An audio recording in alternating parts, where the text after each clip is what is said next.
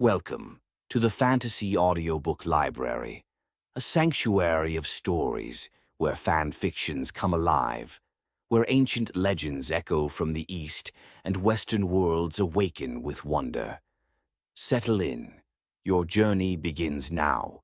Gathering in Winterfell Part 2. Sitting up tall in his saddle, or as tall as the saddle contraption that held him in place would allow, Tyrion Lannister did his best to keep himself from marveling at the sights around him as he, his uncle Garion and the contingent of Lannister men who were in formation around the small carriage containing his cousin Joy made their way through the large double walls that served to protect Winterfell under the midday sun. While he certainly did not consider himself the best military mind in the realm, he could and did appreciate fine works. Castle Rock, his home, had never been impregnated by an invading force due to its strategic placement and the death trap that was the lion's maw that led into the rock. But Winterfell, despite not having the most defensive placement in the land, was perhaps just as impregnable with the double high walls and separating moat. If only they could add a bit more color to the place, he thought, trying to find any imperfection in the wonder that was Winterfell. I know houses prefer to keep after their house colors. But the wolves take white and gray. Such dull colors, though I suppose it also fits with the temperament of the North. Making their way through the closely placed buildings that made up Winterfell, Tyrion found himself taking a breath to steady his racing heart as the main keep came into view. Though he couldn't help but be disappointed and elated at what he found waiting for them in the yard before the keep. The disappointment stemmed from the fact that it appeared that no members of House Stark deemed to greet them upon their arrival. Lord Stark was no doubt holding court given the time of day, so his absence was understandable. But neither his heir nor his other children were present. Some would see such a move as a slight, his father certainly being chief among them, but Tyrion figured that the children more than likely had lessons and were not able to greet them. But while he was disappointed at the lack of a Stark greeting, he certainly was not disappointed in the woman who stood before a dozen Stark guards to greet them. Tyrion had been with more women in his lifetime than perhaps anyone else in the realm save for the king himself, so it was safe to say that he had a good eye for beautiful women. And the woman who stood before them was certainly one of the more beautiful he had ever seen. Her dress, while simple, hugged her curves in all the right places, showing off her almost perfect form. Her face was flawless and heart-shaped with long dark hair that was braided elegantly and strung over one of her shoulders. The only piece of jewelry she had on her was a single wolf brooch that was pinned on her chest. It is far too soon for Lord Stark to have married once more, Tyrion thought as his uncle urged his horse slightly ahead of Tyrion so he could take charge of the introductions. A high-ranking servant, perhaps. Whoever she is, her beauty is remarkable.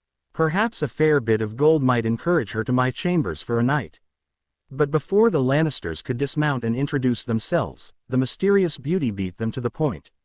Lord Garion Lannister, Lord Tyrion Lannister. I am Lady Naira Nox, stewardess of Winterfell and lady wife to the Northern Sorcerer, Lord Alim Nox. Lord Stark apologizes for not greeting you in person, but matters of the North have taken his time as of late, and his children are currently in lessons with my husband, Lord Nox. The fantasy that had been running through his mind of taking this beauty to his chambers came to a screeching halt as her name and title reached him. She is the former serving girl who became the wife of the Sorcerer. Tyrion thought, desperately trying to curb any inappropriate fantasy he might have had about the woman as his uncle dismounted his horse. I can see why the Sorcerer went for her. Even though she was low-born, her beauty is not something one finds every day. And from what little dealings we've had with the North and her through ravens, her mind matches her beauty. Damn it all to the seven hells. Why do the perfect women always go for someone else? Oh, right, dwarf. Undoing his legs from the harness holding him in place, Tyrion swung his legs over his saddle and expertly dismounted despite the long drop down to the ground. At least, long for him. Lady Nox, his uncle greeted the woman as another guard opened the carriage door to help Joy dismount. Your husband often told us tales of you on our return from Valyria. And may I say, his tales were, if anything, understating your beauty. Lady Naira smiled, a smile that made her even more beautiful and tempting. No, stop Tyrion, no thoughts like that about her. Last I need is a jealous sorcerer on my ass for thinking about his woman. I thank you for your words, Lord Garion. But I know such platitudes are expected for any woman of rank you meet. Even if she has the face that would put even a pig's ass to shame. And she has the wit to match her mind and her beauty. Gods damn it all, the seven hells. She's perfect. And taken. They are. His uncle smirked, beckoning Joy and Tyrion forward to join him. But in your case, they are more than true, my lady. Now, if we have such empty platitudes out of the way, allow me to introduce my nephew, Lord Tyrion Lannister, and my daughter, Joy Lannister. Lady Nox gave Joy a smile and a warm greeting before turning her attention to Tyrion. He expected her to react as almost all women, save for those he paid, to react to his presence. But, instead, she just smiled at him and greeted him warmly. Lord Tyrion, it is a pleasure to finally meet you in person. I do hope the journey here was not too difficult. Not at all, my lady. But whatever difficulties there might have been were worth it to see your beauty in person. Damn it all, Tyrion. Stop trying to get under her dress. The Sorcerer. Remember, she belongs to the Sorcerer, and save yourself some pain for once. Her smile never left her face as she turned her attention back to Garion and Joy. As I said, Lord Stark is currently dealing with matters of the North and regrets that he is not here to greet you in person. But should you wish, I can either bring you to your assigned rooms or I can bring you directly to my husband, who is currently training his acolytes. It was all Tyrion could do to keep his mouth shut. A chance to watch the Sorcerer's training methods. Many a lord, his father included, would kill for the opportunity. And it was one that he couldn't afford to pass up. He'd have to write down what he saw the moment he got back to his room while it was still fresh in his mind, but it was an opportunity that House Lannister could not pass up. Perhaps fortunately, his uncle spoke up first, but with an entirely different reasoning behind his choice. I would prefer to watch Nox's training, especially seeing as how there is a chance my daughter will soon be added to his list of acolytes for a time. Understandable. Lady Nox nodded before stepping aside and sweeping her arm across her body to point towards the largest tower within the walls of Winterfell. Then please follow me, I will lead you to my husband's training grounds. As they walked, Tyrion did all he could to try and calm his racing heart. He was about to meet the Sorcerer himself, a practitioner of actual magic, not just sleight of hand tricks that fools like to perform to amaze an audience. He could hear a steady thumbing in his ears, which he first thought to be his heart. As they rounded another building and came into view of the base of the tower, he found himself mistaken. The thumbing wasn't his heart, rather the steady knocking of training swords against one another. Yet it wasn't the training that caused the brief faltering of Tyrion's steps, but rather the who that was practicing. There were 4 boys of varying age that were lined up and practicing their sword strikes against an opponent, just as he'd seen Jaime and the men at arms in Castle Rock do countless times. But what was surprising was the fact that their opponents were, well, girls. Young girls. So young that the one he assumed to be the eldest with long braided red hair looked to be only a few years older than young Joy at best. And if that wasn't surprising enough, then the fact that one of the girls, the smallest, was going against 2 of the boys, and winning, if he were to be any judge of it. While he was all for the empowerment of women, the idea that a young girl would not only be practicing the blade but also be good enough to hold her own against 2 boys her age and older was just gods. If the Sorcerer could bring out such skill in a young girl like that, then what could he do with a boy? Or better yet, just how much was Joy going to change from the shy little timid thing she now was? The Stark children. And one of the girls must be Stannis's daughter Shireen. Which means that one of the young men is one of the small folks the Sorcerer had taken an interest in when he was in King's Landing. Hold, Sansa, you need to keep your grip tighter. If Jon were to put some weight behind his strikes, your sword would be on the ground. Jon, stop holding back. You do your sister no good if you coddle her all the time. Tyrion heard the names and immediately placed them as the eldest Stark girl and the Stark bastard that his father had his eyes on as the best target to acquire. But he did not focus on them, as his eyes sought not those who were mentioned, but rather the one who was doing the talking. And the moment he did, he felt his heart hammer and the breath freeze in his lungs. The Sorcerer was a tall man with straight silver white hair that was pulled back and tied together at the base of his neck. A black cloth covered his eyes and went through his hair, and he was certainly a comely enough man, just as the bards sang. But all that together wasn't what gave Tyrion pause. It was the aura. The man radiated an aura that demanded he be respected and listened to, even more so than Tyrion's own father. And for just the briefest of moments, Tyrion had the fantasy of seeing his father and the sorcerer square off against one another, only for his father to end up pissing his boots. Break for now. Then Jon will lead you lot through midday exercises before your lessons with Lady Bethany and Luwin. Tyrion started to question whether the man was truly blind as he turned on his heel and marched directly towards their small group while easily stepping over or sidestepping any obstacle in his path. So, the rumors are true. He uses his magic to see where his eyes cannot. Arianne, I wasn't expecting to see you again so soon, the sorcerer greeted his uncle while reaching out his hand towards them. It seems that you have managed to recover completely from your ordeal in Valyria. It wasn't the easiest road to travel, but it is thanks to you that I was even given a chance to in the first place. His uncle greeted the sorcerer back, grasping his arm as if they were old friends. You have my condolences, Nox, and you as well Lady Nox, on the loss of your child at the hands of those traitors. Had I been here, Nox, I would have been right by your side helping you punish those responsible.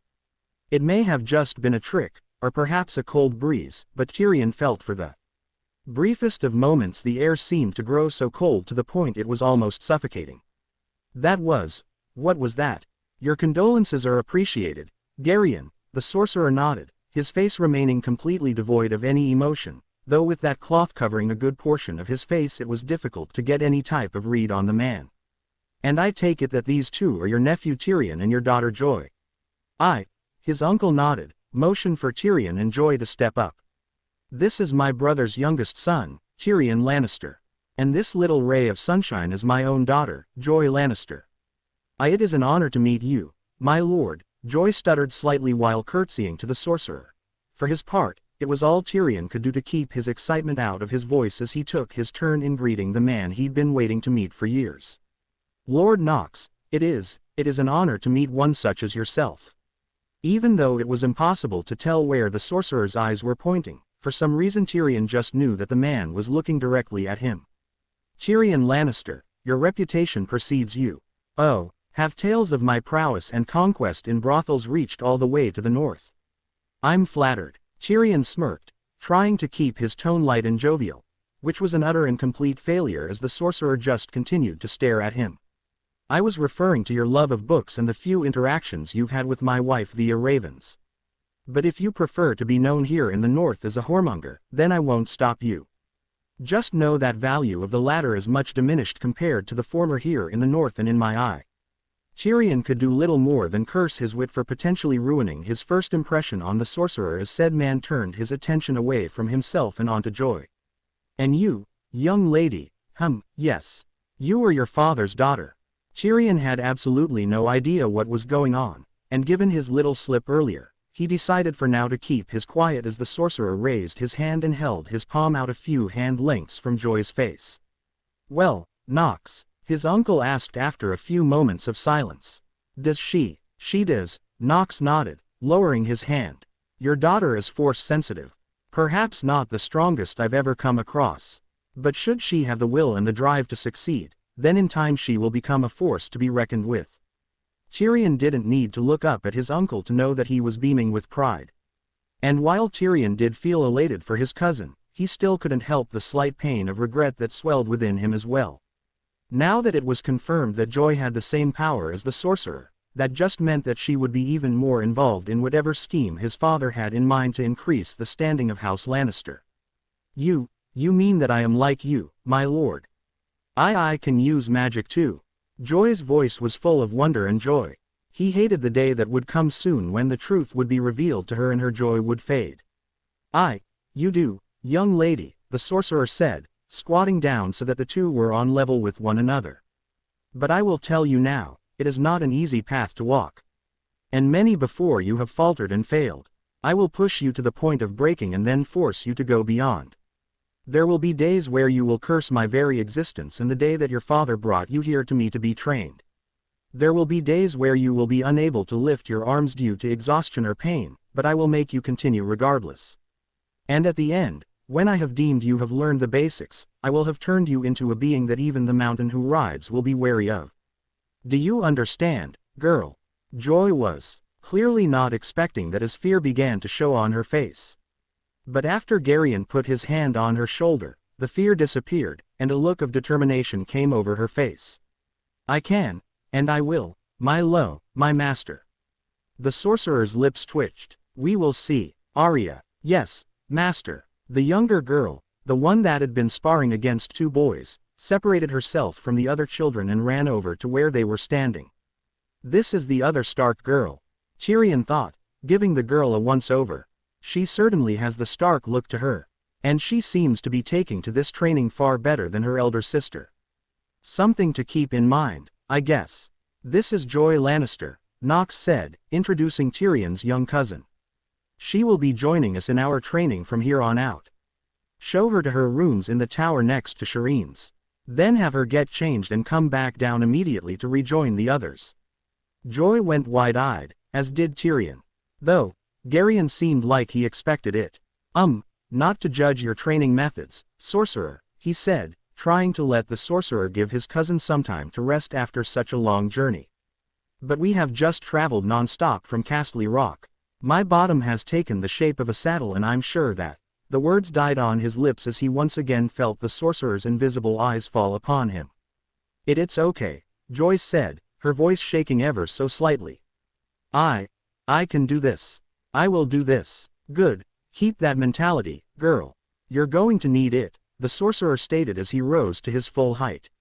Now, get going. I have little patience to begin with. And even less with my acolytes. Joy gave the sorcerer one last curtsy before hurrying off after the youngest Stark girl without question. Nox, Garion said lowly as Joy disappeared into the tower with the Stark girl. I understand what you are hoping to accomplish. But, as a father, I understand, Nox countered, cutting Tyrion's uncle off. You believe that she has limits. But if she is to truly become a Sith, a Force adept, then she will have to learn to leave those limits behind. And the process to do so is not pleasant. Though in comparison what I went through to become what I am was hell compared to what I'm putting my acolytes through. But still, there is a reason why Stark does not frequently watch his children train under my guidance. But just know that while my training might seem tortuous to many, there is a reason for everything that I do. Garion still looked uneasy, but he nodded his acceptance. I owe you much, sorcerer. The least I can give you is my trust in training my daughter. But I hope you understand that I will be staying for a time to make sure that she is doing all right under your tutelage. We expected nothing less, Lord Lannister, Lady Nox interjected for her husband. Rooms within the guest hall have been prepared for the both of you. If you will please follow me, I will show you to your rooms and send some servants to see to whatever needs you might have. Thank you, Lady Nox, Garion bowed, and sensing the dismissal Tyrion followed suit. But just as they were turning to leave, the sorcerer called out to him specifically, Lord Tyrion. Stopping, his heart thundering in his chest and praying to whatever gods might be listening that the man hadn't heard his wanton thoughts about his wife, Tyrion turned back towards perhaps the most feared man in all the Seven Kingdoms. I understand that you are quite the learned man and enjoy books. Perhaps just as much as you enjoy women and wine if the stories of you are true.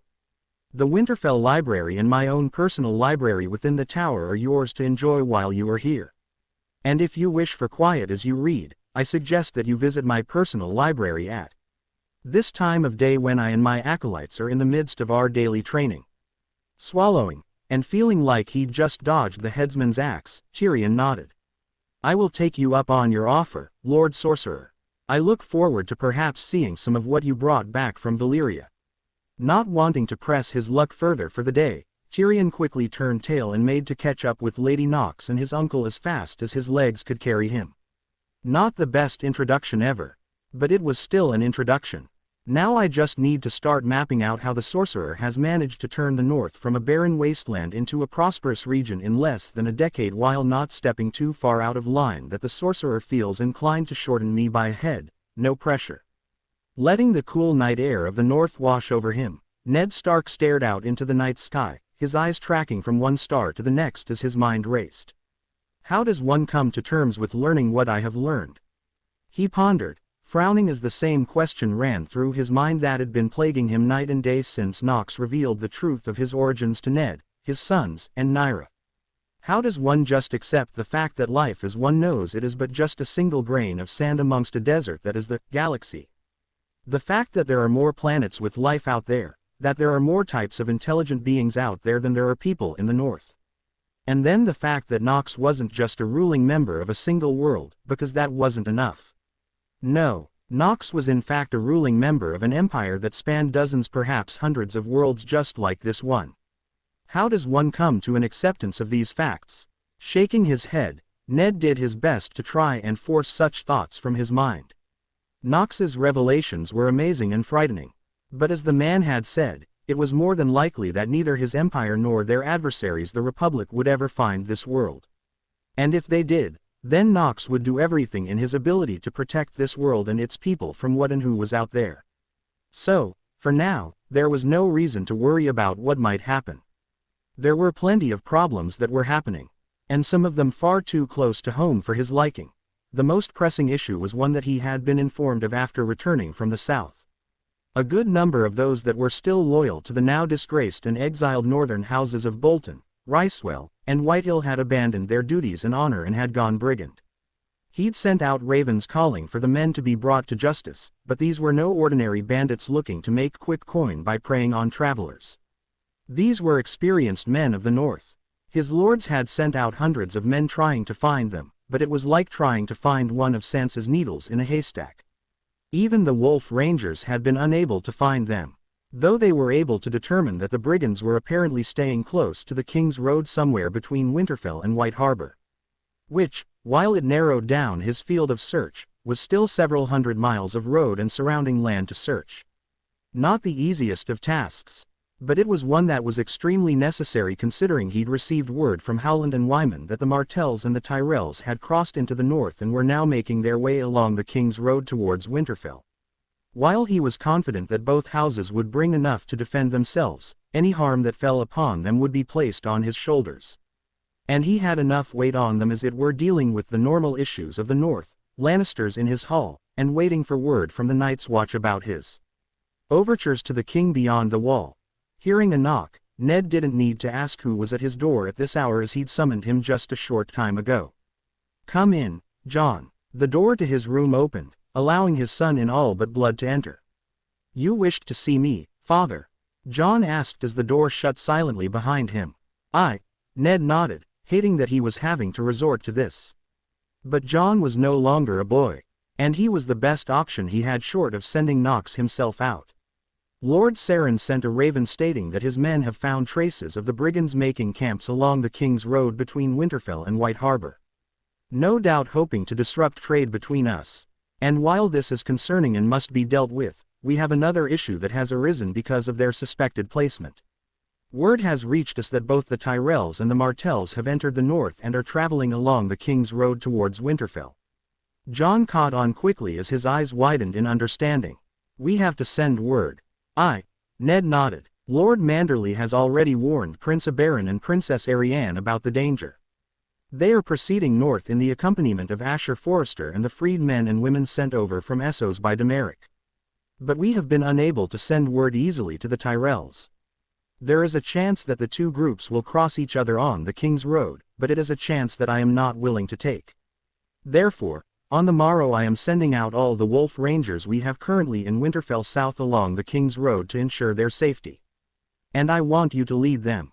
Your abilities to track using the Force proved invaluable when I sent you out last time with the Rangers to hunt down the sellswords from Essos. I want you to use those same abilities to make sure that our guests arrive here safely." Ned felt a surge of pride fill him, as well as sorrow, as Jon didn't even hesitate before nodding. "Yes, father. I will do you proud, I swear it." Smiling, Ned placed a hand on Jon's shoulder. "You already do, son. And I know that your mother would be proud of the man that you have become." Jon's eyes moistened at the mention of his mother, a topic that, despite now being known between them, was one that was still rarely spoken of aloud. "Thank you, father," Jon nodded, clearly fighting back the emotions warring within him as he kept himself together.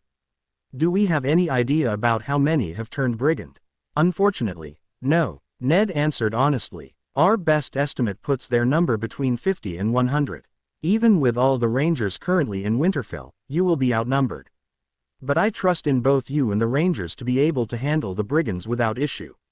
Of course, Father, we will handle these brigands quickly, Jon stated. It wasn't a boast, he knew his son well enough to know that he didn't boast. He was simply stating a fact. Good, Ned nodded, then get some rest tonight. You'll be heading out at first light with the Rangers to bring justice to these brigands who dare defy the laws of the North.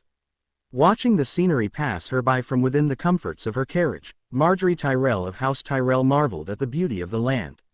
A beauty she honestly did not expect given the general view of the North that was held by most of the noble houses south of the Neck.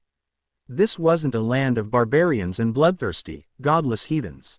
It was a land just like any other. It was wild and untamed to be sure, and the morning chill was often cold enough so that she could see her breath on the air. But it was still beautiful in its own right. House Manderly. What is their importance to the North? Turning her attention away from the landscape, Margaery refocused herself and turned back to the other two occupants of the carriage she was riding in. Her grandmother, Lady Olenna Tyrell, the Queen of Thorns, was staring at her expectantly as she waited for Margaery to answer her question. The other occupant, her eldest brother Willias, was also staring at her as he waited for what she had to say. House Manderly claims the city of White Harbor as their own and hold their seat within Newcastle, and have done so since their house was forcefully removed from the reach by the Gardener King several centuries before the arrival of the Targaryens. As they control White Harbor, they hold a substantial number of ships which are used for both trade with Essos and other kingdoms within the Seven Kingdoms. Their current lord is Lord Wyman Manderly, and they are staunch supporters of House Stark, and their loyalty is without question. They are also perhaps the richest house, besides House Stark, in the north, and the city of White Harbor is perhaps the fifth most populous city in all of Westeros. This had been the norm for both her brother and herself ever since they'd left Highgarden. Their grandmother would pass the time by quizzing them both on matters related to houses and politics around the realm, with an emphasis on those related to the North.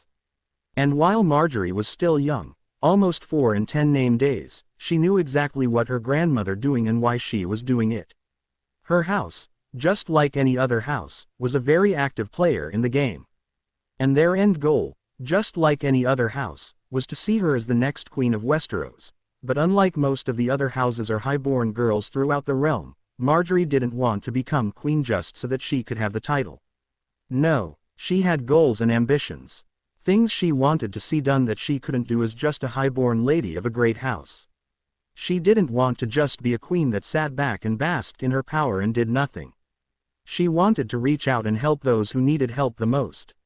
She didn't want to just be another queen in Westeros's history.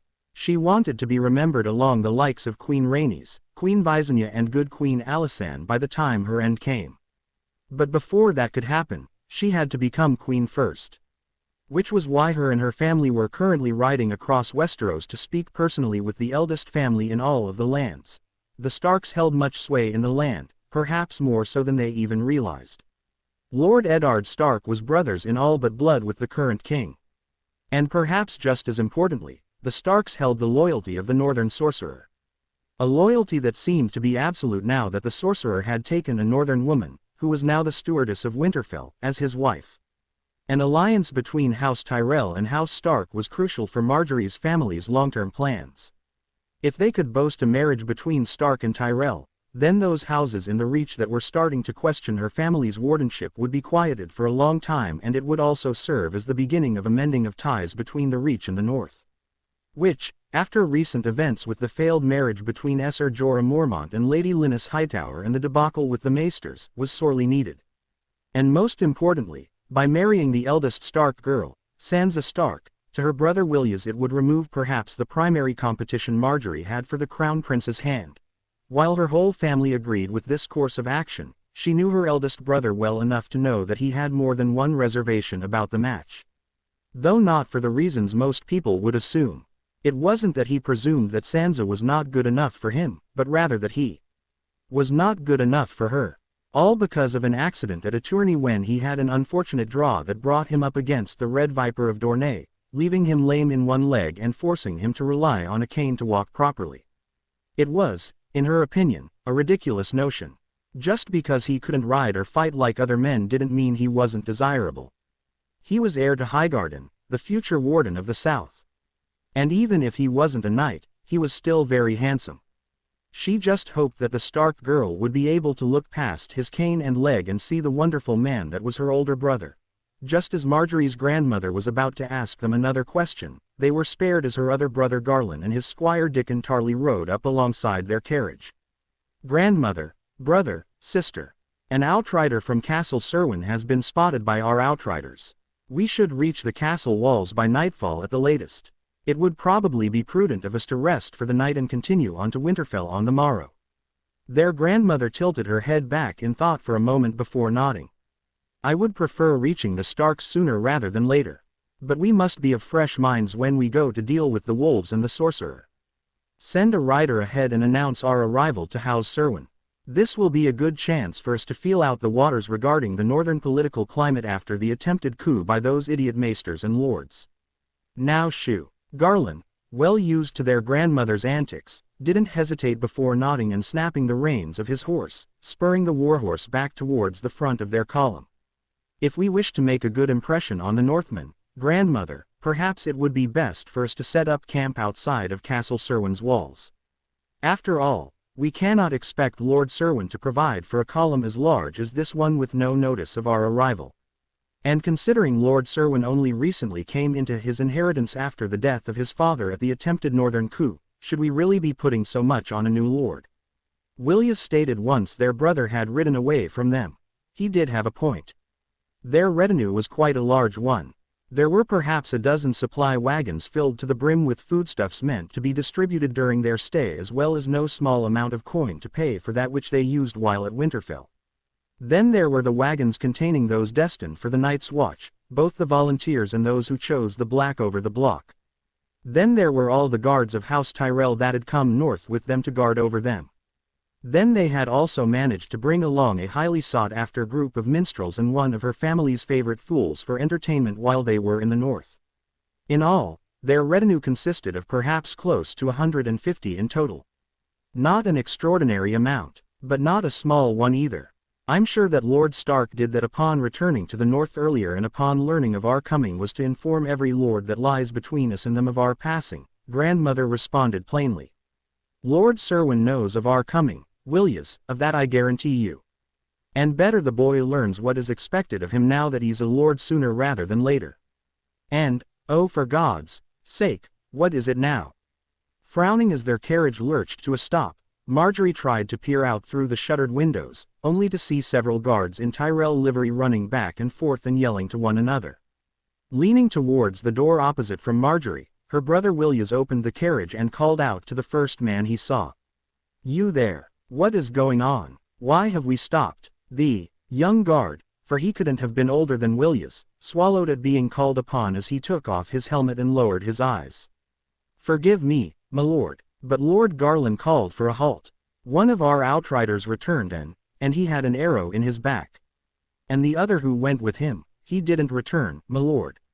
Marjorie felt a shiver run through her at the thought of one of their men having died and another heavily injured. What? Who? Bandits? Or no, it couldn't have been Wildlings, could it? Wildlings, her brother asked, giving voice to her own thoughts. The young guard merely shook his head. We don't know, my lord. Still standing in the entrance to the carriage blocking most of her view, Willias turned his body so he was facing north with his good leg supporting his weight on the step just outside the carriage door. Go to the front of the column and tell my brother that I want to speak with him now. The guard blinked, then hastily nodded. Yes, my lord, I'll go. With a sudden, pained grunt, the guard lurched forward and fell into her brother. Shit, you two stay in the carriage. Willias yelled loudly as he jumped out of the carriage, bad leg and all, and slammed the door shut. But not before Marjorie got a good look at the young guard. Her heart thundered in her chest as she saw a river of red blood running down from the young man's eye, which had the tip of an arrow protruding from it. Get away from the window, Marjorie!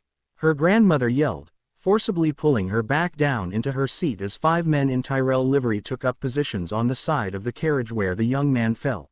Swallowing, Marjorie tried to see what was happening outside the carriage, but between her grandmother keeping her away from the carriage windows and the men who placed themselves around them, her sight was extremely limited. She had no idea how long they sat there, neither her nor her grandmother saying a word. But eventually they heard dozens of horses galloping off into the distance as the men surrounding their carriage moved aside slightly. The door to the carriage opened, and Williams pulled himself back in before quickly shutting the door behind him once more, their guards reforming their circle the moment he was within. "What in the hells is going on, Williams?" Grandmother asked with narrowed eyes. "The outrider was bait," Williams answered, shooting her a sympathetic look before continuing. "He and the other he was with ran across a group of bandits a fair distance to the west. The bandits killed one, then let our other outrider survive so that he would lead them back to the main caravan. Garland has taken a dozen of our best to hunt them down while we make haste towards the safety of Castle Serwyn." Marjorie found herself letting out a breath of relief, but at the same time she felt a pang of fear for her brother. This wasn't the first time he'd ridden out to take care of bandits or brigands or whoever else might be threatening the land. And the only other who seemed to even be able to give Garland a challenge in the yard or with a lance was their brother Loras. But that didn't mean she never stopped worrying for any of her brothers whenever they put themselves in harm's way.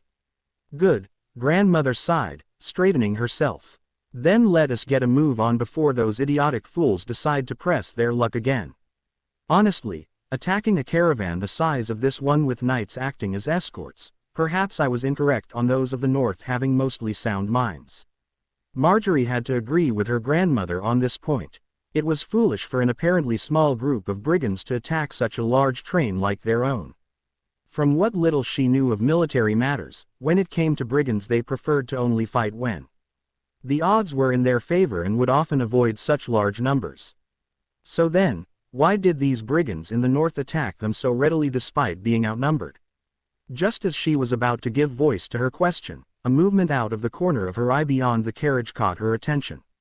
Turning away from her brother and grandmother, she stared off into the woodlands perhaps 100 paces or so to the east of the King's Road. However, there was nothing there besides trees and grass. But as she began to turn back around, she saw it again. A dark shape amongst the tall grass near the tree line. Frowning and narrowing her eyes, she focused in on the spot. Only to have her eyes widen as a man stepped out from behind a tree with a bow in hand and an arrow drawn. As he started to raise his bow, no less than perhaps 24 other men, all carrying bows, stepped out from behind the trees. "There's more of them," Marjorie shouted, pointing towards the tree line just as the man she'd seen let loose his arrow, along with the 24 others who'd stepped out of the trees with him. She felt her brother's hands grab her by the arms just a moment before she was thrown to the floor of the carriage. A moment later, several loud thuds sounded within the carriage as the arrows found their mark, but mercifully failed to pierce through the wood ceiling or find their way through the windows. To the east, she heard her brother shout from his spot above her, his body covering her own like a shield. All men to the east were under attack. Looking up, she saw her grandmother on the floor of the carriage next to her with Williams's arm draped protectively over her back. "Stay here and stay down," Williams yelled as outside the carriage men started yelling and horses began crying out as steel rang against steel. "Where do you think you are going, young man?" grandmother shouted as Williams's weight left them both. But instead of answering, her eldest brother ducked out of the carriage before quickly shutting the door once more as he began yelling out orders to the men around him. "Bloody fool, he's not a warrior with that leg. He should leave the fighting to those who can fight properly. This is no time to be a bloody hero. Idiot, I thought he was smarter than his father." Marjorie wanted to yell at her grandmother for talking about her brother and father so, but she held her tongue when she looked up at the woman who helped raise her. She was scared, and that, more than anything else, scared Marjorie too. Her grandmother, the Iron Lady of House Tyrell, was never afraid. But now, here she was, scared as the two huddled together in a carriage while around them the sounds of battle raged. Marjorie had been to many tournaments in her life, so she was no stranger to the sound of steel ringing against steel or the sound of war horses running at each other. But this was so much different than what she had experienced before when watching any melee or joust. This was so much worse. Feeling the carriage rock, Marjorie risked a glance up, and immediately regretted her decision. A man, who looked to have not seen a proper bath in perhaps a moon turn or more, was peering in on the two of them. A wicked smile on his face showing his yellow crooked teeth. "Well, Well, the man crackled, holding on to the carriage with one hand as he used the other to bring a dagger up to his mouth where he proceeded to lick the blade. The old hag ain't much, but yaw, lass. I bet yaw have a tight little cu. Marjorie had no idea what happened. One moment the man was standing there and the next he was, simply gone. The only clue she had to his sudden disappearance was a white blur that had passed by the open window of the carriage where the man had been standing, along with a strange noise that was almost like a humming sound. And cheers of victory as she heard the unmistakable sound of horses racing past her carriage once more. Has Garland returned? He must have. And we've routed these brigands. Summoning all the courage she had within herself, Marjorie edged towards the window and dared a glance through it. She could see the men of House Tyrell racing around and chasing after some of the brigands who were now trying to flee. But she couldn't see either of her brothers. If not Garland, then who came to our aid? She wondered as she started to notice several men in thick gray cloaks mingled within the men of House Tyrell, aiding them against the brigands. Hearing a snarl and the strange humming again, Marjorie angled herself to try and see where they were coming from and felt her heart hammer in her chest. Standing amongst the men in gray cloaks and her own family's men was a young man of age with herself. He had long dark hair that was tied back behind his head in a simple braid and he was wearing almost all black. He was very handsome in a rogue-like manner. But what truly got her heart thundering was the sword the young man was using. The blade was white and glowing. He wielded it with a skill she had only ever seen in her brothers. But most peculiarly was the white dog that was staying close by his side. No, not a dog, a wolf, she realized, her eyes widening as she put the pieces together. A Stark, with a wolf and one of the sorcerer's blades. For that weapon could be nothing else. And he's leading these men in the gray cloaks.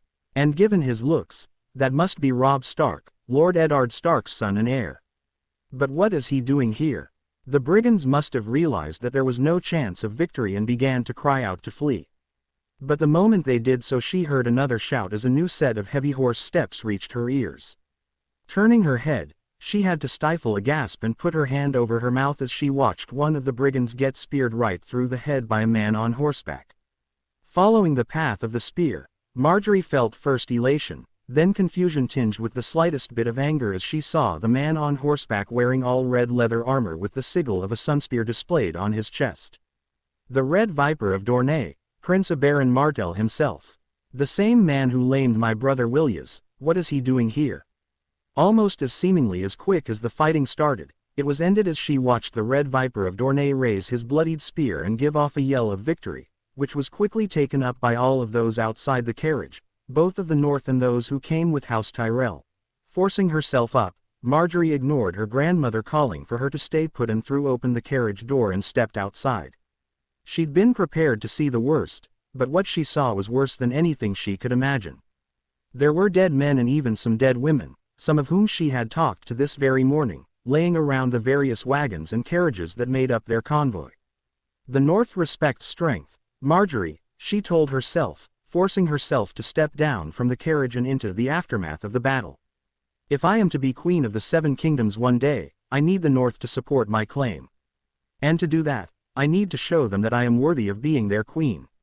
Keeping her head held high, Marjorie did her best to not openly stare at the dead around her or let her unease show as she made her way around the carriage and towards Prince Oberyn, who was now off his horse and standing beside Stark, her brother Willias, and another man with dark blonde hair that she didn't recognize. Oh, you are thanks, Prince Oberyn, Lord Jon. Lord Asher, if not for your timely arrival, then I shudder to think about what might have happened.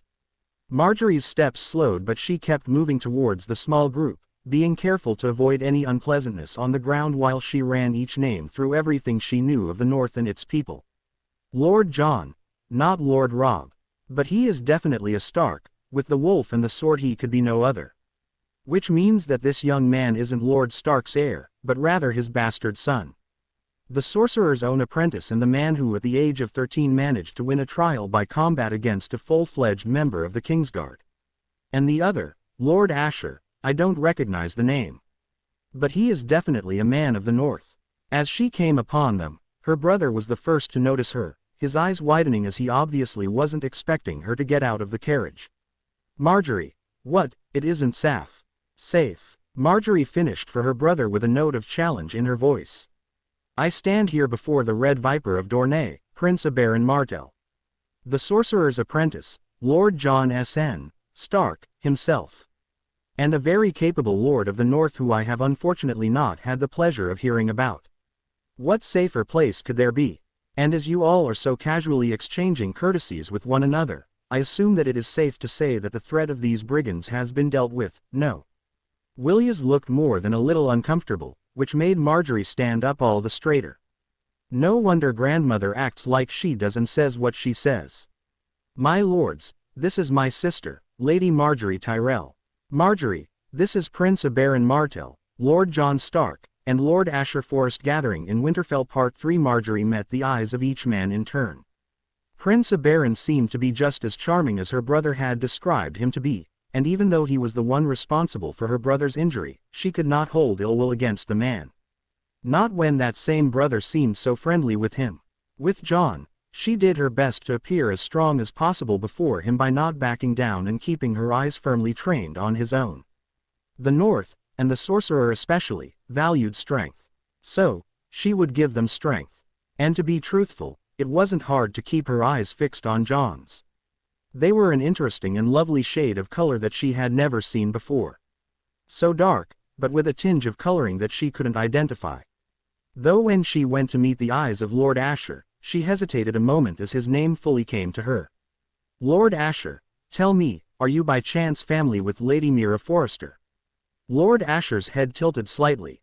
My lady, she's my younger sister. Marjorie smiled at her good fortune. Not only was she able to start impressing upon the Starks by meeting up with Lord Jon, but she would also be able to start forging a relationship with the family of her future handmaiden. Then we shall be seeing and hearing more of each other in the future, my lord. Part of our reason for coming north was to collect your sister as she will be my handmaiden in Highgarden upon our return south. Oh, Lord Asher responded, blinking and clearly not sure how to follow up. Well, it'll be good for her. Thank you for taking her in, my lady. Favoring her future handmaiden's brother with a smile, she turned her attention to Jon Stark and Prince Oberyn. Lord Jon, Prince Oberyn, thank you both for your timely intervention in aiding us against these brigands. Your words are appreciated, Lady Marjorie, Jon said, his voice calm yet authoritative. It is the North who offers our apologies for this even occurring, my lady. These brigands are remnants of the houses that attempted to usurp House Stark nearly a year ago. Instead of accepting the actions of those they served and trying to move forward, they turned brigand, and we have been attempting to locate and bring them to justice for some time. It was merely ill luck that you and your family got involved. But I am heartened that we were able to arrive before too much damage was done. And as for myself, Lady Tyrell, I was merely out with a ride with this strapping young man here and my niece when we ran across your column just as the trap was sprung, Prince Oberyn explained. Ever since she was young, Marjorie had been taught all aspects of the game, including how to read those who played with and against you. So, when Jon's body went from relaxed to rigid at the mention of Prince Oberyn's niece, she immediately took note of the change. Strange. Prince Oberyn has only one niece. And that is Princess Arianne. And Jon's sudden shift at her name, there's some sort of history between the two. But what? Regardless, both of your interventions were most timely and saved a good many lives. Oh, enough flattery, Marjorie. Men are perfectly capable of stroking their own egos to the point of popping off. They don't need your help to get to that point. Marjorie just barely managed to hold in a wince as her grandmother approached them. While she truly loved her grandmother and appreciated her blunt honesty, she also wasn't blind to the fact that her grandmother's mannerisms had slighted more than one individual in the past. And these men were not amongst those they could afford to slight. Not when the entire purpose of this voyage was to create ties with House Stark. Ah, Lady Olenna Tyrell, I see that age has not curbed your tongue in the slightest. Prince Oberyn smiled, seemingly not at all surprised or put off by her grandmother's tone or words. Her grandmother's steps didn't slow as she picked her way across the field, her twin guards taking up position beside her as she walked. Ah, the man-whore of Westeros himself. Be careful not to stand too close to that one, Marjorie. You're likely to catch some sort of rash. And you, You're a Stark, are you not? Of course you are. The wolf there speaks louder than you do. It may have been a trick of the eye, but Margaery could have sworn the white wolf near Jon's feet tilted his head in confusion as if he could understand what her grandmother was saying and didn't appreciate it. Now, if you men are quite finished stroking each other's ego or trying to get my granddaughter to do it for you, perhaps we can move the forward so that we can speak with one another without the stench of the dead assaulting us. You agree. Good. Then get moving. Margaery, we have much to talk about, young lady.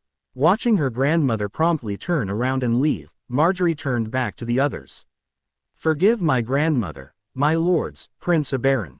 But today has been most trying for all of us. No need for such apologies, Lady Margaery. If I had a copper for every time Lady Olenna has insulted me, I'd be richer than the Triarchs of Volantis right now. Prince Oberyn smiled at her. But she does have a point.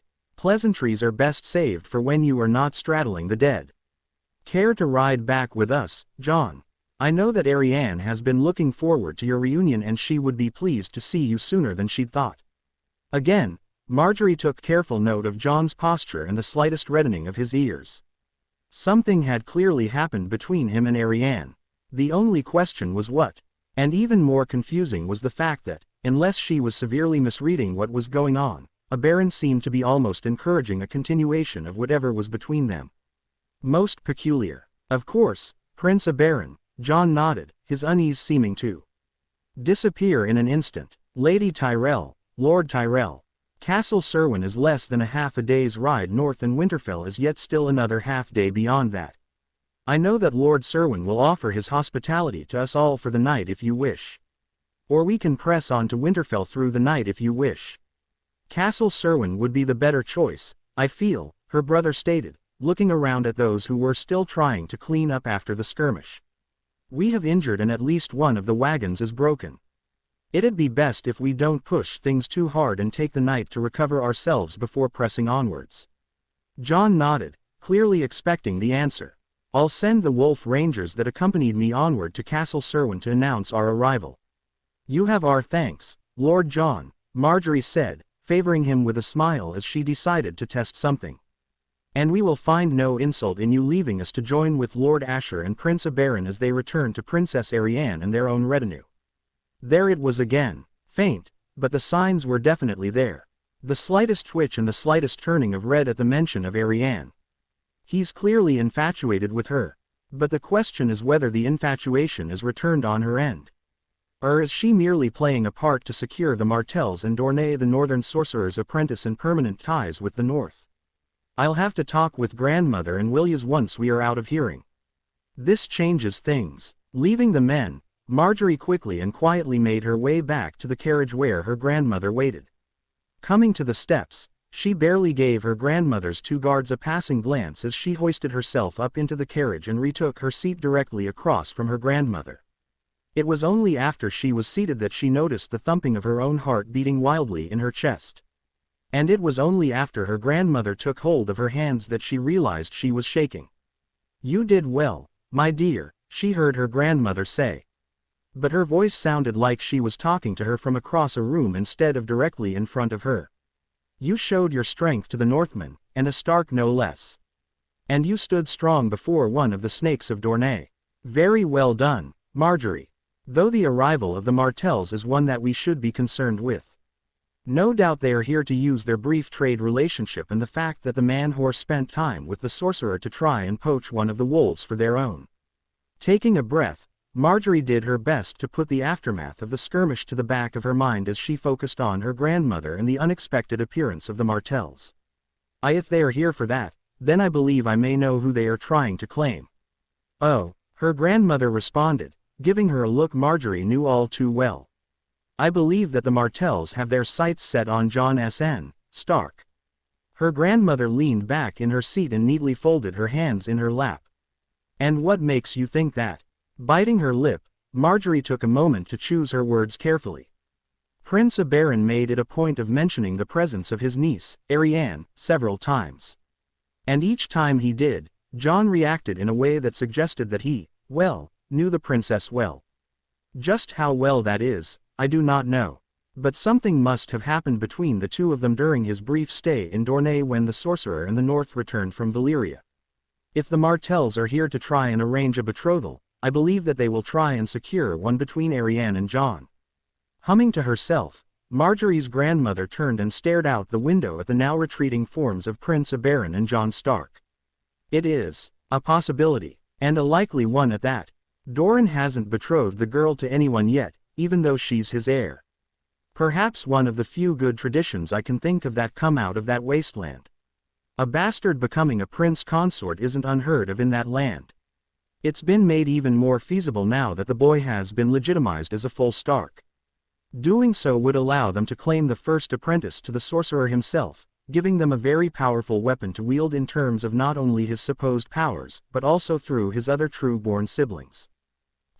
If the Starks and the Martells manage to formalize an alliance through marriage, it would tie yet another kingdom to the north, giving the wolves that much more influence. Which means that securing Sansa for Willias now means far more than it did when we left Highgarden. Sitting astride her horse with her riding skirt legs gently flapping in the breeze, Arianne Martell watched while lightly biting her lip as she surveyed the aftermath of the skirmish that had fallen upon the Tyrells. This was the first battle, or rather skirmish, that she'd ever seen outside of the melee in a tournament. And that paled in comparison to what she'd just witnessed. The brutality was just God's, and this wasn't even a real battle. Just a skirmish at worst.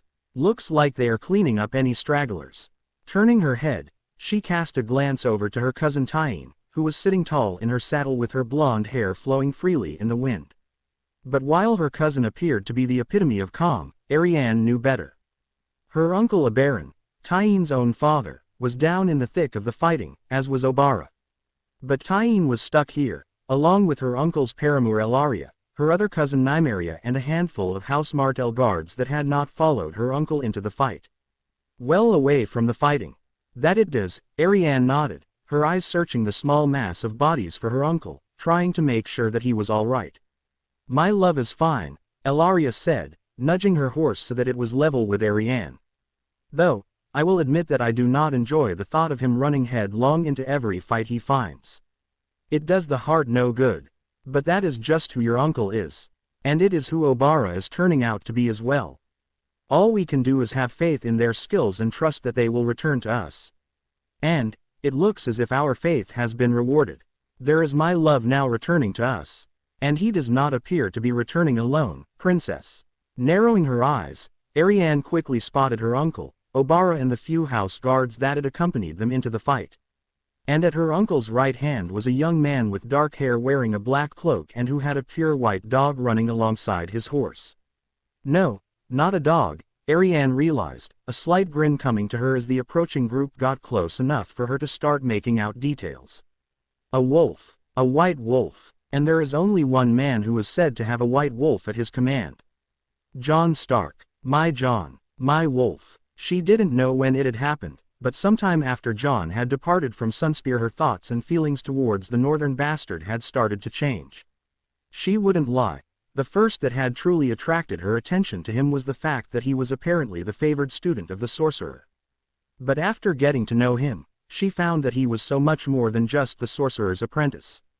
He was, unlike any young man she had ever met. He was more skilled, thoughtful, and intelligent than most men twice or even thrice his age. Yet he was still humble and honorable. And after some time spent apart, Arianne came to the stark realization, no pun intended, that she just wanted Jon. His powers and the political advantage he could bring to her, while still important, had gone to the back of her mind whenever she thought of him. She just wanted him by her side. A fact that her cousins had teased her relentlessly about ever since she'd made that revelation to them. And now, I'm about to see him once more, she thought happily. The grin growing with each moment the group drew closer, only to falter as she looked down at herself. And here I am, unbathed for a week and wearing a riding dress that is completely unflattering. I'd planned on making another impression on Jon upon our reunion, one that he wouldn't be able to get rid of so easily. But now there's no chance of that happening. Though, perhaps this is still salvageable. Ellaria always said that there are few things that can get Uncle Oberyn's blood flowing like a good fight. Perhaps I can tempt him and leave an impression that way. I wonder, with his blood flowing, will he take the initiative when properly provoked? Or will I have to take his hand and lead him through the dance? As they drew close enough so that Arianne could hear their voices, she saw that her uncle was looking incredibly smug. No doubt he knew exactly what I had hoped to achieve with a reunion with Jon, and he more than likely invited Jon along just to mess with me. Ah, dear niece, daughters, my love, a baron greeted each of them in turn as he brought his horse alongside Ilaria's so that the two could share a very passionate reunion. Ignoring the display, Arianne instead focused her attention on Jon, who, she noted, seemed to be taking her uncle's antics in stride. It's only been a year, and I can tell he has changed. When he was in Dorne, such an open display would have at least the tips of his ears turning red. But now he simply brushes it off as an everyday occurrence. And he has filled out quite nicely in that time as well. Though that beard, or what is starting to be a beard, needs some work. Princess Arianne, welcome to the North. Though I do wish that our reunion was under better circumstances, it is good to see you again, Jon greeted her, his voice firm and warm, though she could detect just the slightest bit of shaking that he was obviously trying to keep out of his voice. Well, at least he hasn't changed too much, Arianne thought with a grin. Jon, how many times have I told you how you are to address me? It's not hard, just my name. Now, try again properly. Jon blinked, then graced her with a smile that seemed to warm his face. As you wish, Arianne. It was such a simple thing, but hearing her name on his lips as if he were tasting a fine wine and savoring it, it sent shivers down her spine that had absolutely nothing to do with the cold air of the north. Oh yes, this is going to be a most fortuitous journey to Winterfell. Pursing through the shelves that contained the Northern Sorcerer's private library, Tyrion Lannister could do little more than marvel at the rather impressive collection the man had managed to acquire in his relatively short time here in the North. The main library within Winterfell was impressive beyond measure and put Castle Rocks to shame. And this library only added onto the already impressive collection. Pulling down a book at random, Tyrion fought down the jealousy rising within him as he stared down at the Valyrian language written within the tome. Of course, most of these came from the ruins of Valyria, Tyrion thought, cursing the fact that he'd never taken the opportunity to learn the language of the Dragon Lords, though granted outside of some parts of Essos it was pretty much useless. But still, each of these books are probably worth a small keep apiece. To the right people, the sorcerer could probably generate enough coin from the sale of these books to surpass both House Lannister's and House Tyrell's combined wealth. Putting the book back in place, Tyrion continued his way down the length of the shelf, intent on making the most of his time now that he finally had a moment to do so even after being in Winterfell for nearly 5 days and nights. Ever since he'd arrived in Winterfell with his uncle and niece, he had been a very busy little man. Personally, he wanted to do nothing more than just sit and read and watch the sorcerer's lessons. But his father had pointedly informed him before he left that his going to Winterfell was not for mere pleasure. His father had given him a list of tasks he was to perform that was nearly as tall as he was. And he had to work fast, as he learned on the very day of their arrival that House Lannister was not alone in its desire to gain an in with the North, as both House Tyrell and House Martell were sending envoys that were due to arrive within only a few days. So, for the first few days he spent every waking moment taking constant mental notes of everything the sorcerer had done to Winterfell before retreating to his room and writing them all down so that he wouldn't forget any detail no matter how small. The glassmaking was astonishing to watch. While in theory, now that he knew the secret behind it, it wasn't difficult. But the craftsmen of the North had turned glassmaking into almost an art form. Just to see how good they'd gotten, Tyrion had commissioned a set of bowls and chalices worthy of House Lannister. The master craftsman hadn't even batted an eye at the request and had simply stated a price, which was unfortunately almost all the gold Tyrion had on him, and given him the time frame of 8 days to complete the work. It'd be possible to start our own production in the Westerlands, perhaps a keep along the shoreline where there is sand aplenty, Tyrion mused as his fingers drifted along the spines of the books. But it will take years to catch up to the Northmen. And even then, we would only be able to do so if they remain stagnant in the craft. Which is unlikely considering how far they've come in such a short time. His next target was the printing press, which, to him, was honestly the greatest treasure in the North. It was so intricate that he'd spent a full day just observing how the thing worked and writing down everything he could. And even after that, he doubted that he got everything and didn't know whether House Lannister would be able to replicate the device or not. Then there was the school, as it was known. A place of learning for the young children both high and lowborn. And then the college where the more studiously inclined individuals went. Then the training regimes that the sorcerer imposed on both his acolytes, which even with Joy's help he couldn't make sense of. The only mild break he had was 2 nights ago when he made his way down to the brothel in Wintertown. But even that wasn't just about finding pleasurable company for the night. For the whore he'd chosen was the very same one that he'd sent to the north in the first place. Unfortunately, she didn't have much to tell him, as most of her patrons didn't have much to say about the goings-on in Winterfell. And her best source of information, the Greyjoy lad who had become her most frequent patron, had only the coin to visit her twice since returning to the north with Lord Stark. But he did give her a bit of information that Tyrion was very interested in. Information regarding the few small folk that came back from King's Landing with the Starks. The young lad was a motherless bastard who worked as a blacksmith's apprentice before the sorcerer got his hands on him. The young mother who came with them was a former whore who now worked on the looms in Winterfell, and while she didn't have any magic within her, her infant daughter apparently did. And it was because of her daughter that the woman was allowed to travel north and treated pretty much like a noble lady. And the last of the small folk was apparently a young girl that the sorcerer rescued. Though just why the sorcerer had taken an interest in her, seeing as how she wasn't joining the sorcerer's other acolytes in their lessons, that Theon didn't know. "I'll have to try and find this young girl," Tyrion frowned, his mind wandering as he walked. The sorcerer never does anything without reason. So why would he take in a young girl? His thoughts scattered as he turned the corner of a shelf and ran straight into someone small, knocking both of them to the ground. "Ouch. What oh, my lord, forgive me. I didn't see you or hear you coming." Picking himself up off the ground, Tyrion found a head of golden hair scrambling around him trying to pick up a few cleaning instruments that the girl must have dropped when they collided. "No worries, girl," he said, picking up a feather duster and holding it out for her to take. "I am quite a small man and am often missed." His words died in his throat as his heart seized in his chest. The girl's face, when she looked up at him, he knew her face. It was younger than the one that so regularly haunted and mocked his dreams, but the face was almost the same. And her eyes, one green, the other dark to almost black. Thank you, my lord," the girl stammered, quickly taking the duster from him. Forcing himself to breathe, Tyrion looked down at the girl carefully. "Who are you, girl?" The girl's hand froze in the act of picking up a rag.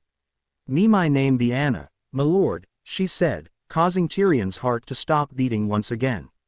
I clean the sorcerer's library when I'm not learning from Lady Bethany. I wasn't expectin' nobody today, my lord. Usually, only Lady Talisa be in the library at this hour." Her name, her face, her eyes. Gods, it's impossible, isn't it? "I see," Tyrion responded, doing everything he could think of to try and remain calm. "And tell me, girl, do your parents also work to help clean?" The girl shook her head slowly. "No, my lord, me ma be dead. She died back in the big city. Then bad men came, and they did bad things. But then the sorcerer and a man in a white cloak came and saved me. And the sorcerer brought me here. The sorcerer is such a good man. He's letting me learn how to read and write, and he says that I'm good at it. And he gives me extra coin to help Lady Talisa and to help clean up around his library. I miss my ma, but I'm happy here." "I see." Tyrion swallowed the lump in his throat.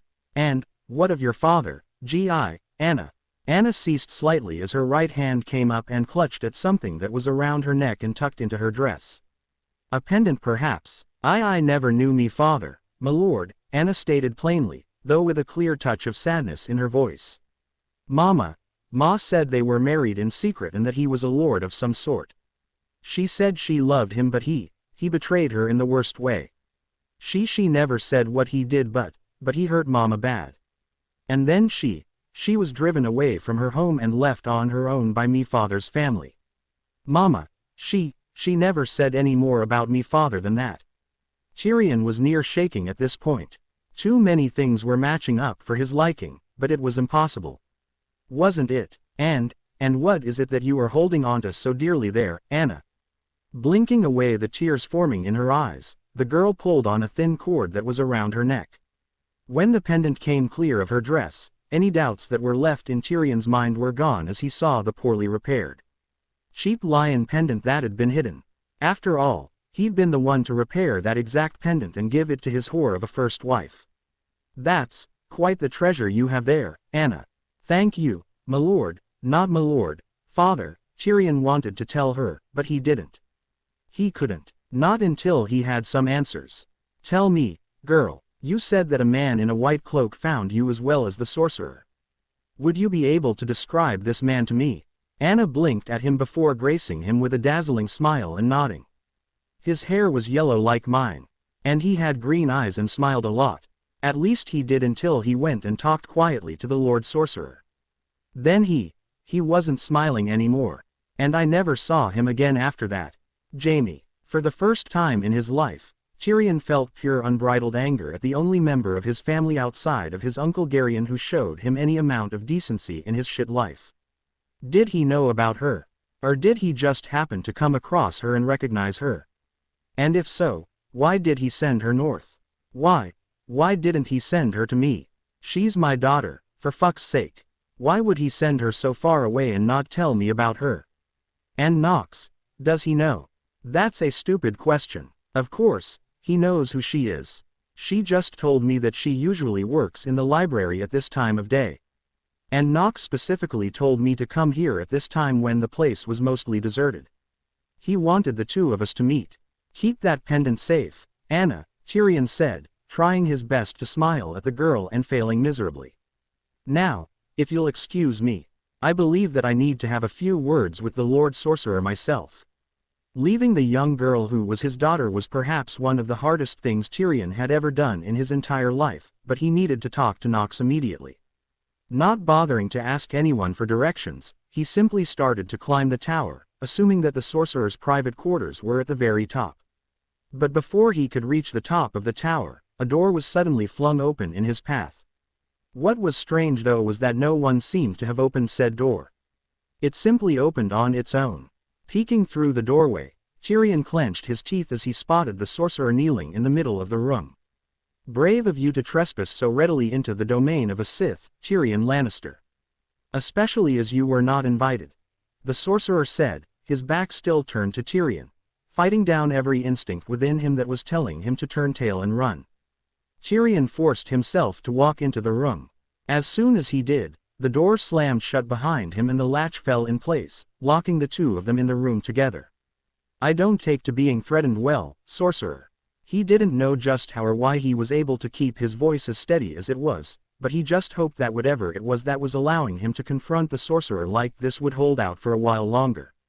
Threatened? The sorcerer questioned, rising to his feet and turning to face him. The cloth that usually covered his face was gone, showing his burn-scarred eyes for all to see. That was no threat, Tyrion. Merely an education, if you will. Sith do not take to being intruded upon well. Not that, Tyrion countered, fighting to keep his eyes on the man's scarred face. I am not a fool, sorcerer. I know how this game is played better than most. And I know when a threat is being waved in my face. The sorcerer tilted his head slightly to the side. I see. So, you have met your daughter then. A good girl. One you should be proud. Cut the horse shit, sorcerer. Tyrion yelled, taking a step towards the sorcerer. You have my daughter, and I swear to the gods, old and new, that should anything happen to her, all bring an end to. Something invisible struck him in the gut, forcing the air from his lungs and ending his tirade. Before he could recover his wits, he felt himself being dragged back and slammed against the wall before being raised up and held in place so that he and the sorcerer were now at eye level. You say that you do not take to threats well, Tyrion.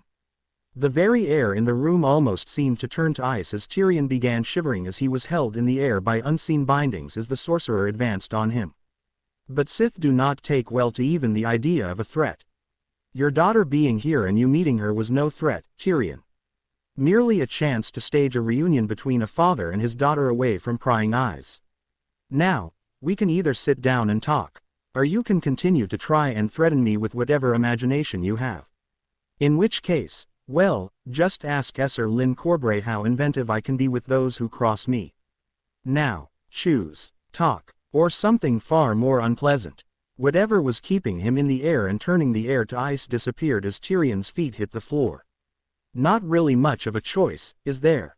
Tyrion asked, making his decision known as he worked to calm himself to deal with the sorcerer with a clear mind. Wouldn't happen to have any wine up here, would you? It would be best if you kept your wits about you for now, Tyrion, the sorcerer informed him, returning to the center of the room and kneeling down in the same place he'd been in when Tyrion arrived. You can indulge yourself later. Frowning at not finding any seats and being denied a drink, Tyrion sat down on the cold stone floor a few paces in front of the sorcerer. Not necessarily the most comfortable of seats, he grumbled, fidgeting as he tried to find a comfortable manner for which to sit. Comfort is merely a state of one's mind. Now, onto the topic of your daughter. What exactly do you intend to do with her now? Frowning, Tyrion scratched at the back of his head. Let me ask you this first. The white cloak who found her. Was it my brother, Jaime? It was. The answer was expected, but still devastating to hear. Jaime was the one person he thought he could trust in his family. And now his brother had sent Tyrion's daughter to the north without even bothering to let him know that she existed in the first place. But before you let your anger get the better of you, it was clear that your brother was just as surprised to learn of her existence as you now are. And him sending her with me was not done to keep her from you, but rather to protect her. To protect her? Tyrion asked. What in the seven hells are you talking about? Tell me, Tyrion, should your father or sister learn of your daughter's existence? A daughter that is trueborn regardless of what people say, what do you think would happen to her? Had Anna been born a boy, she would have technically been the direct heir to Castle Rock. But even with her being born a girl, she still holds significant value. The question made Tyrion pause and think. And none of the thoughts that came to him were pleasant. When Tyrion made no move to speak, the sorcerer pressed on. You wish to take her from here and raise her as your own, do you not? That will cause more than a few issues. One of which will be you explaining to your daughter why you stood by and watched, and later participated, in the gang raping of her mother. The insinuation and reminder of his whore of a first wife made Tyrion clench his fist. Her mother was a whore, nothing more. And I fell for her tricks. But my father showed me what she was after he revealed her plot. Offered her a silver stag for each guard she fucked. Then when I fucked her, he gave her a single gold dragon cause a Lannister man was worth more. When she was done, she had so much silver that it was pouring from her hands like water. And you believe your father to be the epitome of truthfulness when it comes to matters regarding yourself. Tyrion leveled a glare at the sorcerer. Of course he hadn't believed his father when he'd informed him of Tysha's true nature. But Jaime confirmed the tale to be true. Of course not. But Jaime, he told me that she was a whore and that the whole farce had been set up so that I could become a man. And you believe that your brother is incapable of lying to you. Even if your father ordered him to. That brought Tyrion up short. Jaime was always kind to him while they were growing up. But his brother was also desperate for his father's approval, even if he would deny it. If his father ordered Jaime to lie, gods, could it be true? Had he been tricked by his father and brother? I spent quite a bit of time looking in on Anna's past while I was in King's Landing after your brother left her with me, the sorcerer continued, oblivious or not caring of Tyrion's internal struggle. Her mother died less than a year past from a sickness. The moment she died, men raided the small home she had managed to purchase, and Anna, sweet and cute girl she is, was sold off to an underground slave market that was starting to take hold. It took me some time to locate the ones who sold her, but I eventually managed to catch one of them. After some questioning, he informed me that the reason why they raided the house was because there was a tale that Tysha had a bag of silver and a gold dragon hidden in her house somewhere despite living in near squalor. And the rumors proved true. The man confessed that he and his accomplices found a bag full of silver stags and a single gold dragon hidden beneath one of her floorboards. It had been there for so long that a thick layer of dust had formed on the bag. Tyrion felt his world crumbling around him. Tysha, she never spent a single coin that had been thrown on her soiled body. She raised their daughter without him even knowing. His daughter had been sold into slavery, even if only for a brief time. His father had destroyed the one good thing that had happened to him. And his brother had lied about it to cover for his father. Questions of the past and what had truly happened could wait. Right now he needed to focus on his daughter and keeping her safe. Because, as loath as he was to admit it, right now her anonymity was her best protection from his family and from those who would seek to use her against his family. I want to leave her here in Winterfell, for now. Tyrion ground out, his mind still a mess as he tried to sort out his upturned life. You'll treat her well. Like she was one of your own. The sorcerer gave a slight nod. As long as she is here, I will see to her upbringing as a favor to you. She will have to work to earn her keep, but given her mind and work ethic, that will not be a problem. Once you are ready to be reunited with her, I will make sure she arrives to you without incident. Tyrion wanted to curse whichever god had led him to this situation. Hells, he might as well curse them all. Shaking his head, Tyrion got to his feet and made to leave the sorcerer alone so that he could gather his thoughts. Coming to the door, which unlatched itself as he approached, he turned back towards the sorcerer and did something he rarely did. He bowed to the man. Thank you, Lord Nox. A Lannister always repays his debts. Though, I cannot fathom just how I'm going to repay this one. As he moved out into the hall and started making his way down the tower, he couldn't stop himself from muttering, "Fuck, I need a drink and a strong one at that, probably more than one."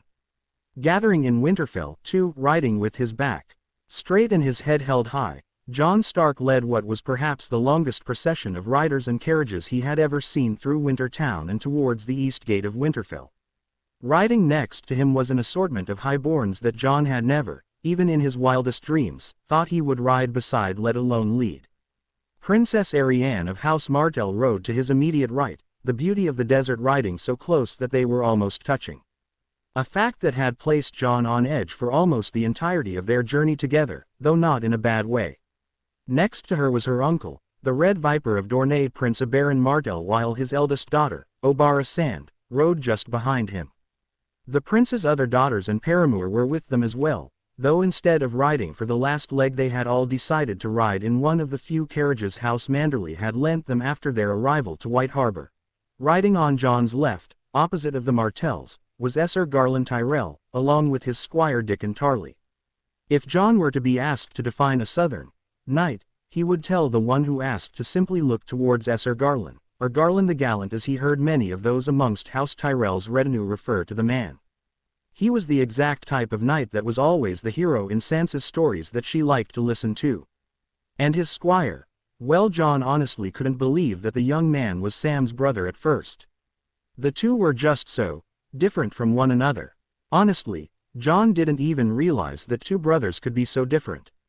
But while Esser Garland and Dickon rode at the front with Jon and the Martells, the rest of House Tyrell rode back in a large decorative carriage that easily looked like it could hold a dozen people comfortably.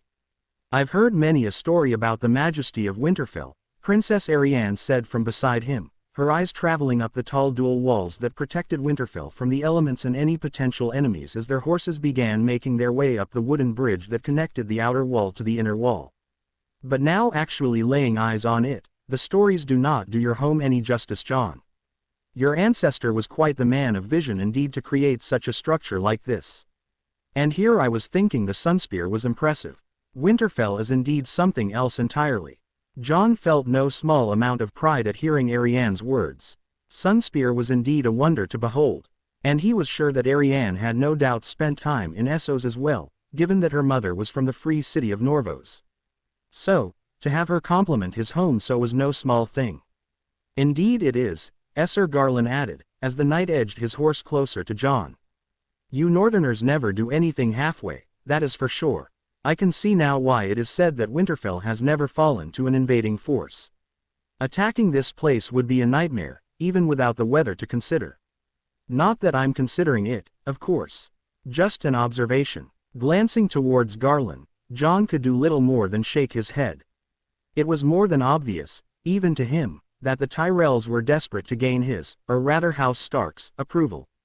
Ever since he joined them on the King's Road, all the family members had been beyond polite and courteous with him. Well, All except Lady Olenna Tyrell, of course. But after their first quick meeting, Jon quickly learned not to take offense at what the old woman said. Hells, if anything, her demeanor and no-nonsense approach would probably be a better approach to gaining the approval of the North rather than all the flowery words and courtesy of the South. Passing through the various buildings that made up the interior of Winterfell, Jon felt his heart lift as the main yard before the Great Hall came into view.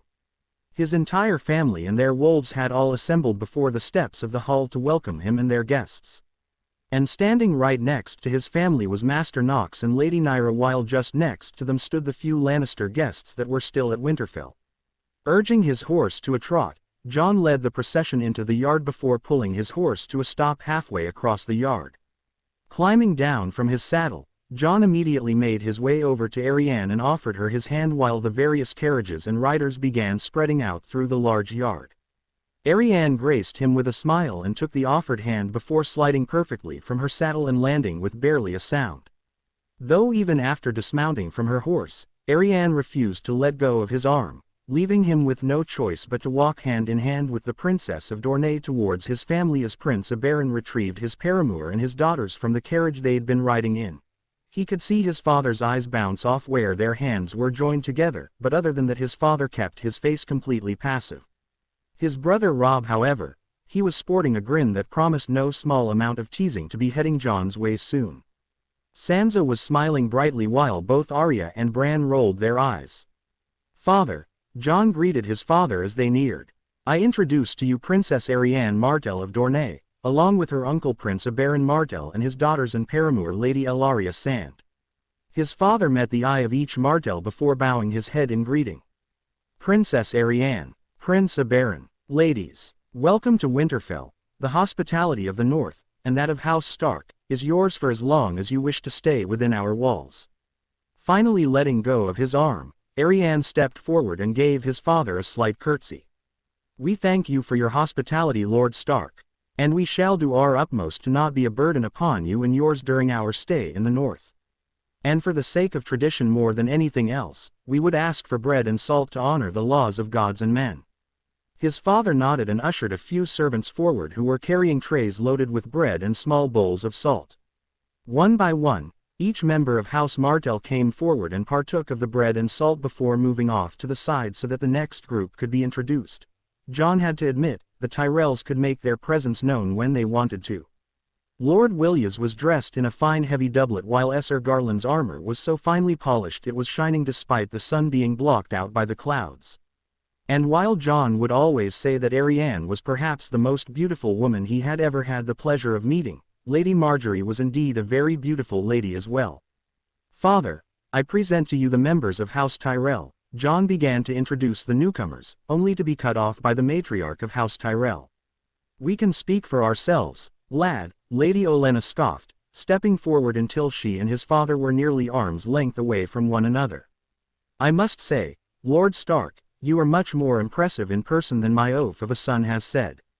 "Grandmother," Lady Margaery gasped, stepping forward and giving an apologetic look towards his father. "We are guests, we should know." "Oh, don't be a spoilsport, girl," Lady Olenna huffed. "This is my one chance to ignore all that pomp and circumstance in the South and just speak plainly. One of the many things I admire about your northern lot, you speak your mind and don't bother getting weighed down with all that courtly horse shit."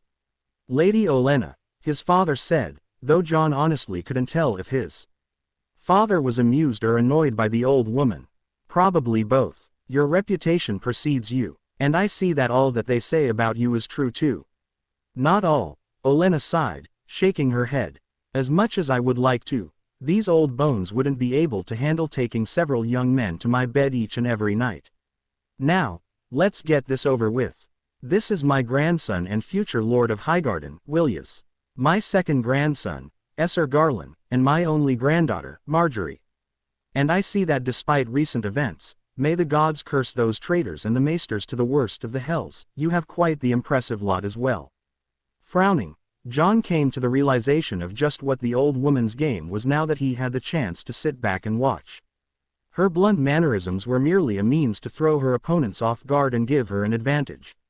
It was certainly a different approach than what he'd seen during his admittedly brief time within the court down in King's Landing. Lord Willias, Esser Garland, Lady Marjorie. Welcome to Winterfell, his father responded, taking his time in greeting each one. Which Jon realized was his father's counter to what Lady Olenna was trying to do. She was trying to put everyone off guard, so his father was taking his time and allowing everyone to catch up to try and erase whatever edge the matriarch of House Tyrell was gaining. This is my son and heir, Robb. And you've already met my son Jon on the King's Road. These are my daughters, Sansa and Arya. And my youngest son, Bran. The two families politely greeted one another, and Jon could see a slight frown forming on Lady Olenna's face as her ploy to put his father on the back foot obviously failed. Strangely enough though, even though she was frowning, Jon could sense a feeling of almost satisfaction and excitement coursing through the old woman as House Stark and House Tyrell finished greeting one another. Is she excited because father didn't fall for her game? Well, now that all of that is out of the way, there is someone else I've been looking forward to meeting, Lady Olenna said, turning towards Master Nox and Lady Naira. Lord Nox, Lady Nox. I've been looking forward to this meeting for some time. There is something to be said about a self-made woman who rose through the ranks and became the stewardess of Winterfell by her own merits. And you, Sorcerer, Olenna paused, her gaze going from his master's head to his boots and then back. You are not what I expected. Last word I had of you swore that you were taller and broader than the mountain who rides and that you were blessed with a face that could make even the maiden herself swoon. But all I see is a man. A comely man, but a man nonetheless. The day is still young, Lady Olenna. There's still more than enough time for me to exceed that which you have heard. Master Nox replied without hesitation before moving his attention to Willias. Tell me, young man. That limp of yours, how long have you had it?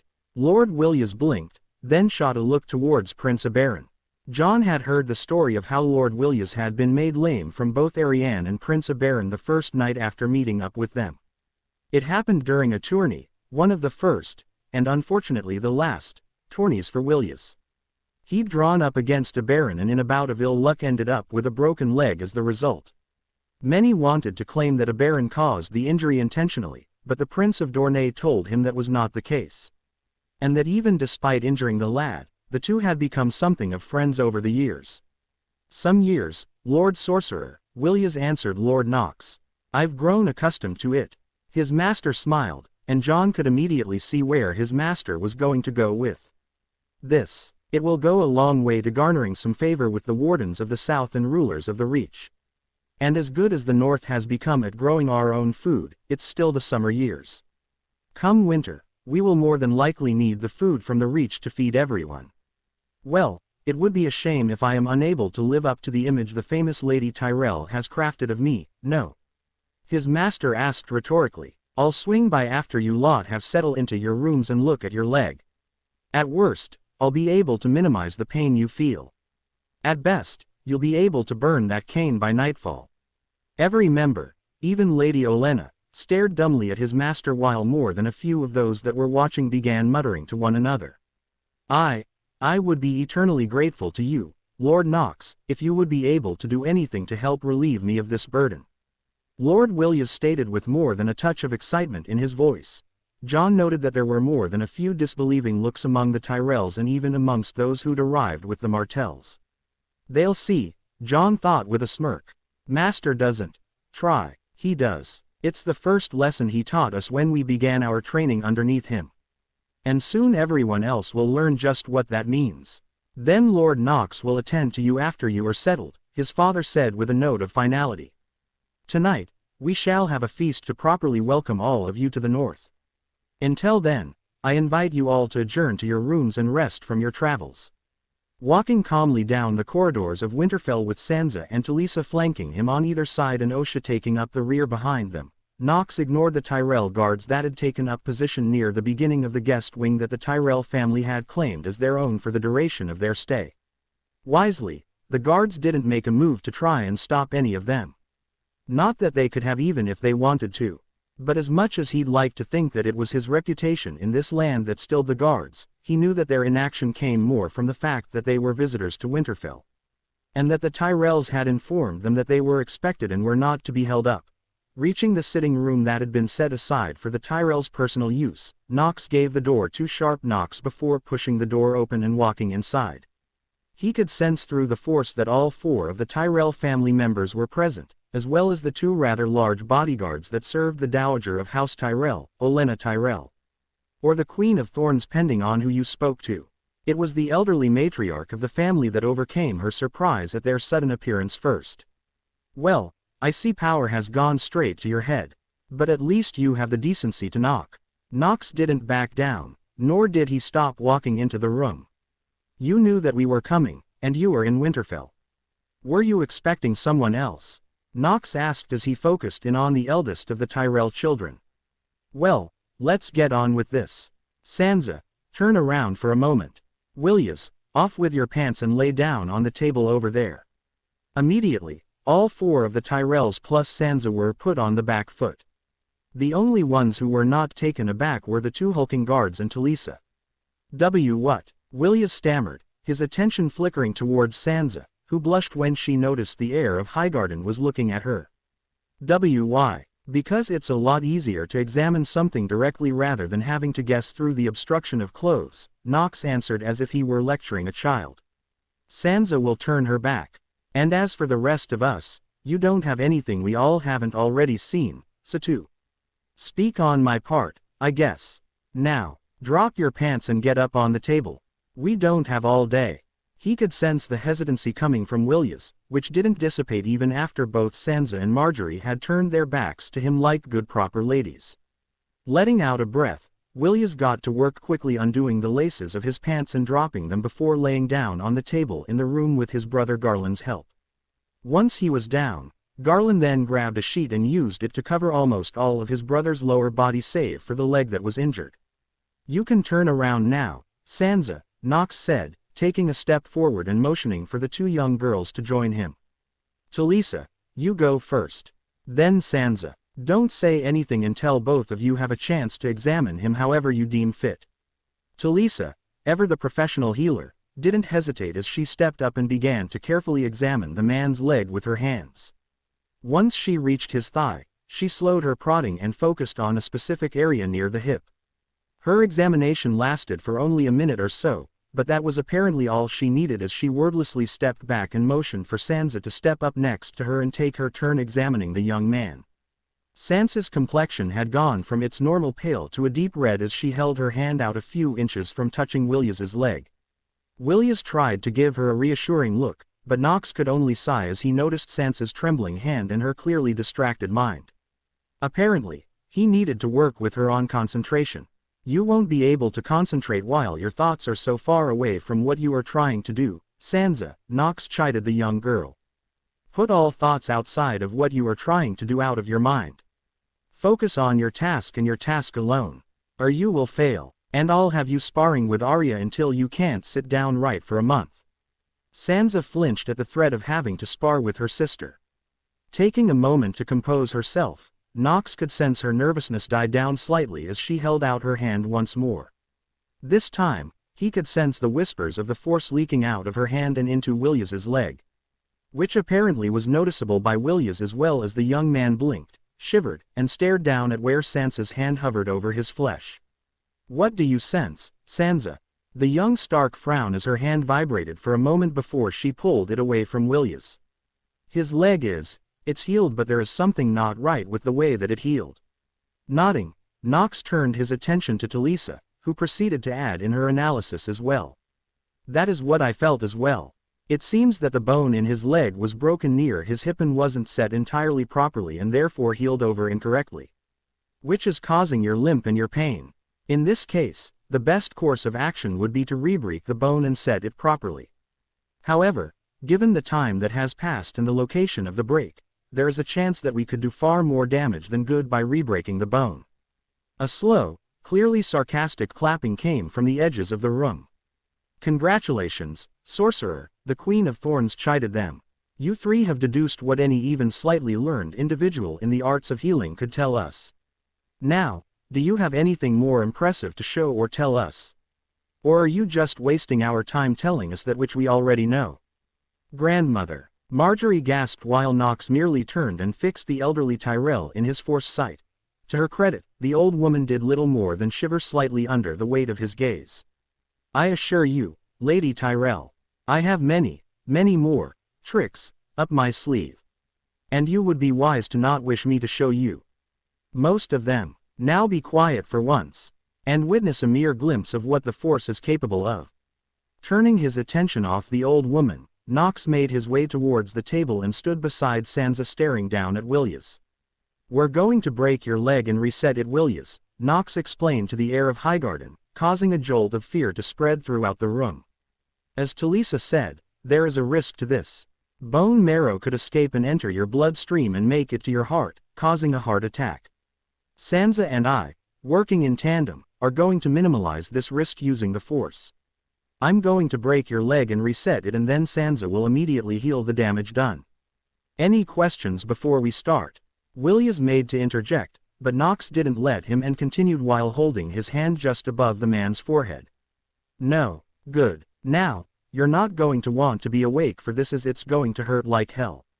So, sleep. It took more effort than Nox had anticipated, but within the span of a heartbeat Willias went from wide awake to having his eyes roll into the back of his head and collapsing lifelessly onto the surface of the table.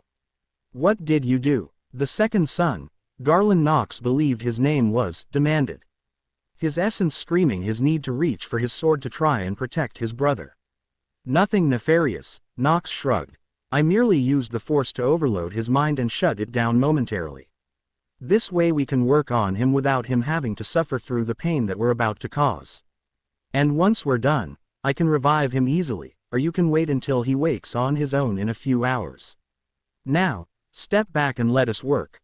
He could sense that the young man wanted to say or perhaps do more, but a subtle gesture from Olenna behind him brought that to an end. Apparently, the old woman wanted to see just what they were capable of. Sansa, Nox said, snapping the girl to attention at his side. Get ready and work with me. Don't heal him until after you feel that I've set the bone properly. Heal him too soon, and we're right back at the start and we'll have to break the bone again. Beside him, Sansa swallowed nervously. I'm ready, Lord Nox. Giving her one last look, Nox turned his attention fully to Willias as he held his hand directly above where the bone had healed over incorrectly. Using a variation of a Force crush, Nox clenched his fist and broke the femur near the hip joint. A loud snap sounded as the bone broke and, despite being unconscious, Willias's entire body flinched violently, causing Talisa and Garland to both reach out and hold the unconscious man down. Ignoring the twitching body, Nox concentrated on using the Force to realign the bone. Not an easy task, as it was akin to doing a puzzle in the dark. Sansa, now, Nox ordered the moment he felt that the bone was correctly realigned. Sansa didn't hesitate as she immediately began wrapping the Force around the bone Nox was holding in place as if she were bandaging a wound. The young girl was completely focused on the task at hand as small beads of sweat began forming on her brow and her hand began to shake.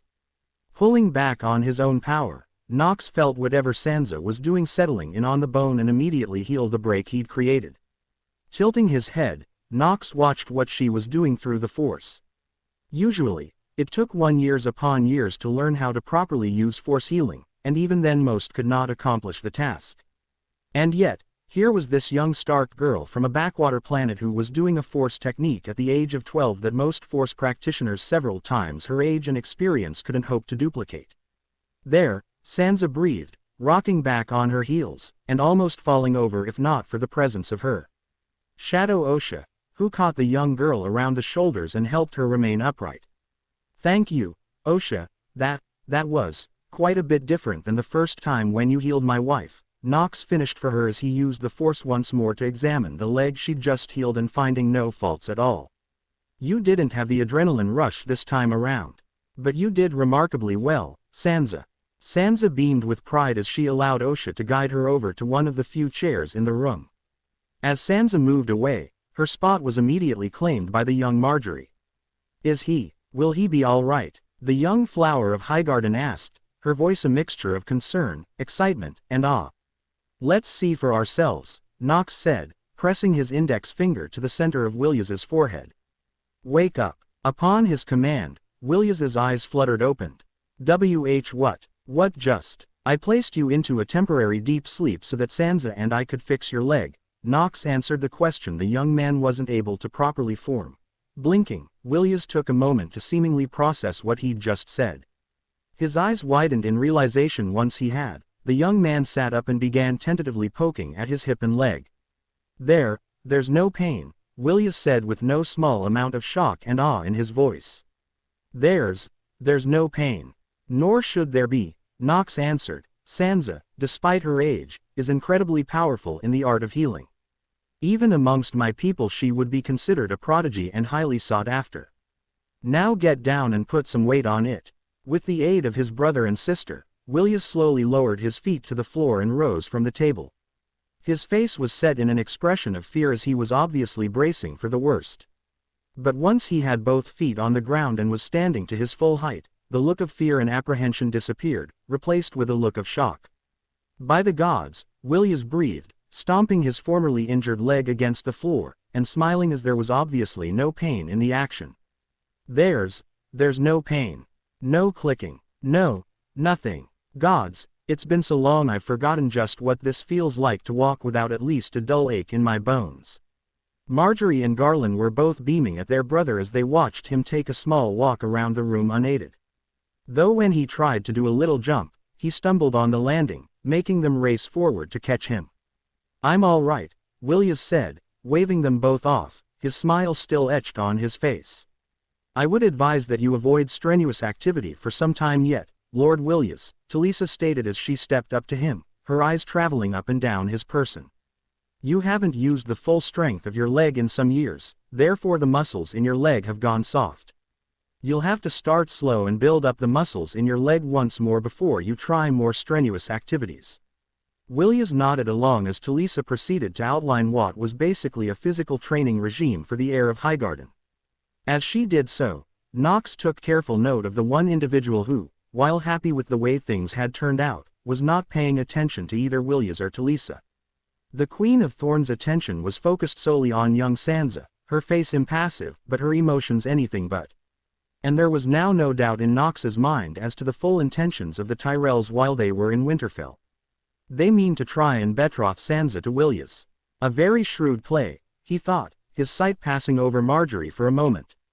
They strengthen their house and gain blood ties to House Stark, which will be enough to quell any dissent there might be in the Reach for fear of bringing the wolves down upon them. And with the betrothal of Sansa to another, they remove their own daughter's primary competition for the position of the next Queen of Westeros. The Queen of Thorns certainly does appear to live up to her reputation as an astute player of the game. Unfortunately for her, she has never played against the likes of me. And she has yet to realize the trap that she is walking right into.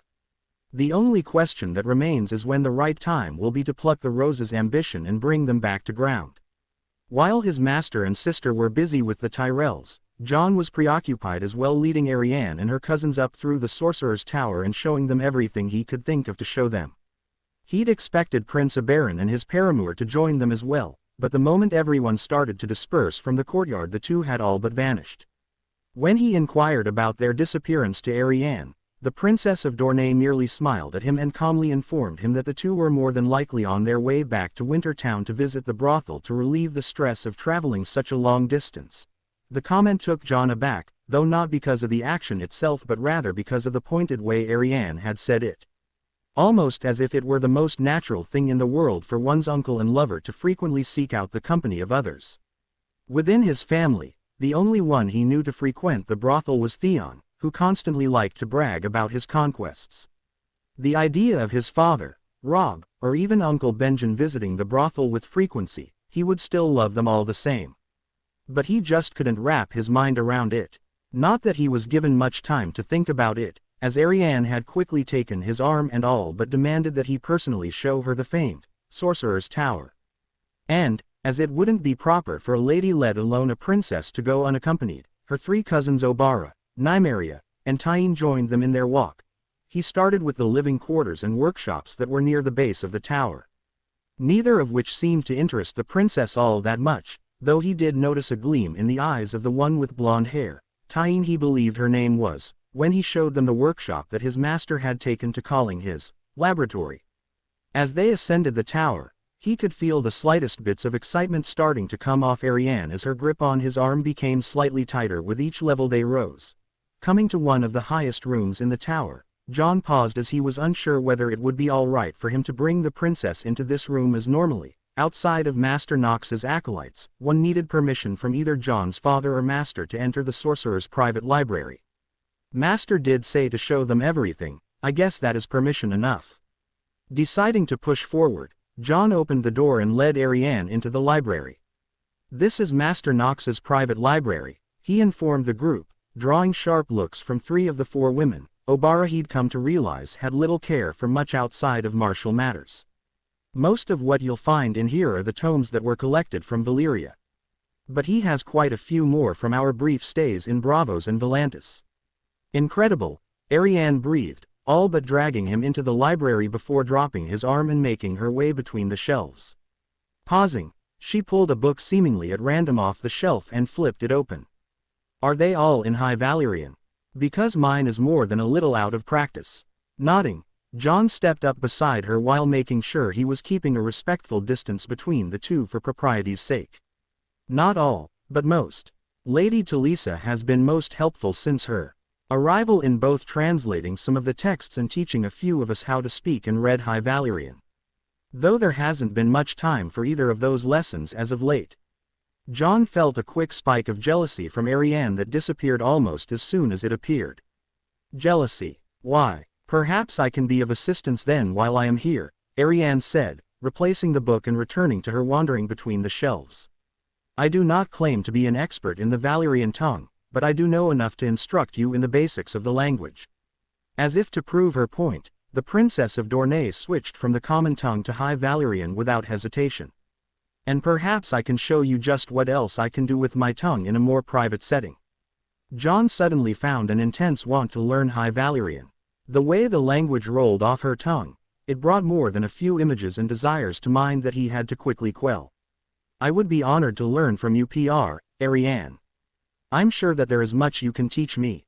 The look she gave him made his britches more than slightly uncomfortable. Oh, you have no idea just how much I can teach you, Jon Stark. An urge awoke within him, like a sleeping bear coming out of its cave on the first day of spring. He wanted her. By the gods did he want her. He wanted to press her against the shelves here and now, tear her dress from her body, and, stop, Jon. He cursed himself, fighting against the urges raging a war within him as he fought for control. A battle that turned abruptly once more when Arianne turned and jutted her hip towards him as she walked away. By the gods, she's a princess. But on the other hand, she is making all these, no. That's no excuse. She's still a princess and deserves the utmost respect. Yet had things turned out differently, then I would be a prince and such things wouldn't matter, no. Stop. Just stop. Jon, are you coming? It isn't polite to keep a princess wanting. Gods, Jon cursed, the war for control still raging within him as he quickened his steps to catch up with Arianne. She's going to be the death of me. I swear it. Catching up with Arianne, he found the Princess of Dorne standing beside one of the few tables within the library and staring down at its surface. Or, more accurately, the 2 bracers that were laid out on the surface of the table. What are these? Arianne asked, her dark curls swaying as she turned her head at his approach. Looking down, Jon wanted to curse his forgetfulness. On the table, thankfully still where he'd left them before his father had sent him south to protect the Martells and Tyrells, was the talisman bracer they'd found in Valyria that allowed him to control the dragon's fire. And next to it was the duplicate that Jon had been trying for over a year to replicate with unfortunately little success. At least I remembered to keep my other little gift from Valyria hidden in my room. Gods only know how anyone who react to me having an actual dragon's egg. It's the talisman that I found in the ruins of Valyria. The one that allowed me to control the dragon's fire. Or at least divert it away from us, Jon answered, drawing a surprised look from Arianne. And this one, well, it's a duplicate I've been trying to make for years using the texts we found in Valyria. But I've had no luck whatsoever with the blasted thing. Even after almost a year, it's little more than a decorative bracer. And not even a well-made one at that. Arianne favored him with a smile that lifted his ill mood brought on by the reminder of his failure. I'm sure that you will figure it out, Jon. You're one of the smartest and most gifted men I've met. And I include my father and uncle in that company as well. Turning away, she looked down at the bracer again, the smile fading from her face as one of her fingers began to delicately trace the rune work on the original armlet. Tell me, you said that you've been using Valyrian text to duplicate this, correct? Which means Valyrian magic. Jon nodded, staring intently at Arianne. Her smile returned full force as her fingers left the armlet. Then I might be able to start teaching you here and now, Jon Stark. For these runes are not Valyrian. They are of my people. They're Rhoynish. Rhoynish? Jon questioned, looking back and forth between Arianne and the talisman. Yes, Arianne nodded, pointing towards one of the symbols on the armlet. I am by no means an expert on the subject, but I've studied my ancestors, especially their magic given its recent resurgence. This rune here, I recognize it as being a rune for fire. And I recognize a few of these other runes, however without a guide I am not entirely sure of their meaning. Though I do find it strange that there are Rhoynish runes on a Valyrian artifact. My ancestors did not have the best history with the Dragon Lords. So, it is odd that they would give the Valyrians a part of their magic. Actually, it's not as strange as you might think, Jon started, remembering back to the ruins of Valyria and what they learned about the Valyrian people. The Valyrians didn't just eradicate their enemies. They absorbed them, taking what made their enemies strong and incorporating them into their own people. The Rhoynish were powerful. It isn't surprising that the Valyrians would take in their magic after their defeat. But now that I know that these runes are Rhoynish instead of Valyrian, trailing off, Jon turned on his heel and marched away from Arianne and began searching through the shelves of books looking for anything on the Rhoynar people. Come on, there has to be something here, he thought, quickly scanning over the books. Sam, Talisa, and the other students had been busy trying to categorize the books that they'd found, but it was still a work in progress. Which meant that finding anything about one subject in the library was more than a little difficult. Stumbling in his rush, Jon braced himself on the shelf and cursed his 2 left feet before blinking dumbly. Right in front of him near the floor was a book with similar symbols as the talisman. Grabbing the book off the shelf, he quickly flipped it open, once again cursing his lack of understanding of the Valyrian tongue as he made his way back.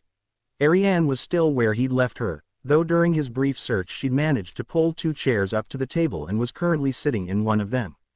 Did you find something? She asked, a slight note of excitement in her voice.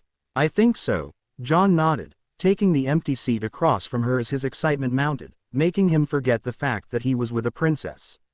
These look like the same symbols as on the talisman.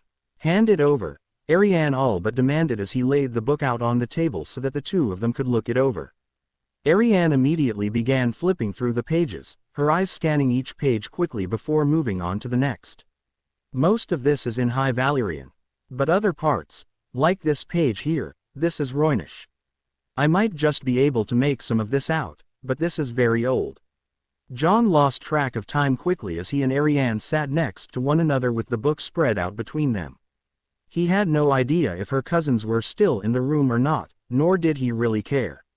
He was so engrossed in his work and in the beautifully intelligent woman beside him that everything else faded into the obscurity. Working together, the 2 used everything they knew to work their way through the Rhoynish Valyrian book, using scrap pieces of paper to write down their observations as they went. In seemingly no time at all, the entirety of the surface of the table was covered with various books that Jon had fetched and dozens of pieces of scrap parchment with crude drawings of runic designs. So, this is where you 2 have disappeared to.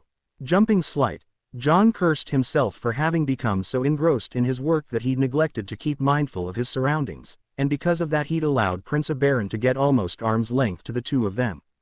I must say, you 2 caused more than a few tongues to wag at your unexpected disappearance. Though I am quite surprised to see that none of what was being said is actually happening. Prince Oberyn, Jon greeted the man, trying to keep himself passive despite his anger at himself for having failed to have noticed him. We were just working together. Nothing untoward hap. Relax, boy, Prince Oberyn said, smiling lightly at Jon as he held up a hand. I know my niece, and I like to think that I've known you long enough to get a good read on you. And if anything were to happen, I know that it would be my niece who would be the guilty party and not you. Is there a reason that you are interrupting us, uncle? Arianne asked, seemingly completely at ease with the prince's insinuation, which brought more than a few inappropriate thoughts to Jon.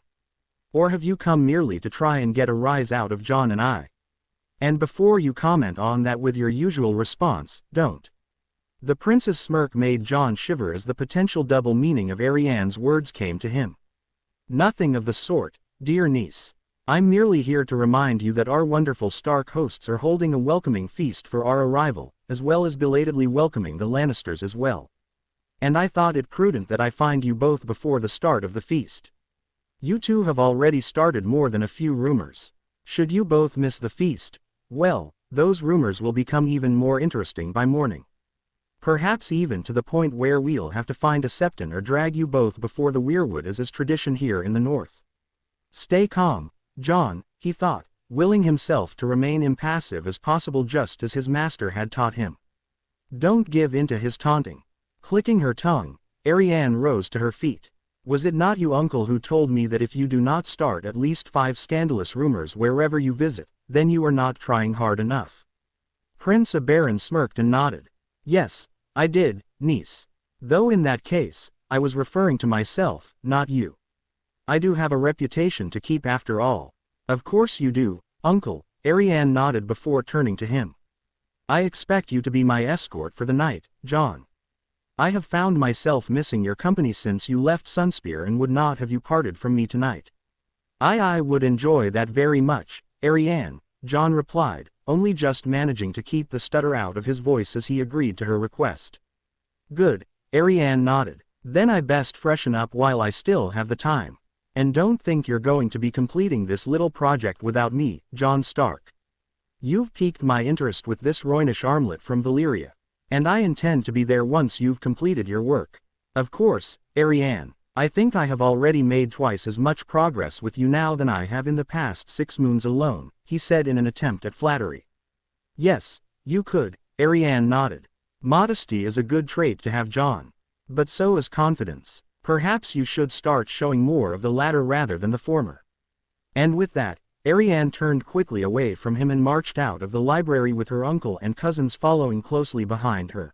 Now alone, Jon let out the breath he didn't know he was holding. Gods, that woman is going to be the death of me. Gathering in Winterfell, Part 2 sitting in the Great Hall of Winterfell with his head leaning back against his chair, Robb Stark watched with a keen eye on the festivities that had taken hold within the heart of Winterfell. The Great Hall had been transformed into a state that he doubted he would ever see again. Members of 4 of the great houses of Westeros were gathered under a single roof for the first time in he didn't know how long. To an outside observer, everything might seem completely normal. Bards were playing in the corner, their music bringing a lively air to the hall that prompted more than one man and woman to leave their seat and dance across the middle of the hall. And the members of each house were seemingly being very cordial with one another. But the truth was that this peace that had descended upon Winterfell was balancing on a sword's edge and the wind was blowing. It was in the eyes. The slight shifting and the tightening whenever a member one house would approach a member from a differing house. Almost as if they were expecting a dagger in the back here and now. And then there was also the fact that, after the initial entering of the hall, each house had pretty much separated themselves from the other, sectioning off each part of the Great Hall as if each side was preparing themselves for battle. He knew that gatherings such as this one was important for the future, as whenever this many nobles gathered it was inevitable that one, if not more, alliances would be struck before the gathering was through.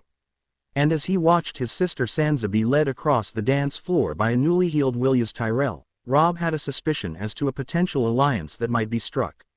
She isn't the only Stark who is enjoying themselves, Robb's own voice sounded in his head. In fact, you seem to be the only one of your siblings who is not enjoying themselves tonight. Unfortunately, the betraying voice in his head spoke true. While he was stuck at the head table constantly keeping an eye on the other houses to make sure nothing nefarious took place, his siblings were mingling with their guests and seemingly having a great time of it. Jon had moved from his seat the moment it was appropriate to do so and had taken up the spot right next to Princess Arianne.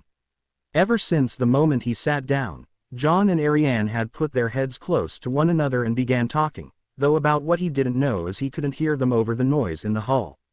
But he was sure that their closeness to one another, and the fact that the two had seemingly disappeared right after arriving this morning, would set more than a few tongues wagging.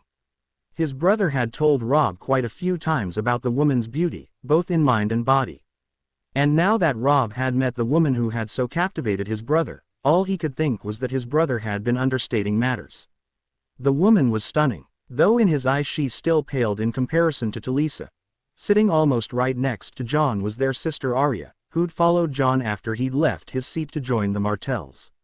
Though unlike his brother who was completely enthralled with Arianne, Arya seemed to have her attention focused on the bastard daughters of Prince Oberyn, the so-called Sand Snakes.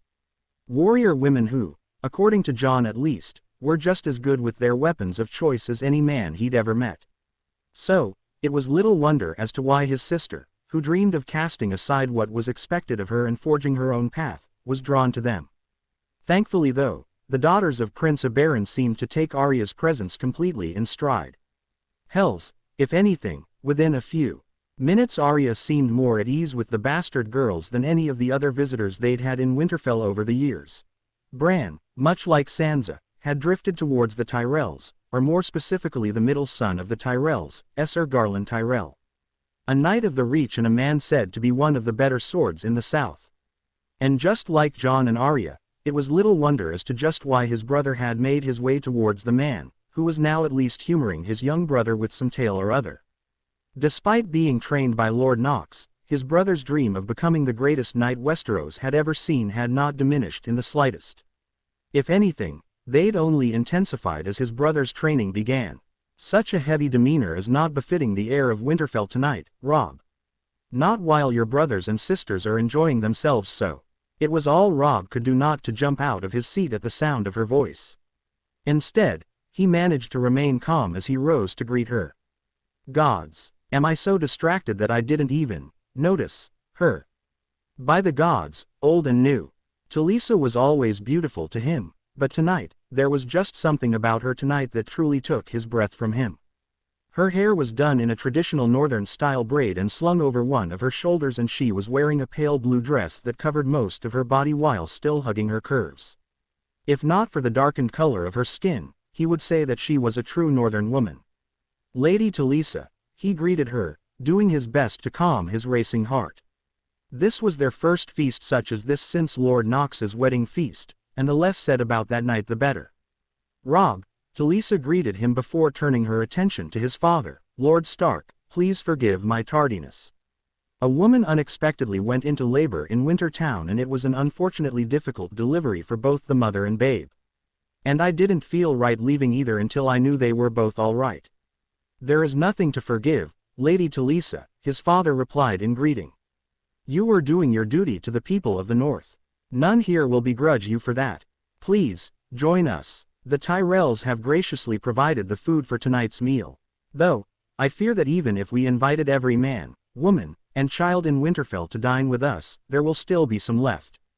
His father wasn't lying in that regard. Upon their arrival, the Tyrells had immediately set about trying to make a good impression on their hosts by revealing enough food to feed a small army through a campaign. Ideally it was supposed to last for the duration of their stay, but given the fact that his sister and Lord Nox healed William Tyrell's leg from its long-standing injury, the Lady Olenna Tyrell pressed the need for a lavish celebration for his recovery. I can see that, Talisa nodded, taking note of the piles of food, the weight of which Robb was sure was making the table legs buckle.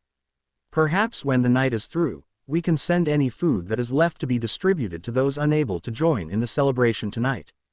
His father nodded as Talisa took the seat to Robb's left and began putting a small amount of food on her plate. Your thoughts mirror my own, Lady Talisa, his father said as Robb retook his seat. Talisa, please Lord Stark, Talisa said, filling her glass with watered-down wine that had been set out for Robb and Jon. I have been, basically a ward of Winterfell for nearly a year now. I have little connection to my past life and title, and that is the way I prefer it to be.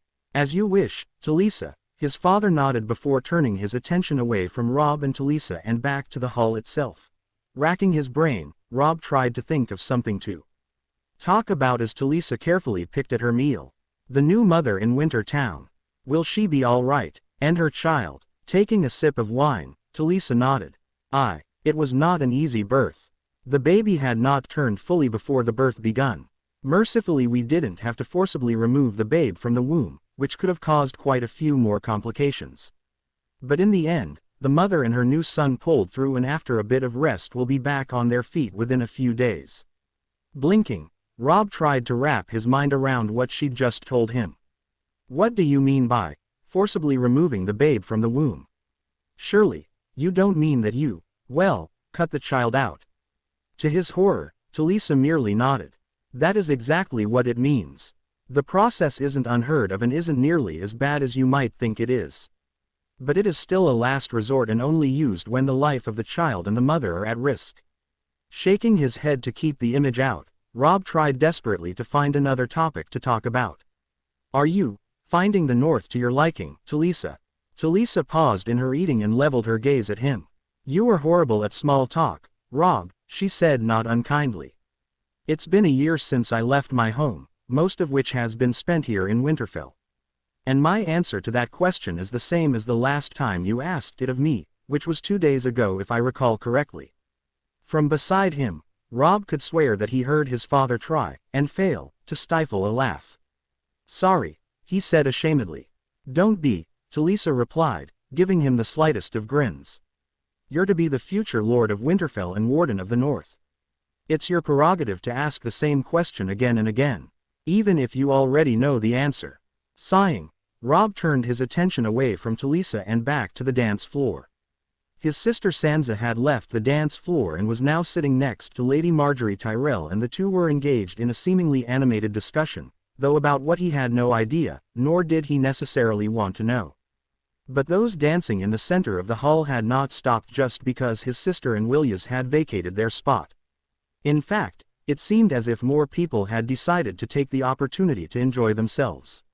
Lord Nox was expertly leading Lady Naira around the floor, his grace and technique once again putting even the most seasoned of dancers to shame. But what surprised Robb was the fact that his brother Jon was also now in the center of the floor with the princess held lightly in his arms. And judging from the look of shock on his face and the look of satisfaction on the princess, it was not necessarily Jon's idea for the two of them to dance. Well, Robb thought with a grin, seeing an opportunity to get one over on his brother. Jon might be a far better sword than I, but perhaps there is an area that I can truly outshine my brother. Waiting until she had finished with her meal, Robb rose to his feet and offered his hand to Talisa. My lady, will you do me the honor of sharing a dance with you this evening? Robb smirked as he was finally treated to the sight of Talisa being put on the back foot for a change.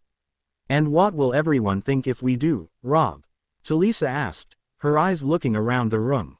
The heir of Winterfell and future Warden of the North sharing a dance with a foreign lady from Volantis. They will envy my luck, for I will have been graced with the chance to dance with the most beautiful woman in the hall, he answered her, not backing down and still holding his hand out waiting for her to take it. Talisa glanced down at his offered hand, and then looked up to meet his eyes, his heart beating faster and harder with each moment she stayed in her seat. Very well, she said at last, bringing a wave of relief and joy rushing through him. I do hope that you know your steps. I would like my toes to remain unmolested come morning. No worries of that, my lady, Robb replied with confidence as Talisa took his hand and led her out to the center of the hall. Once they reached the center of the mass of people, Robb wrapped his right arm around her waist and took her right hand in his left as she placed her remaining hand on her shoulder. Waiting for the music to shift, Robb immediately began leading Talisa around the floor with a grace that had been ingrained into him from the endless dance lessons his mother had forced upon him. I hated those lessons, and I let mother know it too. He lamented as he guided Talisa through the other dancers. And now I can't tell her how much I appreciate her insistence that I learn the art.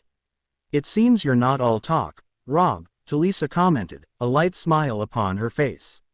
You're not half bad. Smiling, Robb spun her around in a tight circle in accordance with the music before taking her in his arms once more.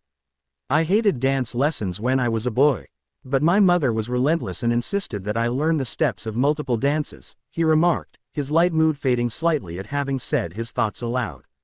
And now I'll never be able to tell her just how much I appreciate her insistence. Or how much I've come to appreciate the hundreds other things she did for me over the years. Talisa's face fell slightly. She knows, Rob, she said, her left hand reaching up and gently cupping his face for a moment as they paused their dance. Thank you, he said with a smile before taking off once more as the music picked up once more. After leading her around the dance floor for at least 4 songs, exhaustion finally caught up to both and they decided without even having to say anything to one another that they'd well and truly earned a break. Leading her back to her seat next to him, noting that his father had moved away from his traditional spot and was now down mingling with the guests, Rob held out her chair for her before retaking his own right next to her. That was exhilarating, Talisa said, smiling widely. It has been a long time since I've danced like that, let alone since I've had a competent dance partner. I am pleased that I met your expectations then, my lady. Met and exceeded, Rob, Talisa commented back lightly. And stop with the, my lady. You more than have my permission to call me by my name. Talisa, Rob said, smiling and enjoying the way her name felt on his lips. The two smiled at one another as they sat back and just enjoyed each other's company while watching the rest of those present enjoy themselves. Rob, I'm going to be leaving Winterfell. Rob was caught so off guard by the statement that it took him a while to even realize that it had been Talisa who'd said it. What? He asked when his mind was finally righted once more.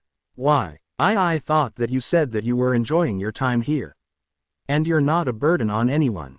Why would you leave? I have enjoyed my time here, and I have learned more from the Sorcerer in terms of healing than I ever thought possible, Talisa nodded, giving Rob a sense of hope that she might just change her mind. But I can see, especially after watching your sister and the Sorcerer heal that young man over there so easily, that I am not needed here. Not when they can heal an injury that is unhealable by any normal means. But outside of Winterfell where the people do not have access to such miraculous capabilities.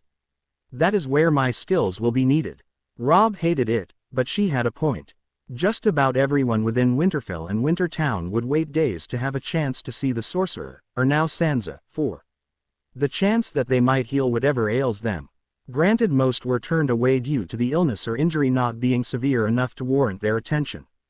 But a skilled healer like Talisa, and even Maester Luwin, were all but wasted in Winterfell. And if there was one thing about the northern people, they were not wasteful.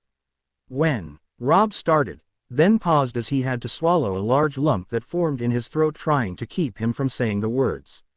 When will you leave? Not for some time, months, maybe even a year or more. There is still much I have to learn before I can set out as a healer. Talisa answered, bringing a new wave of hope to Rob. And there is also something else I wish to do. Something that I will more than likely need your and your father's help. Whatever you need, I will see it done, Rob said eagerly, hoping to win some favor with her. What he got instead was a quick flick to the nose that he didn't even see coming. A lord, even a lord-to-be, should not be so eager to grant requests like that, Rob, until they have time to hear what is being asked and consider the ramifications should they fulfill the request. I know your father taught you better than that. Hiding the wince that threatened to overtake him, Rob nodded. You're right. What is your request, Talisa? I want to organize a group much like the rangers you have patrolling the lands of the north, Talisa explained to him as he poured them both some wine. But unlike your rangers, who are hunting down bandits and undesirables, the group I wish to form would be a band of healers who travel from village to village and treat those who would be otherwise unable to receive the care they would if they lived near a castle with trained healers. Taking a sip of his wine, another gift from the Tyrells, Rob took a moment and truly thought over Talisa's proposal before saying anything. In theory, the idea had a lot of merit. Healers, usually maesters, never really strayed far from the holdfasts that they were assigned to, which usually left the small folk to rely on the village elders or anyone who had even the slightest bit of training in the arts of healing. If an injury was bad enough, the small folk would make the trek to the nearest holdfast hoping to see those with more experience, but that journey was usually not without risks. Having a group of healers traveling around the land giving aid to those who needed it. It would certainly do much to boost the faith of the small folk in their lords and ladies who ruled them. But while the idea was a good one, there were multiple issues that would need to be resolved first before they could go forward with the idea. The first being just how would these healers earn their coin to pay for their healing supplies and other basic amenities. The small folk could pay them for their service of course, but he doubted that many of those they would be treating would have the coin to pay them in full. which meant that this group would be relying heavily on the donations of the lords and ladies of the land for their coin. Which meant they would have to look at the taxes and see what could be moved around to make sure they could get the coin. Perhaps they could combine the group with the Rangers. The coin for the group was just the first problem though. The second would be ensuring the group's security. Once word got around that there was a traveling group of healers who worked for little or nothing, few would be foolish enough to bring them harm. But that didn't mean that it wouldn't happen. There were those out there who wouldn't care about the fact that they were a traveling group of healers looking to help people. They would only see an easy target to attack. So that meant that they would have to provide some sort of security for the group as well. And lastly, they came to the issue about just who would be part of this group.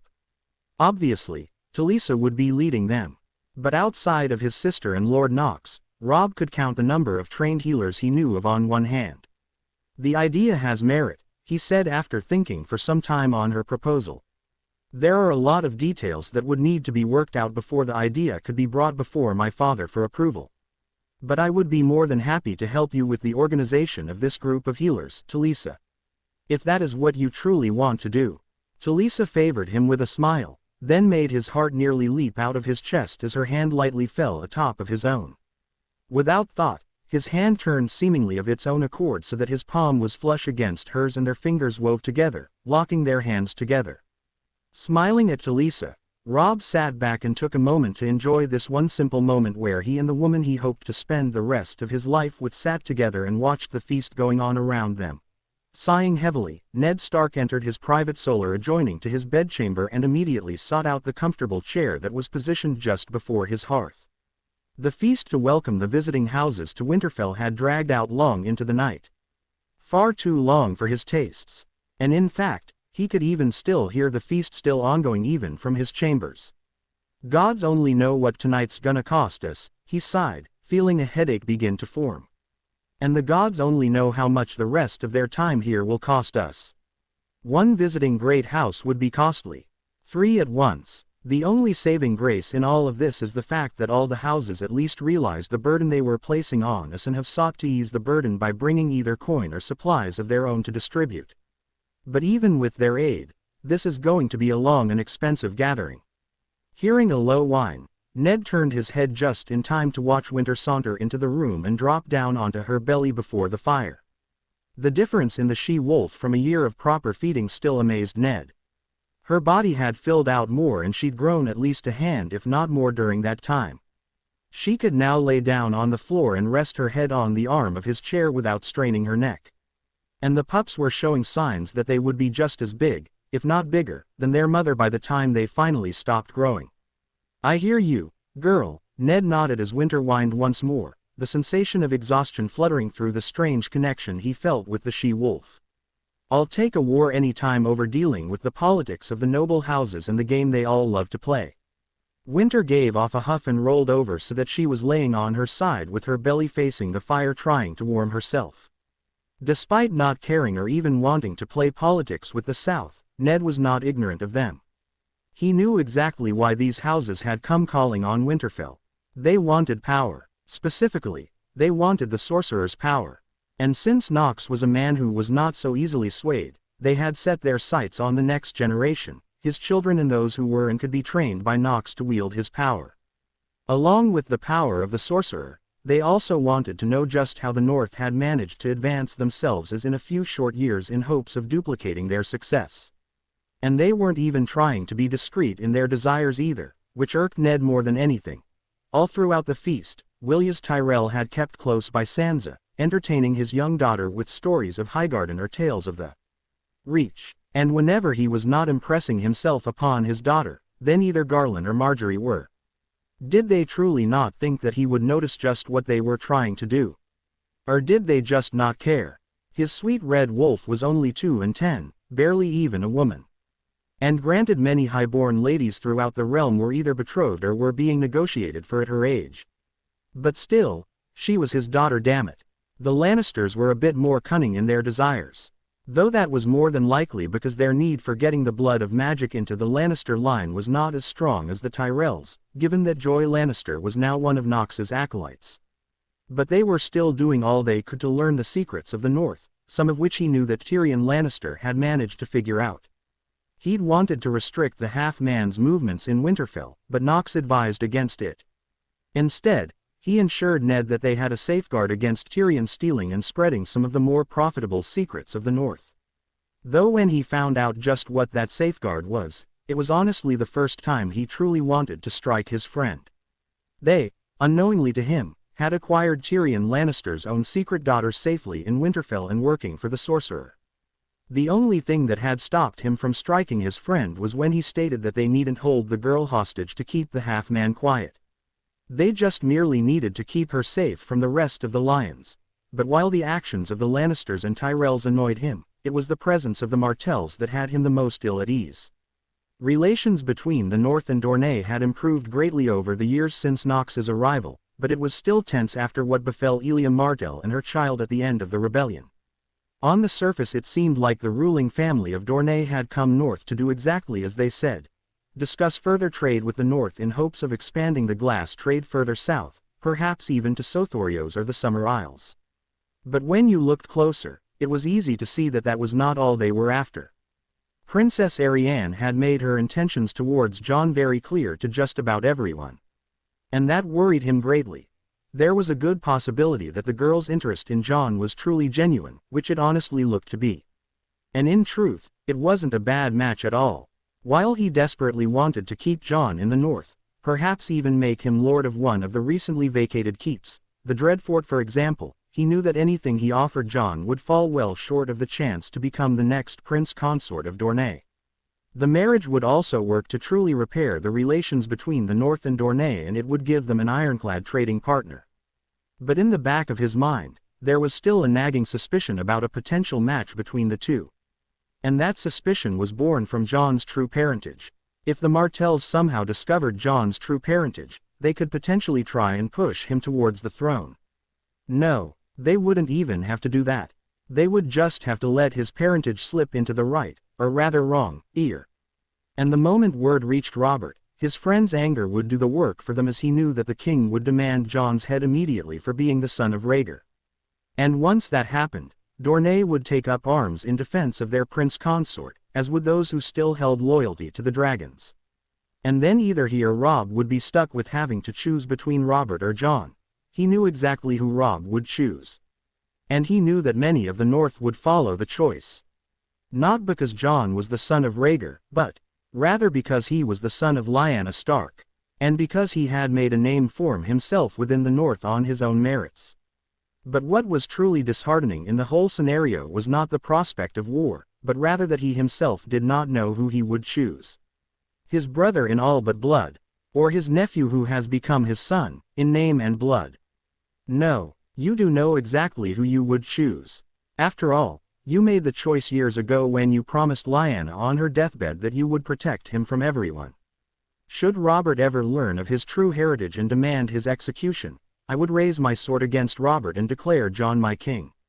I wouldn't be pleased with the decision, but I would do it in a heartbeat. Resting his head back against his chair, Ned closed his eyes and allowed his senses to drift. And as soon as he did so, he immediately opened his eyes and sat up straight. Of course I would not be allowed a moment's peace tonight. My lord, one of his guards called out from the hall. I know who's there, Ned grumbled, taking a moment to compose himself, because the gods knew that this conversation was about to tax him like no other. Show Lady Tyrell in. Huffing, Ned got to his feet as the guard showed the Dowager of House Tyrell in, while Winter only barely raised her head to see who had come in before laying back down and closing her eyes. It is quite late, Lady Tyrell, Ned said, greeting the old woman politely. Pa, neither of us may be spring chickens anymore, Lord Stark, but the hour is hardly that late, Olenna replied, brushing off his concern as she claimed one of the two seats before the hearth, the one that Cat usually sat in during their quiet nights together. And if you're concerned about rumors being spread, don't. I've long since passed the age where I am interested in late-night dancing between the sheets. Even if it would be with a strapping lordling like yourself. The thought was not one Ned wanted to entertain, so he pushed it from his mind as he retook his seat. I take it you have a reason for calling upon me now instead of on the morrow. Of course, I do, Olenna shot back, pulling out a rolled piece of parchment from within the confines of her robes and brandishing it towards him like a dagger. "Let us cut to the chase, as you Northerners are so fond of doing. You know why I dragged my grandchildren across Westeros to meet with you and your family, don't you?" Sighing, Ned nodded. "In light of recent events, House Tyrell has lost much standing with your bannermen. First not fully committing to the field with the Targaryens. Then the reduced trade with the North, not something that would hurt the Reach in a significant manner, but noticeable to those who relied on the trade for coin. And most recently, the plot of the Maesters that has been brewing under House Tyrell's leadership since before even the time of Aegon the Conqueror. No doubt some of your bannermen are starting to think that they might be better suited to stand as wardens of the South. You need allies, strong allies, and you're here to secure the North as your ally through marriage. Given the way your children were acting during the feast, you are hoping to take my eldest daughter Sansa and turn her into the next Lady of Highgarden." Olenna gave him a look that showed she was mildly impressed with him. "And there are those in the South that believe you Northerners despise the game, Lord Stark." "I do despise it," Ned countered. "It's a waste of time and resources that could be put to better use." "That's debatable," Olenna shot back. "But despite your hatred, you play the game far better than most I've met. Your handling of the Sorcerer and keeping him locked to Winterfell by naming his lady wife as your stewardess was a well-thought-out play. Then there is the fact that your eldest son and heir is obviously courting that young woman, Talisa Maegor, who just so happens to have the same family name as one of the Triarchs of Volantis. Then there is the fact that your bastard boy is so obviously besought by the Martell girl. Should either or both courtships bear fruit, then the North will have gained ironclad trading partners in both Sunspear and Volantis, which would allow you to expand northern trade far beyond the reach of most other houses in Westeros, making the North the most dominant exporter of Westerosi goods. Quite the ambitious goal, Lord Stark. Ned was just about to counter her, saying that her thoughts were not his own. But the words died on his tongue. If people think you are doing something and are so convinced that they are correct, don't correct them even if they are wrong. He remembered Nox telling him during one of their many discussions involving the politics of the South. That way, their own arrogance blinds them to what you are actually doing. The North has stayed stagnant for far too long, Ned replied instead, neither confirming nor denying Lady Olenna's thoughts. It has served us well in the past, but times have changed.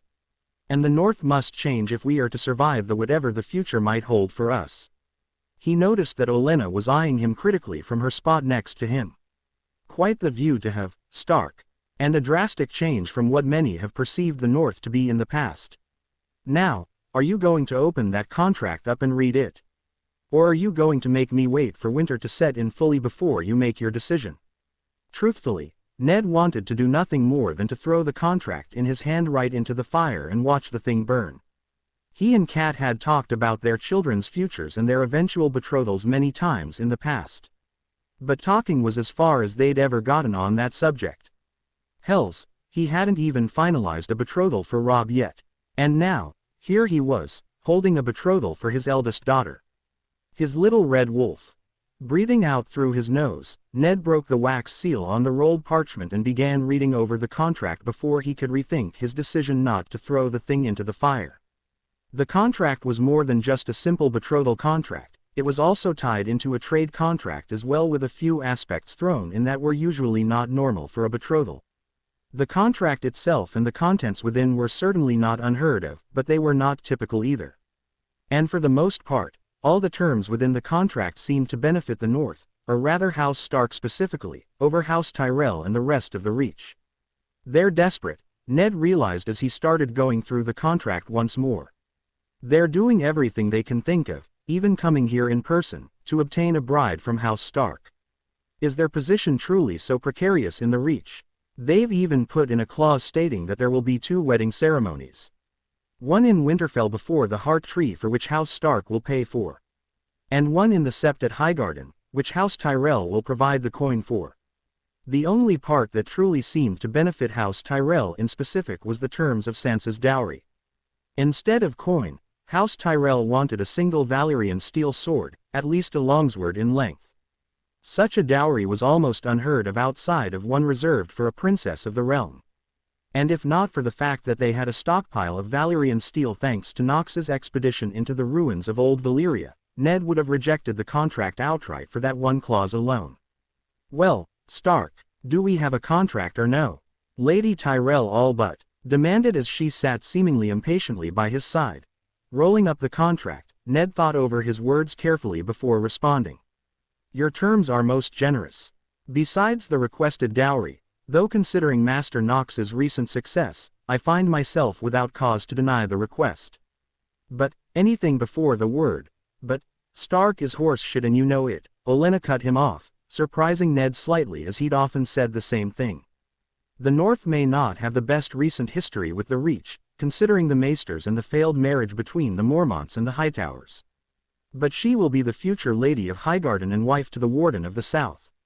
She will want for nothing. And the North and the Reach will benefit greatly from a union of our two houses. But, Ned pressed on over Lady Tyrell and giving the old woman a look that caused her to freeze momentarily. No doubt because as he recognized that his own anger that had crept into his voice had turned his eyes the slightest shade of yellow. My daughter is still a young girl of 2 and 10, and I will not see her wed for at least another 5 years. The old woman overcame her surprise quickly as his words reached her. Reasonable. Marriage serves little use if the bride hasn't bled yet and is unable to bear children. Additionally, Ned pressed on, trying his best not to let the words of Olenna put him off. I will not agree to this betrothal unless my daughter finds the betrothal agreeable as well.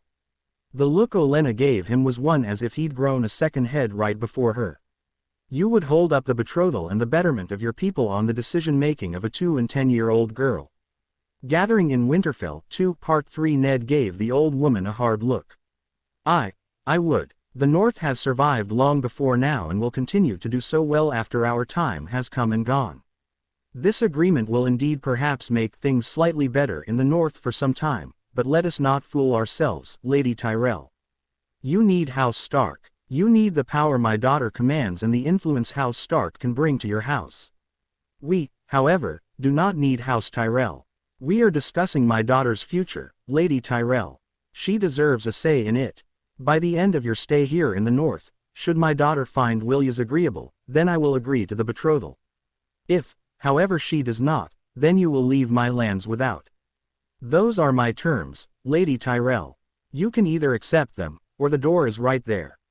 The decision is now yours. Olenna stared hard at Ned, a look he returned with one just as hard and unyielding. The moment of silence stretched on between them, the only sound in the room being the slow steady breathing of winter and the burning of the fire. In the end, Olenna was the first to back down.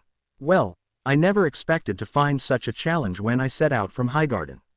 And now I'm even more sure that coming here was the right decision to make. Had my oaf of a son come up here, he would have done something so stupid as to make it so that relations between the Reach and the North would only become a thing of fantasy. Rising to her feet, Olenna waved Ned off as he rose to help her. I'm old, Stark, not an invalid. My legs still work just fine. And I suppose that we will be extending our stay here in Winterfell for a bit longer than we had originally planned. Keep the contract, Stark. You've laid down the gauntlet for your daughter's hand. And I guarantee you that before we leave, your daughter will all but be begging for you to agree to the offer. We shall see, Lady Tyrell, Ned answered, rising to his feet despite the woman's motions for him to remain seated. Indeed we shall, Stark, Olenna grinned. Indeed we shall. Drumming, her fingers against the railing lining the balcony attached to her chambers in the Red Keep, Queen Cersei Lannister, for she refused to have any ties outside of Queen, to her drunken whoremongering husband, glared hatefully towards the North where she knew the greatest threat to her, and her children's, reign resided.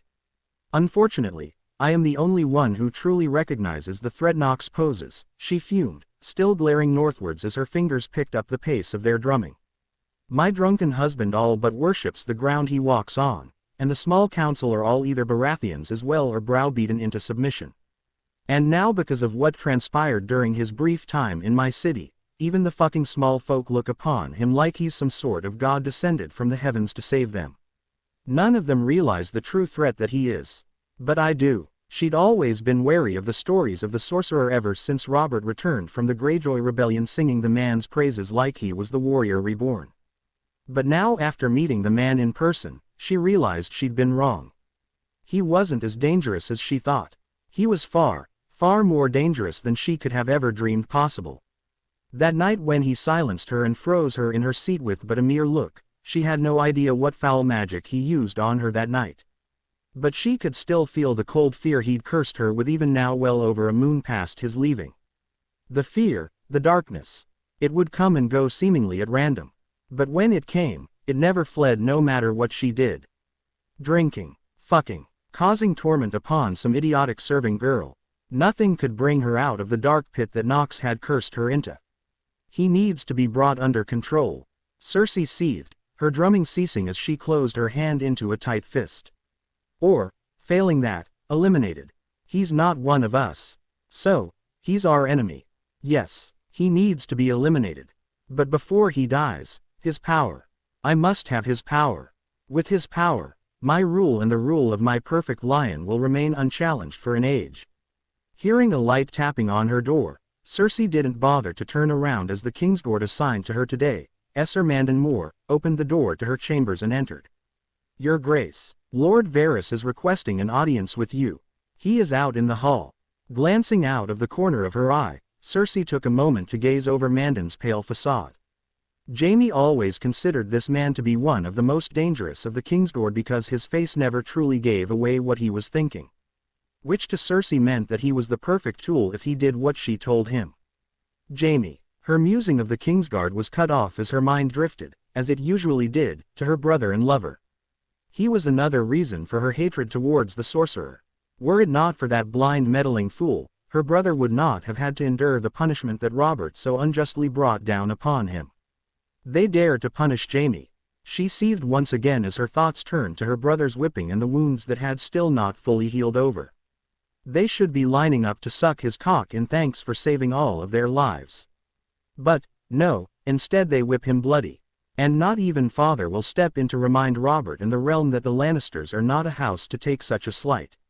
And this was so much more than just a slight. Your Grace, Moore called out to her again. Shall I tell him to leave? Taking a moment to compose herself, Cersei shook her head. The eunuch never called upon her unless he had something that he knew she would be interested in hearing. The only questions were what was the information that he had and what it was going to cost her this time. No, send the spider in. She didn't bother to turn around. Instead she merely listened to the door open and close as she remained staring out over the kingdom that rightfully belonged to her. Your Grace, the smooth oil voice of the spider called out to her as the eunuch entered her chambers. I am grateful that I managed to catch you at an unbusy time to speak with you. No games, Varys, Cersei all but snapped as she was in no mood to trade words with the cockless fool. Say what you have to say, then leave. As usual, the man didn't flinch in the slightest in the face of her wrath, the same wrath that had sent many a servant to the ground in fear. Of course, Your Grace, Varys bowed slightly, his tone not changing and the irritating smirk still on his face. I was merely curious as to whether you have received word from your brother or uncle about your cousin and whether or not she was successful. Cersei only just managed to keep her brow from furrowing as she spared the spider a single glance before dismissing him and returning her gaze to King's Landing. And why would I care about word from that wretched creature or the bastard girl? She could almost hear the amusement in Varys's voice as he spoke. Because Lord Garyon and Lord Tyrion have both escorted your cousin Joy to Winterfell to have her tested by Lord Nox to see if she is capable of becoming one of his acolytes. No doubt at the command of your father, Lord Tywin. The songs of my little birds in the north have not yet reached me as to whether she was successful, so I was merely curious as to whether you had heard if she was successful or not. Cersei only just managed to keep her rage, which was already teetering on the edge, from taking hold. Now even my father is lining up to suck the sorcerer's cock. She seethed, only just barely managing to keep her expression impassive as she did everything in her power to keep her anger from showing. The last thing she wanted now was to give the cockless fool the pleasure of showing that he'd managed to get under her skin. No, father wouldn't do something like that. It's a ploy. It has to be a way to learn the sorcerer's secrets and use them for House Lannister's advantage. But still, even knowing that, I am the Queen of the Seven Kingdoms and a Lannister by birth. I should have been informed of this. Whether she succeeded or not is none of your concern, Varys, Cersei answered him, playing it off as if she had known about her father sending the bastard north the whole time. It is a matter for House Lannister and none of your concern. Of course, your grace, Varys replied, seemingly unsurprised by her response. Then I shall leave you be, your grace. Oh, before I leave, there is one more piece of news that I believe you will be interested in hearing. It appears that it is not only your uncle and brother who have gone to pay a visit to the Starks. My birds have sung songs saying that the Martells are making their way to Winterfell as well as the Tyrells, though they unfortunately did not sing just who amongst the families are making the voyage. Good day, your grace. The moment the eunuch left her chambers, Cersei's delicate hold on her anger disappeared and she let out a scream and picked up the nearest thing she could find, a vase of some sort, and threw it across the room with such force that it shattered into countless pieces against the wall across the room from her. I have to ride my father, she mentally screeched, her breath coming out in near pants as she began pacing. First, he refuses to do anything after Jaime's unjust punishment, and now he sends the bastard girl north to gain the favor of the sorcerer without telling me. Me, his own daughter and queen of the Seven Kingdoms. Whatever plot he has hatched regarding the sorcerer, I should have been, in the know about. That man is a menace to the kingdom and our power. Yes, I need to right my father again. Only this time not as a daughter to a father, but rather as a queen to her subject and demand to know why he neglected to inform me of this little plan of his. That last bit, the Martells and the Tyrells. I'm not surprised those power-hungry roses are trying to suck the wolves' cocks. They latch onto whoever has power and try to steal it from them as they are unable to create any true power themselves. The Martells, though, why would they care about the frozen wolves that lay on the opposite side of the Seven Kingdoms from them? Father should have just routed the snakes out completely just like he did to the Rains and Tarbecks. But no, because he didn't, we now must keep an ever-vigilant eye on the snakes because of what happened to that fucking slut Elia. And now they're traveling to visit the wolves. They're plotting their revenge, I just know it. But I won't let them anywhere near my precious lion or what is rightfully his. Ceasing her pacing, Cersei stood in the center of her room taking several deep breaths as she reigned in her anger. Calm. Father always preached that anger clouds your ability to think clearly. I must be calm to plan. The sorcerer and the wolves have become too powerful. I need to find a way to first weaken them before they can be brought back fully under control like the wretched dogs they are. But how? With her mind so focused on figuring out how to start discrediting the sorcerer and the wolves, Cersei didn't even realize she'd left her rooms until the doors shut behind her and her guards, mostly wearing Lannister red and gold as they should be, took up positions around her with more standing closest to her. Without saying a word, she marched towards the gardens of the Red Keep, hoping that a walk might just calm her enough to allow her to think clearly. Entering the gardens, she immediately noticed the sound of someone singing a tale of some sort, accompanied by the excited voices of children.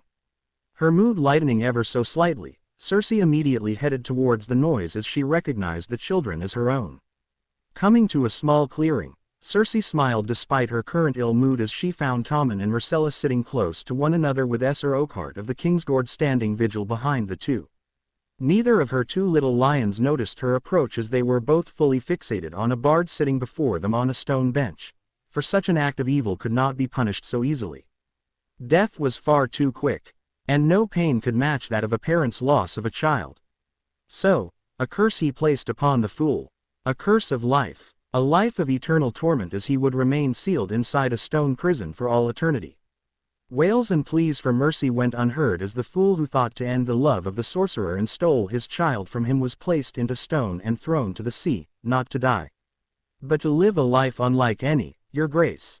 Whatever good mood Cersei had gained from seeing her children immediately died as she recognized the tale they were being told. I do not believe that such a tale is suitable for my children's ears, she said, approaching the now kneeling bard and her two children who had sprung up to their feet to greet her. Please mother, it's a wonderful tale. Her beautiful little lioness pleaded with wide eyes while quiet little Tommen stayed behind his sister. And Warner tells it so well. Even father said that it is a tale worth hearing. Please, this is the only scary part. The rest is about the sorcerer and his love, the beauty of the north, Lady Naira Nox. Cersei ground her teeth at hearing her precious daughter refer to that fat fool as her father. If only she could tell her sweet little lions the truth. But what truly caused her anger to peak was hearing her own daughter refer to that whore who'd stolen the sorcerer's power as the beauty of the North. Ha! What a joke. There was no such thing. The North had no beauty. Only barren snow-covered lands with barbarians who called it home. That woman is no beauty, Myrcella, Cersei said, kneeling in front of her daughter.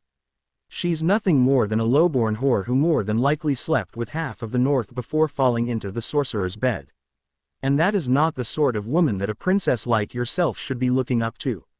She's not like that, Myrcella cried out, stamping her foot angrily. She's the most beautiful woman in the realm. Until there comes another, younger and more beautiful, to cast you down and take all that you hold dear. And they say that during her wedding to the sorcerer that the old gods blessed her with a golden crown upon her head, showing the sorcerer had chosen the right woman for his bride. Gold shall be their crowns and gold their shrouds. She's not a whore, she's a beautiful maiden. Cersei hadn't even realized she'd moved until she felt a sting on the palm of her hand where it had connected with her daughter's cheek. She could only stare in horror, unable to comprehend what had just happened as her daughter, hands raised to cradle a steadily reddening cheek, trembled before her while Tommen whimpered and cowered behind Myrcella. Rising to her feet, Cersei brushed at the unseen dirt on her dress as she tried to pretend that nothing had just transpired. You must watch your step, dear Myrcella. You are growing quickly and you're not as sure-footed as you once were. Sir Oakheart, my children are tired from the day's activities. Take them back to their rooms and have them both lay down for a nap. The young Kingsguard looked troubled for a moment, but a stern look from herself that sent the promise of retribution quelled whatever troubles he might have, and he quickly moved to usher her children out of the yard and back to their rooms. Only when her children were out of sight did Cersei look down at the hand that struck her daughter. Why did I do that? My daughter, my beautiful lioness, it's the sorcerer. It must be. Whatever trick he played on me on that first night, that's what caused me to strike my daughter. Yes, that's it, but there is an upside to this. I now know what the sorcerer and his little whore have planned. They plan to steal my throne. Yes, that little northern whore is without a doubt the one the witch warned me about. First, she stole the sorcerer's power away from the ones who should truly be using it. And now she seeks to claim the throne that is not hers. But I won't let that accursed prophecy come true. I will not be brought low. And I will not let my beloved little lions die at their hands. She is the key. She must be removed. Yes, removed. Shaking, Cersei glanced around as a shiver went down her spine. Just the wind, she thought, noticing the still shaking leaves. But how to remove her? I doubt there is any assassin in Westeros that would do the deed, no matter what was offered. The Faceless Men, a possibility, but that would take time to set up and there would be no guarantee that they would even take the contract in the first place. And going that route could potentially lead back to me. So, how to remove her? Your Grace, do you still have need of me? Spying the bard out of the corner of her eye, Cersei was struck with a thought on how to begin separating the two. Words have power. If enough of the sheep believe something to be true, then it doesn't matter whether it was true or not to begin with. Do you have a family? The bard blinked, then hastily nodded. Yes, Your Grace, a wife and a boy no older than you. I asked you a simple question, not for your life story, bard, Cersei snapped, rounding on the man who flinched at her tone and presence. Good. Fear. That is what is needed. That is what I want. This is what I deserve. I will not hear another pleasant word about that northern whore in the Red Keep again. Do I make myself clear? The bard swallowed and nodded. Yes, Your Grace. Forgive me, foe. Forgiveness is earned, bard. And you will earn it or pay the price. Cersei continued over the stumbling man. You will compose a song that sings to the truth of the northern whore, not that drivel you've been spouting. Be as colorful and inventive as you want. But I want it to be on the lips of bards throughout the city and in the ears of all those who can hear within a sennight. The bard blinked and paled. Why, Your Grace, I don't know if. Fail to do so or try and flee the city and I will have you and your family hunted down on charges of treason against the crown, Cersei added, feeling a thrill go through her as the man's eyes widened in fear. You will be placed in a gibbet for the rest of your life and given the perfect view to watch as your wife and son swing from the gallows. Understand? The bard nodded quickly. Yes, your grace. Leave, Cersei demanded, turning her back on the bard as the man quickly scrambled to gather his meager belongings before all but running away from her. I will not let that witch's prophecy come true, Cersei seethed, her hands closing into tight fists at her side. The sorcerer and his whore are seeking to take that which is mine. I will not let them have it. Lowering himself into his seat within the small council chambers, Jon Arryn cursed his old bones as his joints ached and popped as he sat down fully.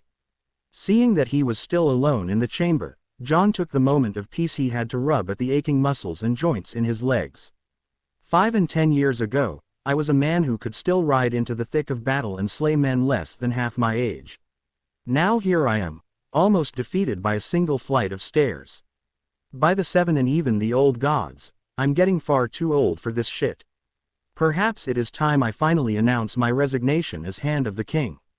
I've served ever since Robert had that crown put on his head. I deserve some time for peace before the 7 call me to their side. But as quick as the thought came, Jon immediately dismissed it. He knew that he could not resign his position. Not yet. There were still too many loose ends that needed to be cleared up before he would feel that the time was right to leave his post. Hearing the door open, Jon wasn't surprised to see Stannis march into the chambers with his head held high. But what did surprise him was the fact that Robert was right behind his brother. Your Grace, Jon muttered, attempting to rise despite the protesting from his legs. No need for that, Jon, Robert said, motioning for him to stay seated. Keep your ass in that chair and stay comfortable. Gods know if anyone has earned the right to be comfortable, it's you. Nodding his thanks, Jon remained in his seat as Robert took his place at the head of the table while Stannis took his seat to his brother's immediate right. Soon after the king's arrival, the rest of the small council arrived as first Varys, then Baelish, and lastly Renly made their way into the small council chambers and took their respective seats. The position of Grand Maester was still vacant as the Citadel was still working on clearing out the traitors and finding a suitable replacement for Pycelle. All right, Robert bellowed, slamming his fist down on the table. Let's get this counting. Copper shit over with already. Stannis, where the fuck are we with the barrels of wildfire the mad fucking king left behind?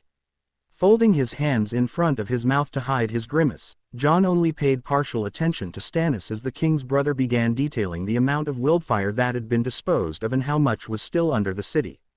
As much as I would like to think that I am responsible for Robert's sudden interest in ruling like a true king, I know that is not the case.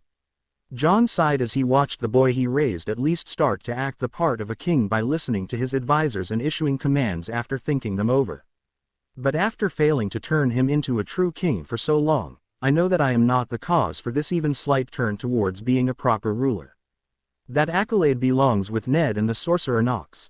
It will still be some moons until we can be completely certain that there are no lingering caches beneath the city, Stannis continued as Jon turned his attention away from his failure and fully onto Stannis.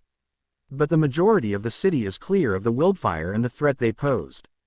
Good, Robert nodded before turning to Renly. And what of the pyromancers? All of those who were around during the reign of the Mad King have been put to the sword, Renly stated, though Jon could easily see that the young man was uncomfortable with what he'd been tasked to do. For not the first time he thought about urging Robert to replace Renly as Master of Laws. The lad was popular with the small folk, but Jon feared that the boy simply lacked the constitution to do what needed to be done. Those who were not are being kept under close watch by the Gold Cloaks. Good. Robert nodded and turned his attention towards Varys. Spider, have your worthless little birds finally put an end to the fucking dragonspawn in Essos? Unfortunately, no, Your Grace, Varys replied calmly, his arms folded into the sleeves of his robes. The last song I heard from my little birds in Essos had the Beggar King and his sister in Volantis, however they have long since left and were seen heading north. I've sent word to my birds in both Norvos and Cohort to keep a watch for either and to send word if they are seen. Though I do have other songs that His Grace might be interested in. A rather peculiar song that was sung to me by one of my birds in the north. Jon sat up straighter as he noticed Robert's scowl over the fact that the Targaryens had once again disappeared. Clever, Varys. Distract him from your failure to find the Targaryens by bringing up the Starks. What is going on now? Robert asked, now very interested on the issue at hand. Varys took his time in unfolding his arms from his sleeves, revealing a small raven scroll in the process. It appears that Winterfell will soon, if it is not already, host to not one, not two, but 3 visiting noble families. The Lannisters, the Tyrells, and the Martells are all on their way to Winterfell as we speak. And if the weather holds, I do believe that all 3 families will be arriving in Winterfell around the same time. The news made Jon's already old heart skip a beat. One great house visiting another wasn't unheard of. But to have 4 great houses under the same roof at the same time. Gods only knew what was going to happen. If betrothals were made, which was more than likely given the gathering, then the next few days could very well shape the next generation of leadership throughout most of Westeros. And neither Jon, nor the Crown, had any representative to speak on their behalf. Who leads each house? Stannis asked, clearly very interested. And it wasn't a wonder as to why, considering that his daughter was in Winterfell under the tutelage of the Sorcerer. We'll have to send a raven to her immediately with instructions, but can we truly trust a young girl Shireen's age to speak on behalf of the Crown and House Baratheon? No, we can't. Varys pulled out a second scroll from his sleeves and took his time in opening it. From what I've heard, it's quite the group. From House Lannister, it appears that Lord Tyrion and Lord Garyon are escorting the Lady Joy to Winterfell in hopes that she will catch the eye of Lord Nox and become another of his acolytes. Lady Olenna Tyrell has personally set out from Highgarden. And she brought along all of her grandchildren, save for Esser Loras, who is still in service as Lord Renly's squire. The Martells have sent Prince Oberyn along with his paramour and his daughters. However, he is not leading the delegation. That honor belongs to Princess Arianne Martell.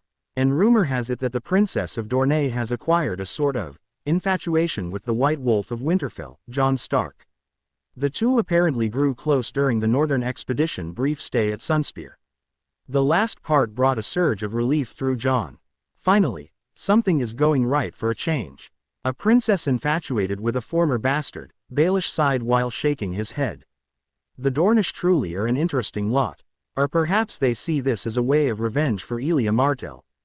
Take the former bastard from his family and then the princess uses her womanly ways to turn the boy against his family. It wouldn't be the first time such an act has been carried out. The question is, should we trust that the boy has the force of mind to resist the wiles of the Princess of Dorne? Jon wanted to strangle Baelish as he noticed that the man's word had an effect on Robert.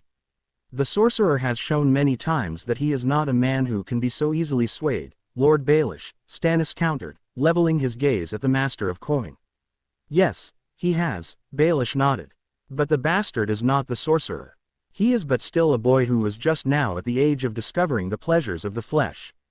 And the Princess of Dorne is apparently quite the beauty. And given the nature of the Dornish, how long do you think the boy will be able to hold out against her? And what would you suggest, Baelish? Renly asked, leaning forward with his elbows on the table.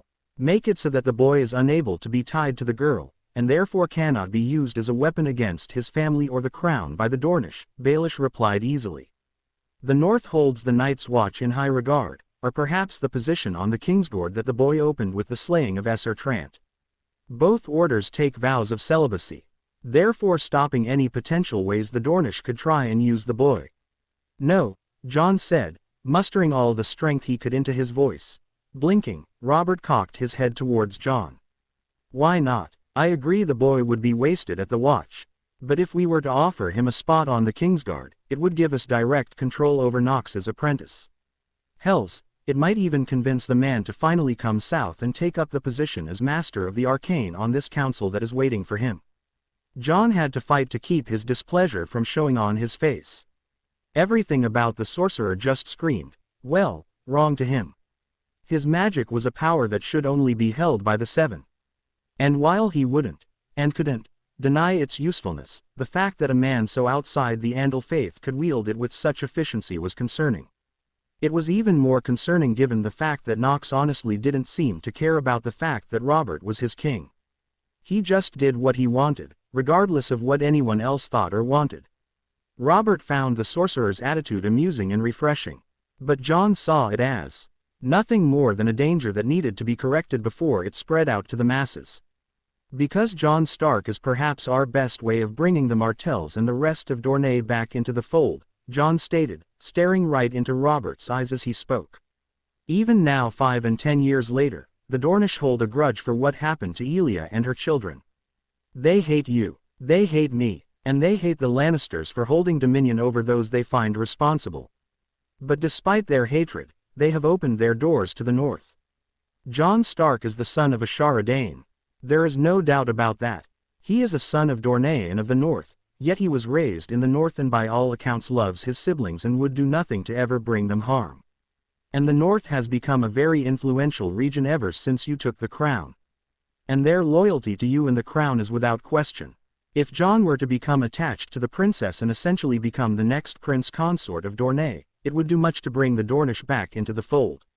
Jon had been working towards that very goal for years, spreading the tale of Jon's birth into Dorne as well as tales of his deeds in hopes of catching the attention of the Martells, which it had. Then the boy had taken care of the next part by living up to the tales Jon had spun throughout Dorne during his brief stay in Sunspear. And now the princess was apparently infatuated with the boy. If it was within his power to do so, he would march both to the nearest sept and have them wedded and bedded within a fortnight. But unfortunately, should he tip his hand in such a way or if Robert called for the betrothal, then the Dornish would immediately back out due to spite. An interesting strategy, Lord Hand. Varys smiled at him. Now I understand why you wished to have my little birds begin singing songs of Jon's birth and his late mother, the Lady Ashara Dane. Robert blinked, turning first to Varys and then back to Jon. Yes, Robert, I have been working towards this very objective for some years now. Blah, seems a waste of time, Robert grumbled. We should just issue a decree stating their betrothal and be, no, that is the one thing we cannot do, Jon groaned. Apparently, Robert had not been listening too well. The Dornish, and the Martells in particular, hate you. They hate me. They hate all of us. If you were to issue a decree announcing the betrothal between Jon Stark and Princess Arianne Martell, the Dornish would refuse out of pure spite and perhaps even call themselves to arms in defiance. We have to handle this carefully and from a distance in order for our long-term goals to be achieved. Scratching the back of his head, Robert sighed and shook his head. Fine, Jon. We'll go about it your way. Now, what the fuck else do we have to talk about? Get it out quickly, 'cause I need to fucking piss. Leading his brother to his workspace within the Sorcerer's Tower of Winterfell, Samwell Tarly felt more than a touch of excitement run through him as he prepared himself to show his brother just what he'd been working on ever since he'd arrived in the north. Their reunion the previous day had been quick, as Dickon had stayed with the Tyrells as was proper given his station as Esser Garland's squire. But today the Knight of Highgarden had dismissed his brother for the day, giving the two a chance to truly reunite after years of separation. So, brother, what exactly is all of this stuff? Dickon asked as Sam led his brother into the workshop where Sam spent most of his time. It would take days to actually tell you about everything in here, Sam told his brother, and truth be told, I think only Lord Nox actually understands everything that is going on in here. I don't even know what half of this stuff does, and I work closer with Lord Nox than perhaps any of the other students at the Winterfell College, save for Lady Talisa. Lady Talisa, Dickon repeated with a smile. Now that is a woman. Not quite as fine as Lady Marjorie, but I definitely wouldn't mind sharing a night with her. Stopping, Samwell turned and faced his brother. Careful, Dickon. Robb has his eye on her. And trust me, you do not want to get in the way of the Starks once they have their eye on something. Or try and take something that they care about away from them. The Boltons, Ricewells, White Hills, Esser Corbray, and the Maesters are just the latest to learn the truth of that statement. His brother's grin faded as his face went white. Well, I mean, I guess if she's spoken for, then it would be in bad taste to pursue such a woman, no matter how fine she might be. But enough talk of the wolves, brother. I'm anxious to see just what you can do after being under the tutelage of the Sorcerer for so long. But I do have to wonder why we are up here in the tower in this strange craftsman shop rather than down in the yard. Sam frowned as he knew that he would no longer be able to avoid the topic. Dickon, Lord Nox never took me on as his acolyte. I don't have the gift of the Force. His brother blinked, then laughed. That's a good one, Sam. But everyone knows that the sorcerer only keeps around those who have the same ability as he. So, you must have this magic, or is it that you're ashamed of it? Or are you not powerful enough to really do anything? Lord Nox doesn't dismiss people just because they can't use the Force, brother, Sam countered with a sigh. He dismisses those who don't show any promise to him. If they have an affinity for the Force, he will take them on as acolytes. But then there are others like myself who, even though we don't have the Force, we still manage to impress him and Lord Stark enough to earn a place within the Winterfell College. Dickon continued to stare at him as if trying to decide whether he was having a go of him. By the 7, brother, Dickon finally sighed. I thought that you were one of the sorcerer's magic users. I guess that means that I can't become a magic knight either then, huh? Probably not, Sam replied, shaking his head. Lord Nox has an uncanny ability to sense those like himself. If you had the same magic as he would have conscripted you into the ranks of his acolytes the moment you walked through the gates of Winterfell. Sighing, Dickon looked around the workshop. Well, if you haven't been learning magic from the sorcerer, then what have you been doing all these years up here in the north? Smiling and feeling slightly giddy, Sam led his brother over to the newest project Lord Nox had assigned to himself and the others at the college. A lot. I've helped to create the medicine the sorcerer uses to cure greyscale. We've created a pump system that can move water from one location to another using pipes, though it's not really all that efficient right now. I've also been tasked by the King and Lord Stark to help Lord Robb work on creating a new type of roadway that will support a new type of fast transportation between Winterfell and White Harbor. But lately I've been working on this. Pulling back on a blanket, Sam revealed a bench that had a sharp blade that was attached to a bar, allowing it to move back and forth across the length of the table. And in the middle, there were a set of clamps with spikes to hold something in place. And on one end of the table was a turning wheel that was attached to one of the spikes. This is a lathe, Sam explained, seeing the clearly confused look on his brother's face. Right now, it's used to shape wood into specific shapes quickly, and we're working on adapting it to shape steel as well. Here, watch this. Picking up a log the size of his arm, Sam set it between the two spikes before turning another wheel to bring the spikes closer together, skewering the log and holding it in place. Turn the wheel, and make sure you go as fast as you can, Sam told Dickon as he worked on positioning the sharp blade that was attached to the table against the log. Still clearly confused, Dickon stepped up and grabbed the wheel and began turning it as fast as he could. The log immediately began to spin quickly, and the blade that he'd set against it began cutting effortlessly into the wood, shearing off the outer layer but not going any deeper than where Sam had originally set it. With Dickon still turning the wheel, Sam slowly began to move the blade down the log, shearing off the bark quickly and nearly effortlessly. Okay, Dickon mumbled as he stopped turning the wheel. That's interesting. And we did remove the bark faster than a woodworker could. And if you can set that blade like you did to cut deeper, it looked like you could make a lot of good arrow shafts and spear shafts quickly with this thing. Sam could tell that his brother was just humoring him. He doesn't understand the full implication of just what this device can do. But that's all right. I've spent weeks helping to make it, and I'm still just now starting to come to the full realization of what this lathe can do. Especially if we can get it to work with shaping steel in this manner.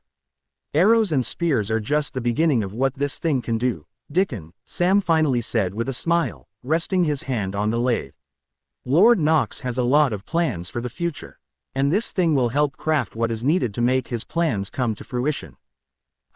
Well, I'm sure that you and Father will be able to figure out what you can do with this thing when you return to Horn Hill.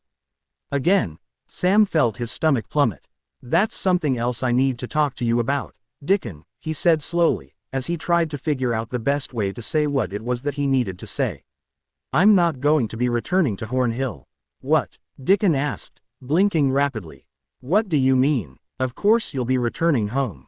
Unless they aren't forcing you to stay here, are they? No, don't answer that. Just, I don't know. Just nod, and when I get back to the Reach, I'll talk to Father and we'll figure something out to keep you safe. Don't, Dickon, Sam said desperately, trying to keep his brother from making a huge misunderstanding. The Starks and Lord Nox are not forcing me to stay here, that is my choice. And quite frankly, brother, it is them who are keeping me safe. His poor brother just looked more and more confused with each word spoken. What in the seven hells are you saying, Sam? Has someone threatened you? I mean, I know we have enemies back home, but father can take care of anyone who tries to cross our house. And what if the one I need protecting from is father? Sam demanded a bit more forcibly than he'd intended, and his brother's eyes went wide in shock. Well, now it's out there. Might as well say everything. Taking a breath, he pressed on in a more controlled manner. Dickon, I don't regret leaving home for a single moment. But the day I left was not by choice. I've always been a disappointment to father, and don't try and say different, brother. I'm fat and craven, and father told me very pointedly that he would not allow one such as I to tarnish his legacy. So, he gave me 3 choices. 1. Come to the north, seek out the sorcerer, earn his approval, and unlock the secrets to his magic. 2. Join the Night's Watch. Or 3. The 2 of us would go hunting together and there would be an accident during our trip. Either choice, father would get the heir that he wanted. I can't believe that father would do that, Sam, Dickon stammered. He was probably just trying to motivate you. Yes, that must be it. And it worked. He wouldn't have harmed you. You're his son, his heir. Shaking his head, Sam put a hand on his brother's shoulder. I'm sorry, brother, but he wasn't trying to push me. He was completely serious. I am his son and his heir, but I am not what he wanted in either of those things. That's you, Dickon. Dickon blinked again. What? I intend to write a letter that I am abdicating my position as heir of House Tarly and Hornhill, and I intend to have Lord Stark and Lady Olenna, now that she's here, bear witness to my writing of the letter, he said, making his brother's eyes go wide. I'll never be the heir that father wants. And I don't want to die or end my days at the Watch. This is where I want to be, brother. And, besides, you'll definitely be a better lord than I could ever be. Before his brother could respond, they both heard a loud commotion coming from the nearby open window that Sam knew looked over the sparring yard. Come on, brother, Sam said joyfully, trying to lighten the mood. You'll never be able to see my fat ass spar like the sorcerer. But judging from the cheering, it sounds like if we hurry, we might just be able to catch the end of Lord Nox's spar against whichever unfortunate soul thought they could prove a challenge to him. The true north part won. The roar of the crowd in the training yard of Winterfell was almost deafening as Nox and seemingly all of Winterfell watched the spectacle unfolding before them. Come on, southern boy, Osha laughed, her spear resting on her shoulder and a small trickle of blood running down from the corner of her mouth. If this is the best you can do, then I'll be tempted to put ya in a dress and take ya to one of these dances you southern boys are all up about.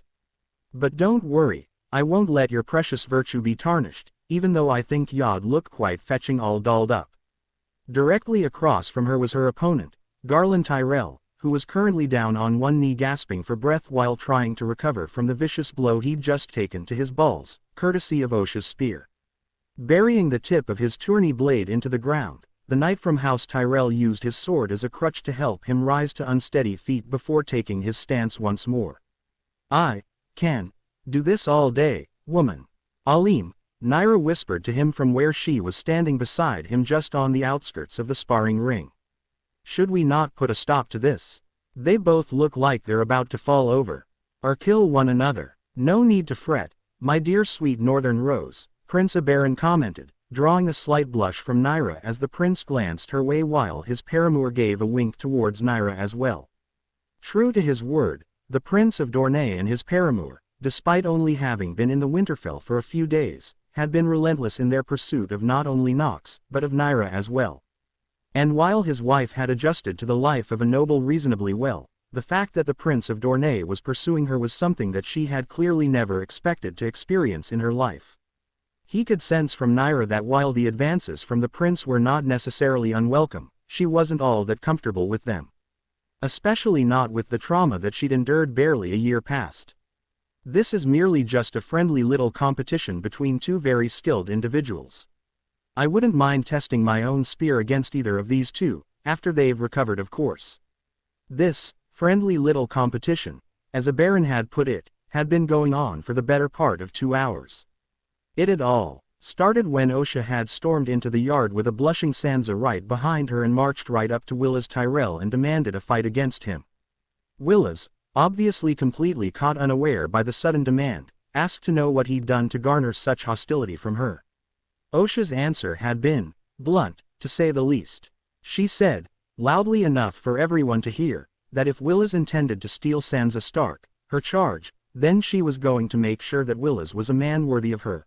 Garland had quickly come to his brother's side. Even if he didn't understand what was going on, he could clearly see that Osha intended harm upon his brother. Garland pointed out that his brother was still freshly healed and was not ready to fully spar in the ring just yet. He then added that, while he didn't know what was going on, if Osha really wanted to fight then he was willing to face her in his brother's place. Osha wasn't pleased, but she accepted Garland fighting for his brother.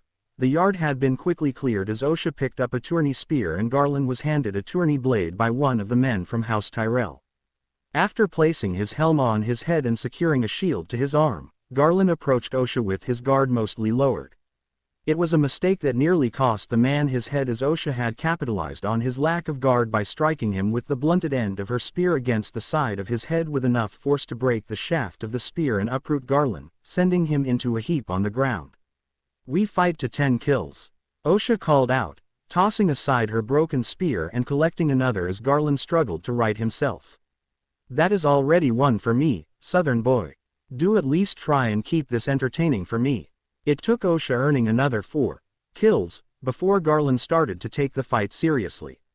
And by then the two had drawn a significant crowd which included all the members of the visiting houses and their entourages, plus Ned and the rest of the Stark children as well. Once Garland started to finally take the fight seriously, he was able to garner 4 kills of his own, but in that time, Osha managed to acquire another 2, leaving her with a 6-4 lead over the night. The next 2 kills went to Garland, tying the two at 6 apiece. And by then, seemingly all of Winterfell had descended upon the sparring ring to watch the spectacle as shouts of encouragement, taunts and more than a few coins started being tossed about. By the time the two were tied at 8 kills each, Garland finally managed to get his first lead as Osha's exhaustion made her slip and lower her guard. A mistake Garland capitalized on, slashing across her leather-padded chest and shoulder and knocking her to the ground in a killing blow.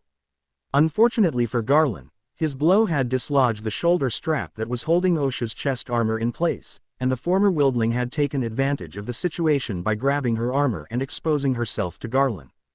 It was only for a split second, but the sight of her naked tit hanging out in the air caused Garland to freeze, which gave Osha more than enough time to jab the butt of her spear right into Garland's balls before jerking the spear up and catching him under the chin, earning her own kill and tying them once again at 9 kills each.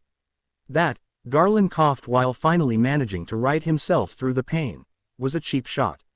"That's the difference between fighting and sparring," Osha panted as elation from a good fight poured off her through the force. "You're sparring. I'm fighting. When you fight, there are no rules. You win or die. That is the way of the true North. The way of winter." Readying themselves, the two began hacking at one another, exhaustion having taken its toll to the point where neither was moving with any real skill and were instead just putting whatever strength they had behind each of their attacks as they tried to overpower one another. Osha made the first mistake as she overextended a lunge, giving Garland the opportunity to sidestep and bring his sword down on the shaft of the spear, knocking it out of her hands. But Osha did not give up. Instead of trying to reclaim her spear, the former Wildling woman charged at Garland with nothing more than her fists. Her action gave her the element of surprise and allowed her to disarm Garland after placing 2 well-aimed punches, one to his shoulder and the other to the wrist of his sword hand. With the two now disarmed, the two started in on one another with nothing more than their fists as the two went past the point of a spar and started all-out brawling with one another. Garland had the edge with his strength as each punch he managed to land staggered Osha. But while Osha did not have her opponent's strength, she was far quicker than him. And for each punch Garland managed to land on her person, she reciprocated with 2 or 3 of her own. "Well," a Baron sighed, seemingly amazed at what he was about to say. "I never thought I would tire of watching a good fight, but this is actually starting to get boring." In the center of the sparring ring, Osha and Garland were both using the other for support with one hand while the other continued trying to rain blows down on their opponent. Fucking Southern shit, Osha gasped, blood running down from her mouth as bruises started forming on her face. Why won't you go the fuck down? Gasping, Garland spat out a wad of blood. Same to you, bitch. With one last yell, both Garland and Osha pulled their fists back and put everything they had into one last attack. Osha's fist connected squarely on Garland's temple, just as Garland's fist connected with Osha's jaw. And like trees in the forest, both went down at the same time. There, Nox chuckled, stepping away from his wife and friend as he made his way over to the two down combatants, both of whom were out cold. Doing a quick check to make sure that both of their hearts were still beating, Nox declared an end to the match. The match is a draw. Groans of disappointment met Nox's announcement as coins started changing hands and the crowd began to disperse. Sansa immediately rushed to Osha's side while the Tyrells, led by Marjorie as she was the first to move, went to Garland's. Sensing amusement coming from behind him, Nox turned his attention to his wife and Aberon. His wife's embarrassment had risen significantly while Aberon had an air of a man who'd just gotten exactly what he wanted, a feeling that was mirrored by Ellaria. And given what he knew of Aberon and his paramour, he had a feeling he knew what this was all about. So, Nox said good-naturedly as he made his way back over to his now blushing wife and smirking friend. I take it that Aberon made a quick wager with my wife in the few seconds that it took me to check on those two. And by her expression, I'm guessing she lost. Dare I ask what the stakes were? Or do I even need to bother to ask given what I know of you, my friend? Aberon's smirk grew as Naira's blush and embarrassment intensified. Nothing at the moment, dear Nox, Aberon smirked, wrapping an arm around Ellaria and pulling his paramour in close. Just an open invitation for an audience in the near future with either one pair or the other being the active while the other observers. His wife's embarrassment increased tenfold as Nox turned his attention to her. Well, that could be interesting. But only if or when Naira wishes it. Of course, Aberon smirked. I have never forced any of my lovers into a situation they were not ready for. I'm not about to start now. And certainly not with the wife of my friend, who can conveniently turn me into a well-cooked meal for the beasts of the forests with but a wave of his hand. And don't forget it, Nox smirked, wrapping his arm around Naira and pulling her in close. Aberon's smirk fell as Nox felt his gaze pass over him. Seems that our time for enjoyment might have to be placed on hold, my friend. Following his gaze through the force, Nox found one of the messenger boys of Winterfell slowly making his way towards them. Excuse me, my lord, Milady and, my prince. What is it? Nox asked, turning to the boy. Lord Stark asks for you to attend to him and his sons, my lord Sorcerer. Immediately, scanning the yard, Nox quickly found Ned and the boys hurriedly making their way towards one of the gathering halls. There was a sense of urgency in their steps and emanating through the force from them that made Nox frown. Something had happened. Naira dear, Nox said, letting his arm drop from around her shoulders. Will you be? I'll be fine, husband, Naira cut him off. I can handle the prince and Lady Sand, though not in the way either would probably prefer. Go. Nodding, Nox bid goodbye to Aberon and Ellaria before kissing his wife and making his way after Ned and the boys. What the hell has gone wrong this time? Staring down at the large map that dominated most of one of the tables within the Great Hall, Ned was doing everything he could in his power to keep himself calm and collected as Maester Luwin pointed to where the king beyond the wall had set for their meeting. Hardome, my lord, Luwin said, pointing to a small peninsula well north of the wall. The only known Wildling settlement, though it has been long since abandoned and thought to be haunted by many of the Night's Watch and a few of the Wildlings that have spoken on the matter. It lies at the tip of Storhold's Point on the Shivering Sea. It would take many days to reach the city by land, my lord. Then we won't go by land, Nox cut in, leaning over the table while Robb and Jon, the only two other occupants of the room save for Esser Roderick. The journey to the wall and then through the lands beyond, it would be doable in the timetable Raiders set for the meeting, but it would be a close thing. No, we send word to White Harbor and have the Sea Wolf sail north immediately. We ride to Castle Black and then cut across to East Watch. By the time we arrive the Sea Wolf and whatever accompanying ships Lord Manderley can send should be at the docks. This will also give the lords and ladies of the north who wish to join us a chance to catch up. And this way we also won't be exhausted by the time we reach Hardome, just in case raiders offer is in bad faith or if one of his chieftains decide to do something stupid. A sound plan, Ned nodded, liking the idea. Riding all the way to Hardome would exhaust he and those who came with him. Making nearly half the trek by sea had the downside of cutting back on the number of men he could bring with him, but on the other hand he and his would be well rested just in case raiders' offer of temporary truce to talk was in bad faith. Lewin, send a raven to White Harbor immediately telling Lord Manderley that I want the Sea Wolf ready to sail and docked at Eastwatch within the next fortnight. Of course, my lord, Maester Lewin nodded as he took a step back from the table. Father, Robb called out to him, rising to his feet. Jon, Theon, and I are all coming with you and Lord Nox to speak with the king beyond the wall. Sighing, Ned merely nodded. I thought you would be pressing that point. But just as when we went south, you three will heed my orders to the letter. Yes, father, both of his sons agreed. Quickly, Lord Stark, Esser Roderick said, stepping forward. I assume then that you will be making Sansa the Stark in Winterfell once more. Nodding, Ned scratched at his beard. She performed admirably when we were in the south. I have faith in her that she will do just as well once more. As you say, Lord Stark, Roderick nodded. But if I may, what shall we do with our guests? Ned didn't bother stifling the growl that escaped him. I cannot just let this opportunity to talk with the king beyond the wall pass me by. And I cannot just demand that the lords and ladies from 3 prominent houses leave the north. Yet do I dare leave Sansa alone with them? The Tyrells have more than made their intentions towards Sansa clear. What kind of advantage could they seek to press upon her without me here to block them? I believe that we will be solving that issue soon enough. Turning, Ned saw that Nox's eyeless face was turned towards the doors to the Great Hall. It took Ned a fair bit of effort on his part, but he was able to reach out with what power he could. And when he did, he could sense a mass of people approaching the hall. The only one of which he recognized however was Lady Olenna, and that was only because he'd had the time to get a read on her during their little chat on her first night in Winterfell when she made House Tyrell's intentions towards his daughter known. And if she is coming, then it is a fair bet that all of our other guests will be as well. Esser Roderick, open the door, Ned sighed, figuring that it was for the best to get this out of the way now rather than later.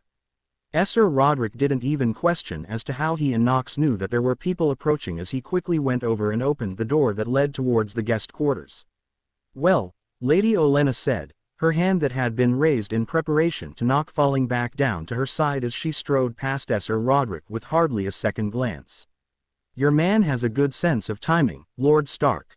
I do believe that it was more that Lord Nox sensed our approach, my dear Olenna, a baron commented smoothly as he, along with Willis, Arianne, Tyrion and Garyon made their way past Esser Roderick and into the hall. Garland was notably absent from the Tyrells, but given that he was more than likely still passed out alongside Osha, Ned wasn't surprised. I take it that word has spread fast then? Ned questioned, not even bothering to ask about why they had all decided to call upon them at once. Indeed it has, Stark, a baron smirked, his eyes flickering down to the map on the table as he walked around the room so that he could stand beside Ned. A raven with a black seal arrives in Winterfell, the contents of which demanded the immediate attention of the Warden of the North, his sons, and the Sorcerer. Can you blame us for being curious? Even in the Reach, Lord Stark, we know what a black seal on a raven's scroll means, Willis stated as he helped his grandmother to sit down beside the map. The raven came from the Night's Watch.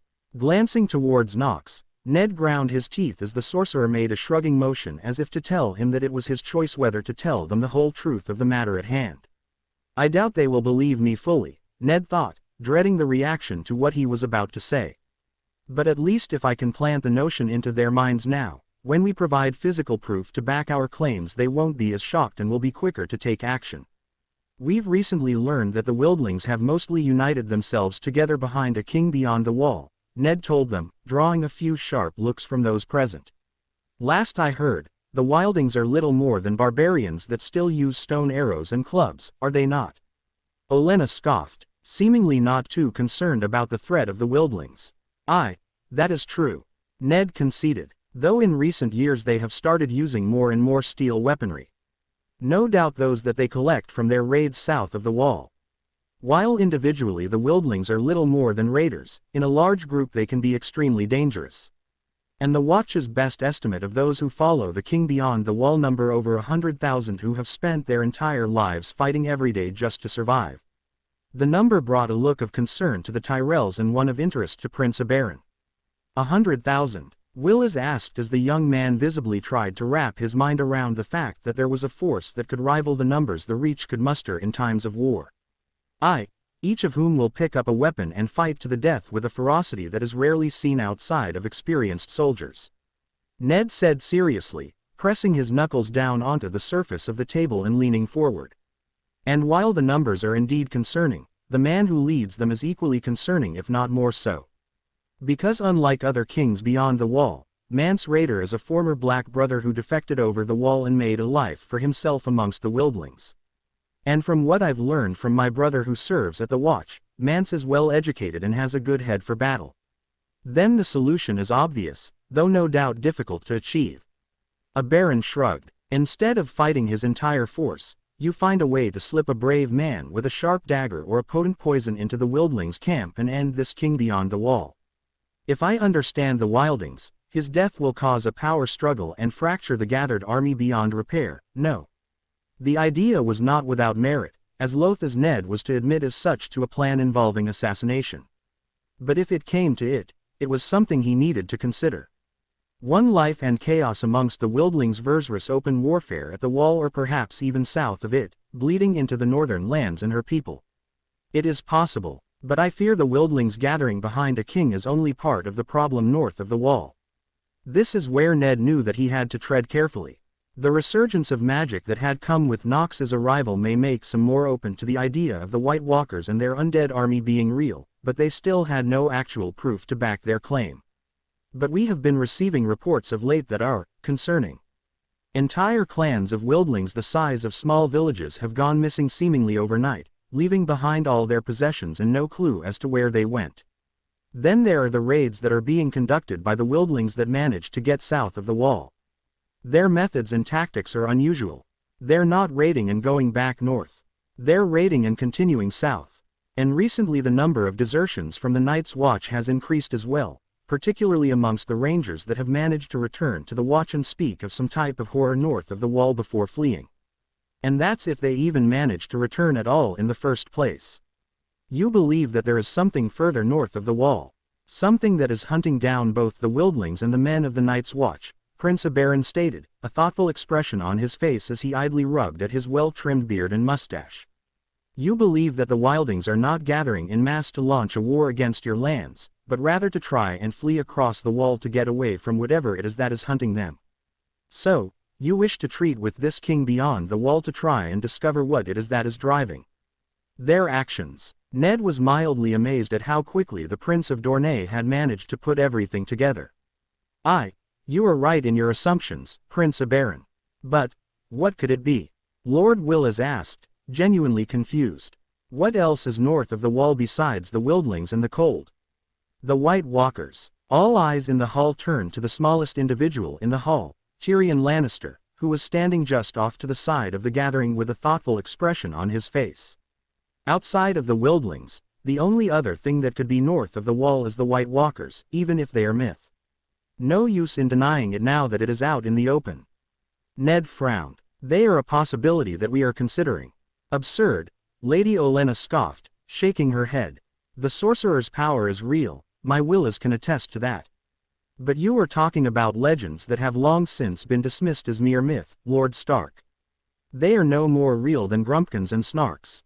I would not be so quick as to deny their existence, Lady Tyrell. Garyon Lannister cut in quickly before Ned could.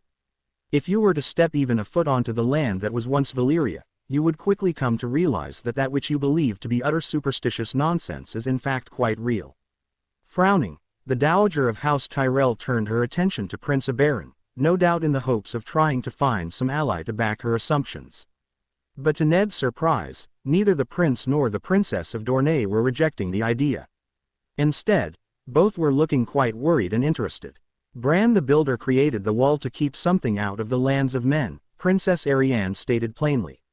And while my knowledge of siege warfare might not be the greatest in the land, you don't build something the size and scope of the wall just to keep out the likes of men. You build it because you are trying to keep out something far worse. Don't be so quick to underestimate the power of the Force, Lady Tyrell, Nox stated, turning his sightless gaze towards the Lady of the Reach. The Force is capable of feats that you cannot fathom. A task such as animating corpses, while inefficient in my opinion, is not outside the realm of possibilities for one who has the necessary will and power. Ned could easily see that those present were quickly separating into two groups. The first, mostly the Tyrells, were seemingly completely dismissive of even the possibility of the White Walkers being real. And the second were at least open to the possibility that the ancient foes of men were real. But even if they are open to the idea, they do not fully believe that such an enemy exists. Gods, I don't even want such an enemy to exist. But having seen what I've seen and based on what I've learned from Nox, animating the dead is not necessarily an uncommon phenomenon. Regardless of what we believe the cause of their actions to be, the fact remains that the Wildlings are moving. Ned stated, trying to edge the conversation around the walkers and back to a threat that they could all understand. And we need to know what their intentions are. The Night's Watch has managed to get word to the king beyond the wall. He has agreed to treat with us at a location of his choosing north of the wall. And my sons and I have decided to hear him out. We'll be leaving in 2 days. The announcement silenced everyone in the hall, and for good reason. Even in the far south, it was well known that a venture north of the wall was not something that was to be taken lightly. So, you intend to march past the wall into a frozen wasteland where your piss freezes before it can hit the ground. Then through an army of savages that wish you dead to speak with the man who leads them. Who, to the best of your knowledge, is fully intent on doing anything he can to get his people south of the wall. A baron spoke up at last, ending the stunned silence in the room. Sounds fun. I'm in. The proclamation drew several sharp looks, mostly from the princess and the Tyrells. The only one in the room who didn't look even the slightest bit surprised by the offer was Nox, who was just standing off to the side with a smile on his face. Your offer is appreciated, Prince Oberyn, Ned said, leveling his gaze at the prince. However, I am not asking for any to. Then it is a good thing that I am not asking, isn't it? The prince countered him with a smirk. Face it, Stark, I'm coming with you. My own brother cannot keep me from doing that which I wish. What chance do you think you have of doing so? Plus, my spear will be more than handy to you when this all goes to shit. I'm going as well, Tyrion Lannister stated, drawing a sharp look from Tyrion and Ned. I owe Lord Nox, your son, and the North a debt of life. And a Lannister always pays his debts. Sighing, Ned knew that there would be no talking the men out of joining them. And from the look that Lady Tyrell was directing towards her grandson, he knew that they would not be the only ones joining them. A matter of the Watch is a matter that concerns all of Westeros, not just the North, Willis said diplomatically, though Ned wanted to scoff at that. The Watch was little more than a dumping ground for those who wanted to avoid the block for anyone outside the North. And House Tyrell will not shy away from our duties to the realm. My brother and I, along with some of our men, will accompany you, Lord Stark. Provided we can manage to get Garland on a horse before we leave for the wall. And now things have gotten even more complicated, Ned wanted to sigh. Demanding that they leave would be much more preferable than having them come north and potentially risk their lives on what could be a fool's errand. You all will all follow my commands as if you were my own bannermen once we are north of the wall. Is that understood? Yes, Lord Stark. As you say, Stark. Aye, very well, Ned sighed. The courtesy of Winterfell shall be extended to your families until your return. Do what you must to prepare yourselves, but we leave in 2 days at first light. If you are not with us when we ride out, then we will leave you behind. Maester Luwin, send out the ravens to the lords of the north. Any who wish to take part in these talks must gather at Eastwatch before we depart for Hardome. Darkness swirled like a thick fog around Jon as he knelt in the middle of his master's private meditation room. The Force flowed freely through him, guiding his thoughts as he let himself be pulled by its current. Where are you? He wondered within the vortex of the Force, searching through the endless void for what he sought. It's never been this difficult before, but then again I've never tried to purposefully make the connection. But still, it shouldn't be. Wait. There. Sensing his target like a lighthouse at night, Jon focused his will to divert the flow of the Force to reach that which he sought. The young blonde girl jolted upright, her eyes blinking rapidly as she stared around wildly trying to find what woke her from her slumber. As her eyes fell upon him, her gaze softened, and her body relaxed. "Jon," she said, her breath coming in and out in soft pants. "Dany," Jon smiled, elation flowing through him at being able to make the connection. "I didn't actually think I would get this to work so fast." Dany's head tilted to the side as she blinked at him. "Get what to work?" "This," Jon started, motioning between them. "This connection between us. My master said it's a Force bond and that allows us to talk and see one another. Though he didn't really know why it had formed between us, though he called us a dyad in the Force. Whatever that means." Dany's just continued to stare at him, confusion still written clearly across her face. "The Force. A bond between us. What are you talking about?" Rubbing the back of his head, Jon thought about the best way to explain this to her. How many times have I run this conversation through my head? And now that it's here, I can't remember a single word I meant to say to her. Well, the Force is basically magic. Though that term is an oversimplification, and if you call the Force magic to my master, he'd just laugh at your ignorance. Dany's confusion started to wane, being replaced by awe. So, you have this magic. This Force. Jon nodded. And so do you, Dany. Otherwise, we wouldn't be able to talk like this. Dany's eyes widened once more. I have this power as well. Jon nodded. You do. And I can even show you the basics on how to use it if you'd like. I'm afraid I'm not nearly as good as a teacher as my master is, but then again I doubt anyone is. Your master? Dany questioned, her face becoming somewhat guarded suddenly. You keep mentioning him. But who is he? And, if you don't mind me asking, who are you? She's concerned. Why, my name is Jon Stark, baseborn son of Lord Eddard Stark of Winterfell. And my master is Lord Nox, the Northern Sorcerer. The moment the names left his lips, Dany immediately jolted away from him as she started scrambling at what he could only assume to be her bedroll. Confused by her actions, Jon reached out to try and reassure her, but he immediately had to pull his hand back as Dany slashed at him with a small dagger she'd pulled out from beneath her bedroll. Stay back, son of the usurper's dog. I won't let you kill me so easily. What? Jon gasped, keeping his hands raised and making sure to have one eye on the dagger. Dany, don't call me that, Dany hissed, slashing at him again even though they were nowhere close to one another. I am Daenerys Targaryen, sister to King Viserys Targaryen, the true king of Westeros. She's a Targaryen.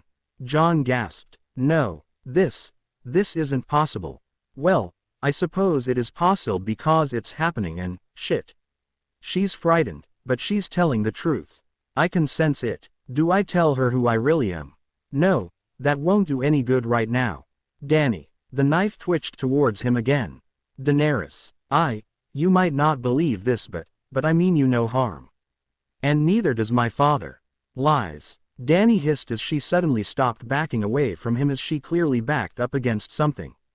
I will not believe the words coming from the mouth of the usurper dog's son's mouth. Then look past the words, Jon said, doing everything he could to keep himself calm. Look to me, look with more than just your eyes, feel the connection between us, it's like a stream. Don't fight it, just feel. And you will know that I speak the truth, Daenerys, when I say that neither I, nor my father, nor anyone in House Stark wishes to see you come to harm. He could feel something touching at the outside of his senses. It was tentative and clearly ill-practiced, but he could feel the probe.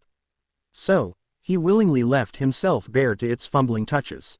No, Dany kept muttering. It's a trick. It's all a trick. The usurper has been sending assassins after my brother and I since he overthrew my family in his own selfish bid for power. My brother told me so, and I've seen them with my own eyes. I know that my father wouldn't send assassins after the remaining Targaryens, but I guess that I can't really say the same about King Robert.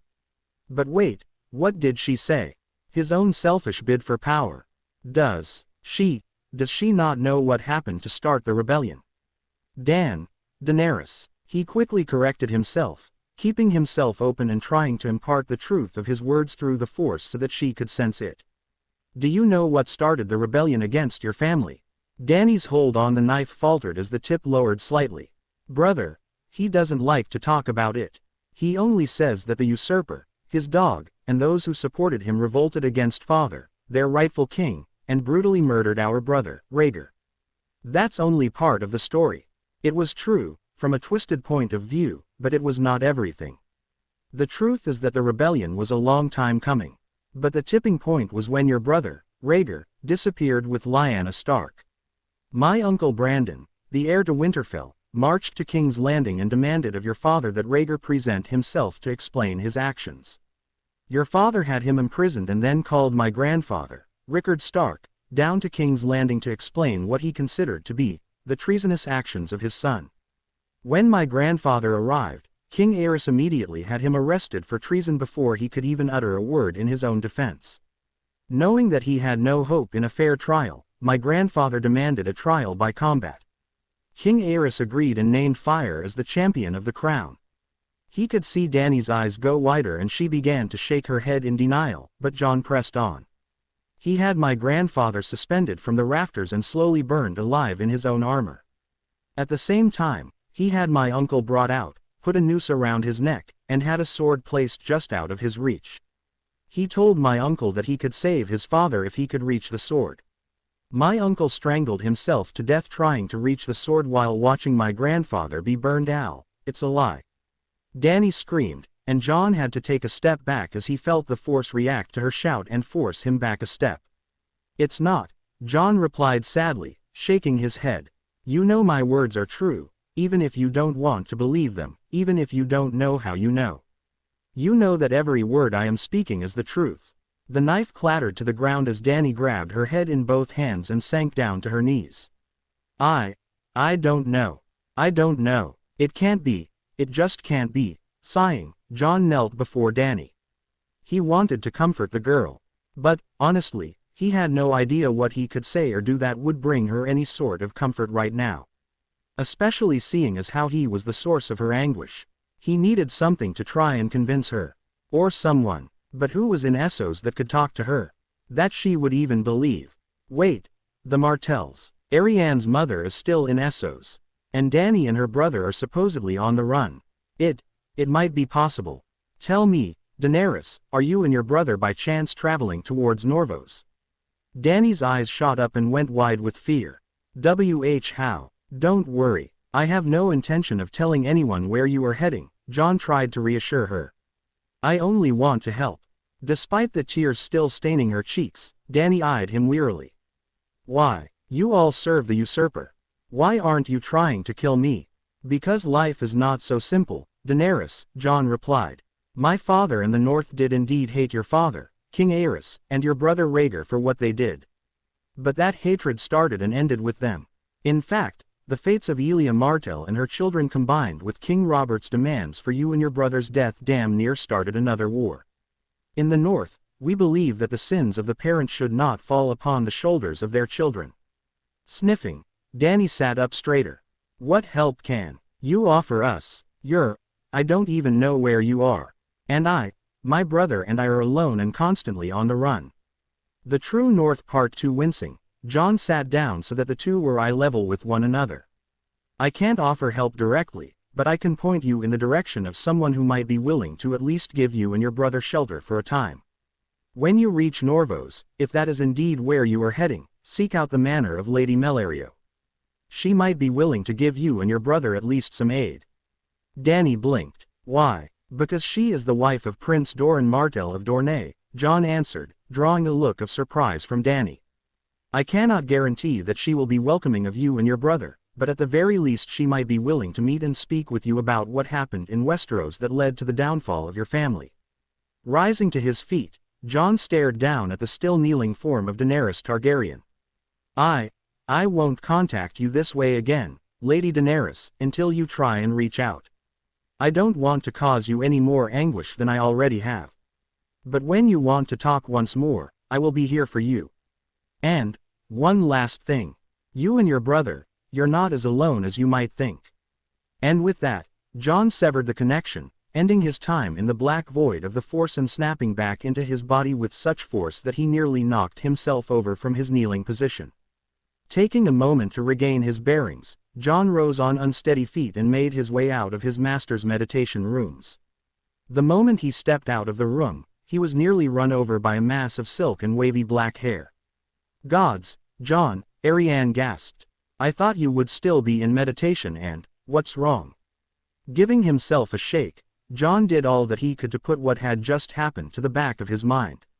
"Nothing of importance," he said, forcing himself to look at Arianne, which in truth was not a difficult task in the slightest. "Are you all right? Did something happen?" Arianne didn't look convinced, but she seemed willing to let the matter slide for now in favor of whatever it was that had brought her to him. "I've deciphered the last of the runes and I think we can finally finish your copy of the Ryonish artifact." His ill mood brought on from his encounter with Dany, no, Daenerys, quickly left him as the prospect of finally finishing the task his master had assigned to him nearly a year past. Finally, he breathed as he met Arianne's smirk with one of his own. "Let's get this done, shall we?" The two didn't say another word to one another as Arianne grabbed hold of Jon's arm as they made their way back to the Sorcerer's library and to their own little section that they'd been using ever since the day of Arianne's arrival in Winterfell.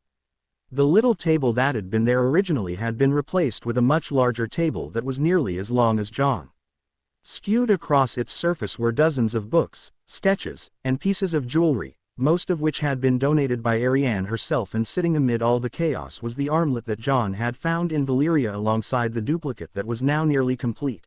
Setting to work immediately, Arianne pulled out a small sketchbook that she seemingly took everywhere with her and opened it while Jon grabbed a small chisel to etch the runes into the new armlet. The work was almost excruciatingly slow, mostly since Jon had next to no experience working on metal in this manner, and neither did Arianne. So, the two were learning as they were going. But while the chiseling and organization of the runes was indeed difficult, it paled in comparison to the fact that Jon had to constantly channel the Force into his every etch to imbue the armlet with the Force, or at least he hoped that he did. If not, well, best not for him to dwell on the matter. "And the last rune, the one for water, should go right here," Arianne stated, pointing to what was quite possibly the last piece of unetched metal on the armlet. "Then you'll need to connect the rune to the others using this arrangement, or at least that was what was done on the original." Following her instructions exactly, Jon made the last few additions that were necessary to complete the runic design. Thanks to how deeply and continuously he was channeling the Force, the moment his chisel made the last connecting line, Jon felt something. It was like a startling spark. A strong shift in the Force the likes of which that he'd never felt before. The armlet beneath his hands glowed red like a hot ember for the briefest of moments before returning to its normal silver coloring. "Jon," Arianne breathed, her face so close to his he could swear he felt her breath on his face. Did it just glow? And what was that feeling? I swear I just got a chill, but there was no wind." Picking up the armlet, Jon stared down at the simple thing.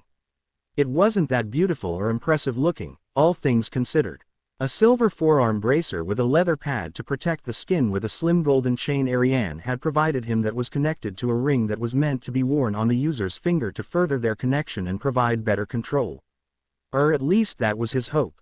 In truth, he didn't know why he'd added the chain and ring. It had just felt right to do so in the moment, so he did. But now that he was holding the completed armlet in his hands, and with Arianne sitting so close to him, he could feel something else. Something between the beautiful woman at his side and the armlet in his hands. "So," Arianne said, clearly putting the strange phenomenon out of her mind. "Does it work?" "Let's see," Jon said, before turning and holding the armlet out for her.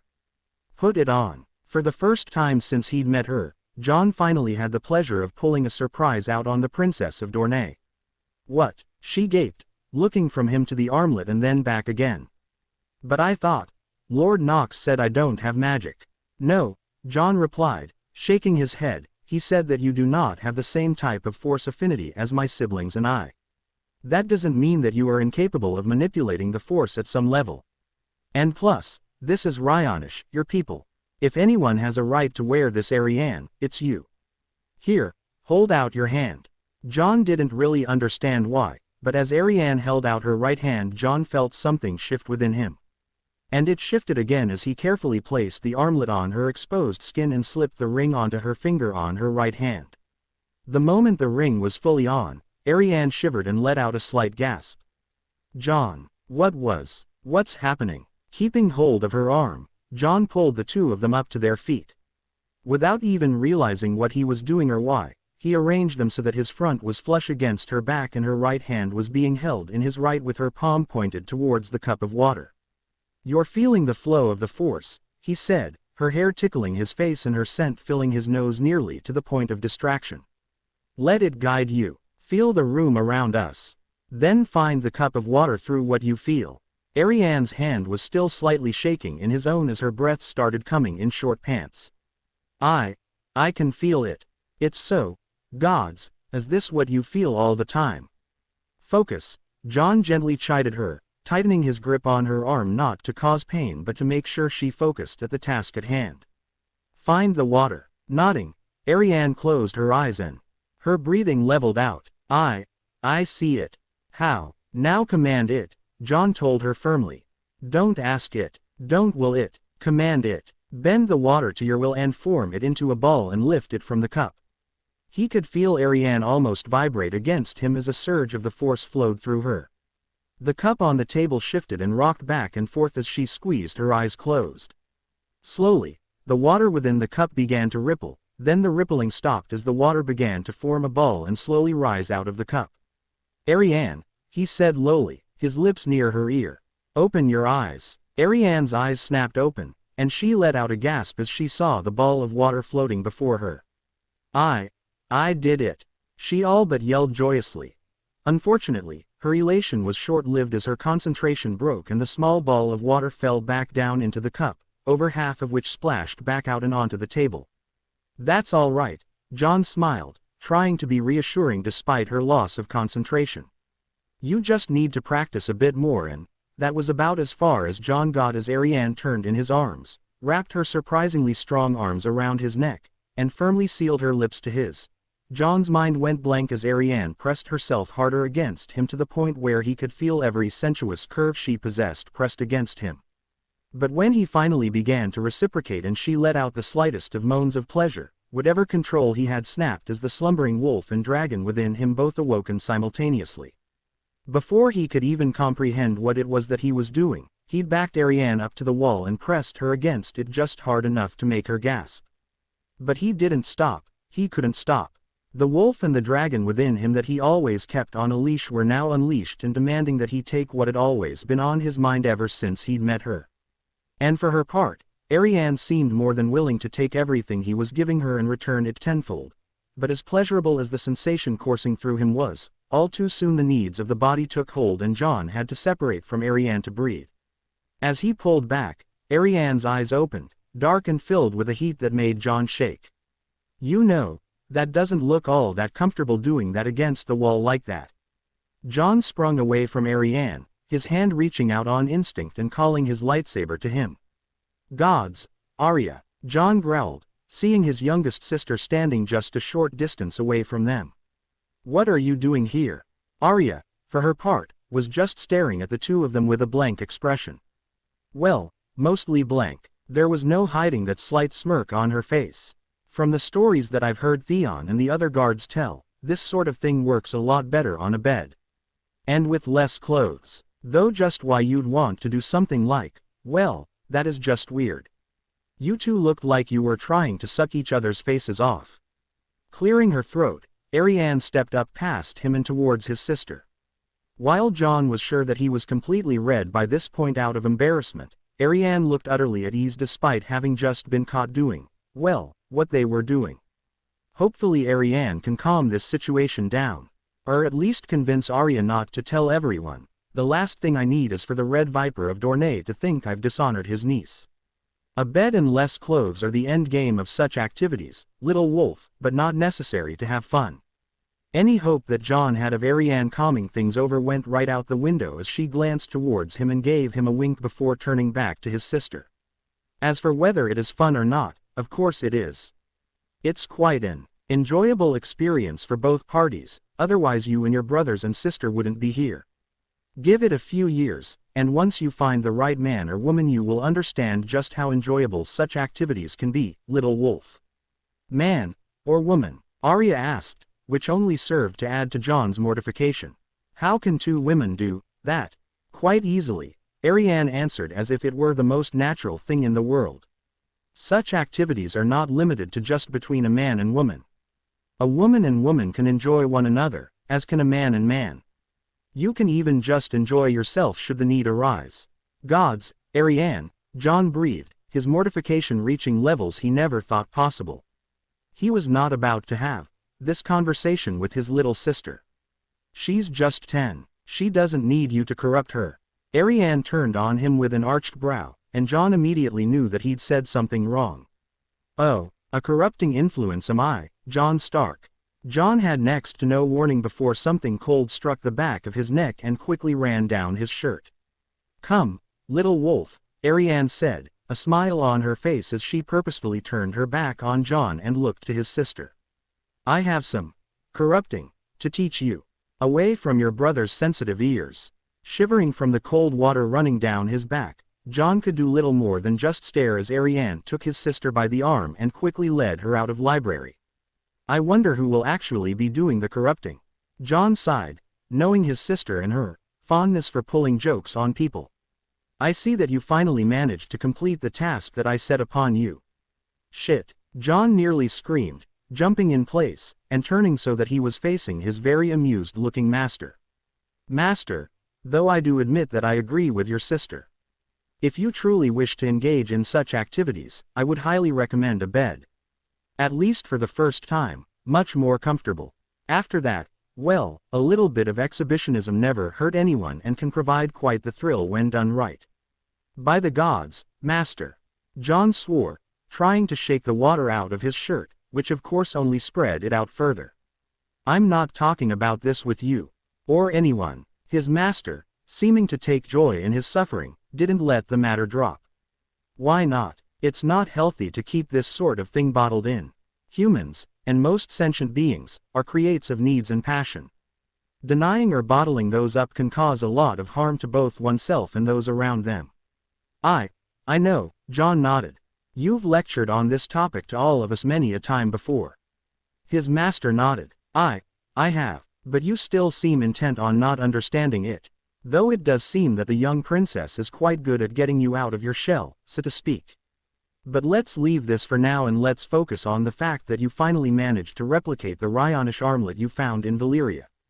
An armlet that you immediately gifted to Arianne. Jon's chest puffed out slightly in pride. Wait, you said a Ryonish armlet, not Valyrian. Which means, oh gods. You knew it was Ryonish and not Valyrian. I did. Huffing, Jon brought a hand through his hair in frustration. Then why didn't you tell me? I've been spending months poring over every Valyrian book I could find trying to make sense of the damn thing. If I had known that it wasn't even Valyrian, then, oh. That was part of the lesson, wasn't it? It was, his master nodded. You did good in using the Force to guide you in the recreation of the armlet. Take pride in that because I do not know of many apprentices your age that would have even come close to manipulating the Force in such a precise way as you just did. But you missed one of the larger points of the lesson for a long time.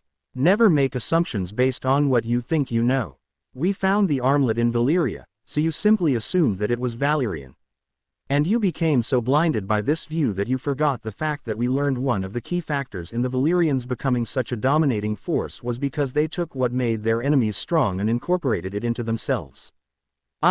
Master, Jon nodded. I won't make the same mistake again. See that you don't. Tunnel vision serves no one well.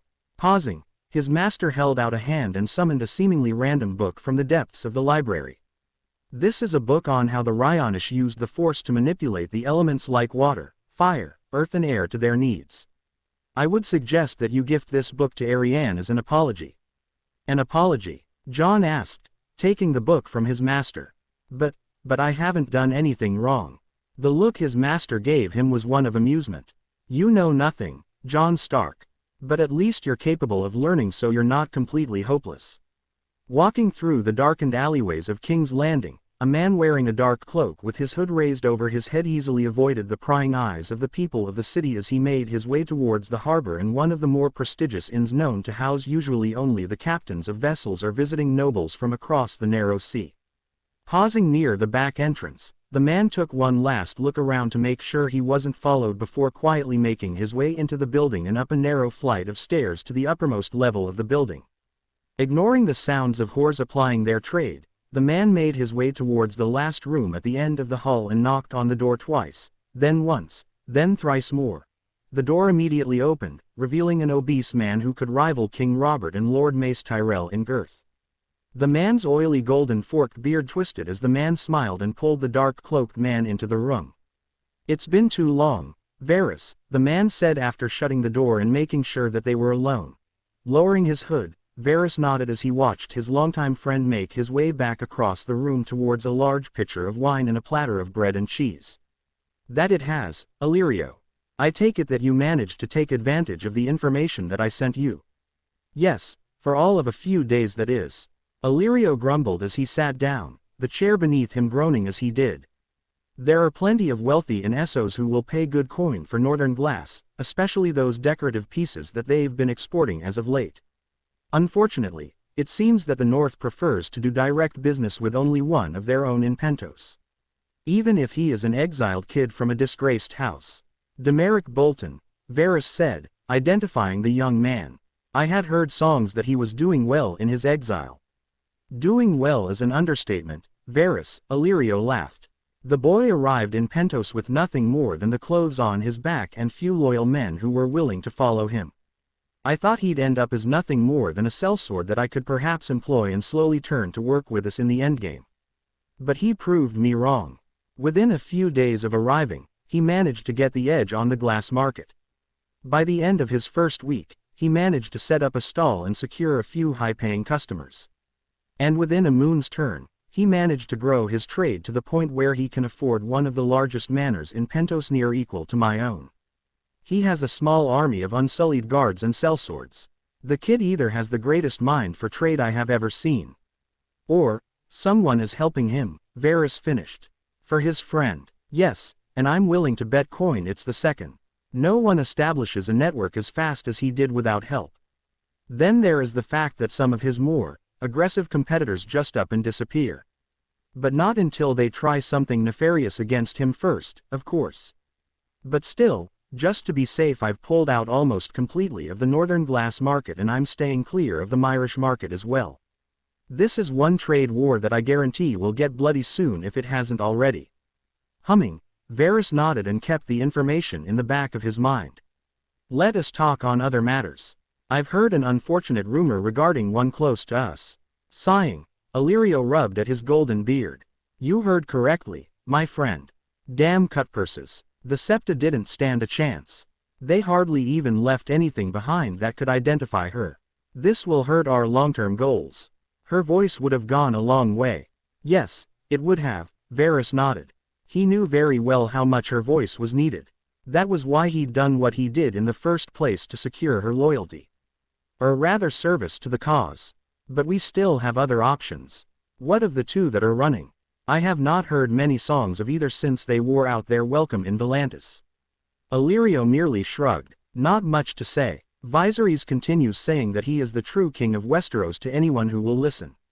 There are still a few amongst the wealthy who are willing to entertain him with the promise of a return for their generosity, but the boy often wears out their welcome within a few weeks at best. The girl, not much to say on her outside of the fact that she is apparently turning into a true Valyrian beauty. Last I heard, they were heading north towards Norvos." "I see," Varys nodded. "So, despite a mild setback, our plans in Essos are continuing as predicted." "Yes," Illyrio nodded. "What of here in Westeros? I've been hearing more than a few tales of late that are cause for concern with our long-term goals. Most of which pertain to a certain sorcerer who has found a home in the north." Varys felt his stomach turn as the topic of conversation changed. "Yes, Lord Nox of Winterfell, the northern sorcerer. Unfortunately, after now having met the man and even played against him slightly, I can say that whatever stories you have heard of him have been understating his abilities. Really? Illyrio questioned. I've heard some pretty outlandish tales. The least of which is him venturing into Valyria and returning with enough wealth to buy his own kingdom. That is true, Varys stated, drawing a sharp look from his friend. I am uncertain as to the full extent of what the sorcerer managed to acquire from Valyria, but it was enough for him to offer a tithe to the crown in the sum of 8 Valyrian steel longswords. 1 for each member of the Kingsguard and 1 for the king himself. Leaning forward, Illyrio stroked his golden beard with a bit more force. And what of the tales of those he is training? The children of House Stark. Will they be a threat? Varys lowered his eyes as the memories of Pycelle's trial came to mind. The sorcerer's primary student, his apprentice, is the baseborn of Ned Stark and Ashara Dane, or at least that is what the rumors say.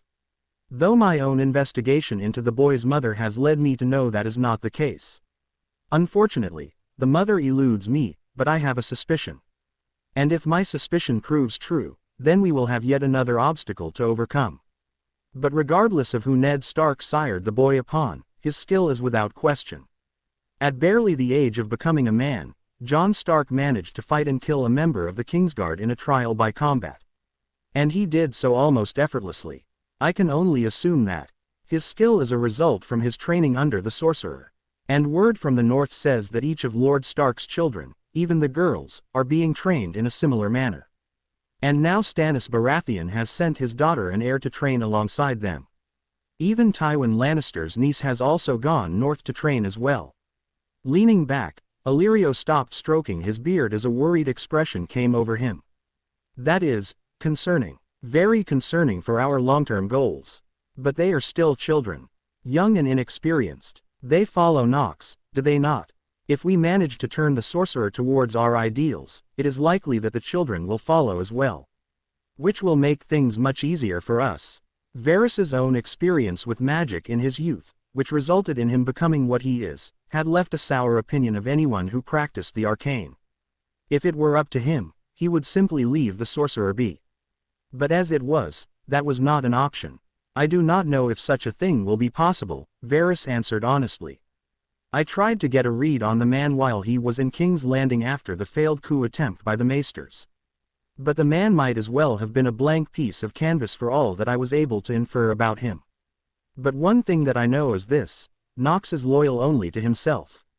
Many in the land, the king included, are deluded enough to believe that the sorcerer owes his allegiance to the wolves, especially now with his wife being named the stewardess of Winterfell. But I know better. A man like Nox only serves those that he is also using. And once the Starks no longer have any value to him, he will leave them behind and move on. And we need to take extreme care not to underestimate the man. He has proven to be very adept at playing the game. Speaking from experience, my friend. Illyrio jibbed and laughed, though Varys did not amusing. Fine, if he can't be brought to our way of thinking, then we simply need to remove him from the board. From what I've heard, this sorcerer's power is like a maul, big and destroying everything in its path. So, let us instead go for a power that is akin to a dagger in the dark. Varys knew immediately as to whom Illyrio was referring to. Nox and the Starks just survived an assassination attempt by their own vassal lords. Their guard will be raised for some time yet. I doubt that even the famed Faceless Men would be able to succeed. Valar Morghulis, my friend. All men die. Illyrio responded with a slight smile. But I can concede your point in that the sorcerer will be on guard. And our plans are still years away from fruition anyway, so eliminating the sorcerer and those who follow him will be our last resort. For now, I will strive to find a way to level the playing field.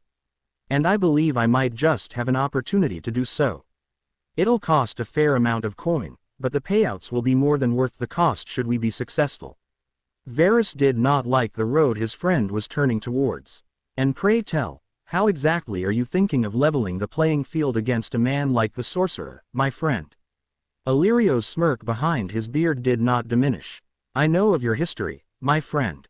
While I can sympathize with your plight, now is not a time to let our personal grudges get in the way of plans that have been in place for so long. Not when we are finally so close to seeing them come to fruition. Sometimes, you must fight fire with fire. And that is exactly what I intend to do with this sorcerer and his ilk. He was right, of course. Varys's own history had made him distrustful of anything even remotely related to the arcane. And if it were up to him, there would be no practitioners of the arcane left. But he knew that that was a dream that would never come to fruition. At least not in his lifetime. Very well, my friend. I will leave this particular matter in your capable hands, Varys conceded. While you work from the angle of countering him, I will see about trying to entice the sorcerer over to our way of thinking. Just know that the price for such an act will be quite high. And will more than likely require more than a few concessions in the future. As long as he does not stand in our way, we can deal with any fallout, Illyrio nodded. Now, let us move on to other topics while we still have the chance to do so. There is much that we still need to discuss regarding the plans in motion. Both here in Westeros and those in Essos.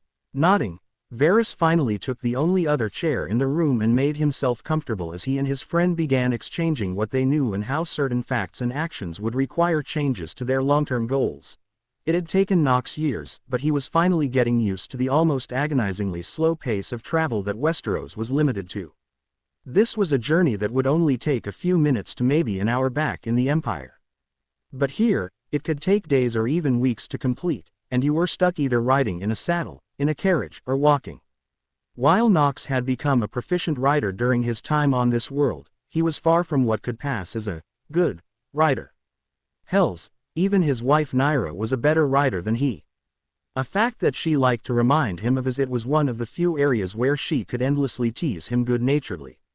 So, as their group finally crested the last of the seemingly endless hills that made up the landscape of the gift, Nox only just barely managed to keep his sigh of relief to himself that they would be given a short reprieve as the wall came into view. Well, a baron whistled as he pulled his horse up alongside Nox. Hearing about the wall is one thing. Now having laid eyes on the thing, no description can do it justice. One can only wonder as to just how the people of old managed to build this thing. Nox was certainly in agreement with his friend. Well, to him almost every structure of note he'd come across on this world had been nothing short of amazing, especially considering the people of this world managed to build them without access to the tools or techniques that were used daily in the Empire and the Republic. But the wall was something else entirely. He'd been able to sense the wall ever since he'd first arrived on this world nearly a decade past. Yet with everything he'd been trying to accomplish over the years, he'd never had the opportunity to venture to the legendary structure. But now that he was within eyesight of the wall, so to speak, he was very well inclined to agree with the Baron. Just reading and hearing about the wall did it little justice. The wall was massive, on the level where even the vainest of Sith would almost consider it over the top. But what truly demanded Nox's attention was not the size or the scope of the wall, but rather its presence in the Force. Even though it had been thousands of years, he could tell that the wall itself was built with the aid of the Force. He could sense the Force, both the light and the dark, incorporated seamlessly into the structure. They say that Bran the Builder designed and built the wall with the aid of men, the children of the forest, and giants. Nox reminded himself as their large party led by himself and Ned began their descent from the hilltop towards a lone castle nestled at the base of the wall. He was the architect for all intents and purposes, which means that he was able to figure out how to incorporate the light and the dark side so seamlessly. Either that, or history has stolen credit away from where it was due and given it to him. A possibility. But still, if Bran Stark was truly the mastermind behind this behemoth, then I seriously need to look over the architecture of Winterfell again. Force only knows what the man built into his home if he was this capable. Urging his horse forward slightly, Nox pulled alongside Ned, who, Nox noted, was staring at the wall with the same awe as he. Though Ned's awe was from not seeing the wall for the first time, but rather from seeing it differently now that he'd been open to the Force. Quite a bit different, isn't it? Nox asked as the two trotted along the King's Road, seeing a structure made by the Force through the eyes of the Force. It is, Ned nodded. Before my fostering in the Vale, my father brought my brothers and I to the wall so that we might see it for ourselves and come to understand the value and history that it holds. I remember being awed at the sight when I was but a boy. And now that I see it differently, it is far grander than I ever thought as a boy. Focusing his sight further, Nox tried to get a read on the infamous Castle Black that was nestled at the base of the wall. Strange, he thought as he felt his sight almost get repelled by the wall. Out of curiosity he tried to reach beyond the wall, but the repulsion from whatever force rituals were performed on the wall were still so powerful he was nearly physically rocked in his saddle. Interesting. Very, very interesting. The wall is not just a physical block, it repels force abilities directly as well. It'll be interesting to see if it repels force-sensitive individuals, and if so, to what degree must their force sensitivity be in order to be registered by whatever runes lie within the wall. Most of the Lords of the North will be housed in Mole's Town, as Castle Black does not have the space or resources to hold so many, Ned spoke up, breaking Nox out of his musings. We'll meet up with them first before heading on to Castle Black to speak with Lord Commander Mormont. As you say, Stark, a Baron nodded good-naturedly as he turned and looked behind him at the train they were leading. Let's hope that the Watch has the resources to deal with such a large influx of Southern volunteers. While the comment was made in jest, Nox knew from talking with Ned that it was a valid concern. Usually volunteers for the Watch are prisoners who choose the black over whatever other punishment awaited them, numbered in the handful at most. The few dozen that had been sent to take the black after the attempted coup had been the largest single influx of men heading to the Watch since the end of the rebellion. And now they were arriving with somewhere between 50 and 100 new men to join the Watch, most of whom had far too many years under their belt to be of any real use. But there were a couple mixed in there that were still young and strong enough to be of use to an order like the Night's Watch. But as Ned had stated, the state of the Watch had declined severely over the years as only really the Lords of the North bothered to keep the wall funded and fed. To everyone else, it was just a dumping ground to send their unwanted, and that was the full extent to which they viewed the wall. The Lord Commander will find a place for them, Ned stated, urging his horse towards a small settlement perhaps a mile or so from the wall. As they drew closer to the village, Nox began picking out different presences through the force that he'd made sure to memorize throughout the years as people of importance. The Umbers, both the Great Jon and the Small Jon. Mage Mormont as well, one of the Karstark boys, though I never did get a good enough read on any of them to tell them apart from this distance. And there is also Gregor Forrester, not surprising as Asher, and his gladiator friend have decided to join us to speak with the Wildlings before he settles down to wed. Which means that other familiar presence near to them is Galbart Glover. There are others, quite a few others it seems, but none that I have taken any note of.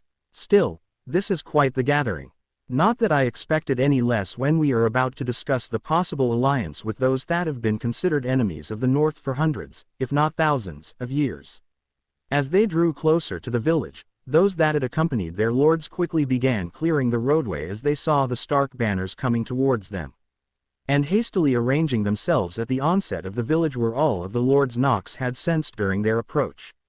The Great Jon and his son were holding the center of the line, pushing the others off to the side. He could see Glover try and edge close to the center, but all it took was a single look from Mage Mormont while the she-bear was fingering her mace to get the man to move down the line. Ned, Sorcerer, the Great Jon bellowed as they drew closer. See, you lot finally got here. We've been sitting on our asses for days waiting for you. And, I see why it took you so long. Bunch of southern pretty boys freezing their balls of holding you down, huh? Hope these southern boys learn to thicken their blood before winter comes for us, and not just these light summer snows. The Watch doesn't need a bunch of frozen corpses to deal with.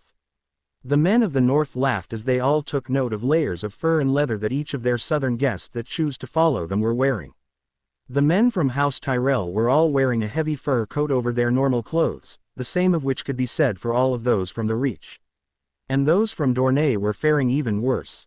They'd lost one guardsman from House Martell already due to the elements. Obara, who'd been the only one of a baron's daughters to follow them, was wearing a thick wool coat underneath a set of furs. And even the famed Red Viper himself was wearing a heavy fur coat over his traditional red leather armor. None of whom seemed particularly pleased at being reminded of their unease with the cold.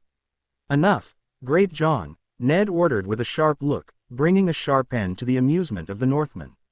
We would be faring no better in the Reach and even worse in Dorne during the height of the summer years. And these members from House Martell and House Tyrell are more than just our guests. They have volunteered to come north and face the Wildlings with us despite knowing the risks. And they will be shown the proper respect. The Great Jon scoffed. Respect is earned in the north, Ned. Ya know that better than any. But I suppose the fact that they're actually here means something. Of course, it does, a baron stated, sliding off his horse with ease and landing soundlessly. And if you need further convincing, I will be happy to have a go at you in the yard. Though I do fear I will need to comfort your widow after we are through. The Umber Lord did not look amused. I've been making corpses of men since you were still at your mother's teat, Dornishman.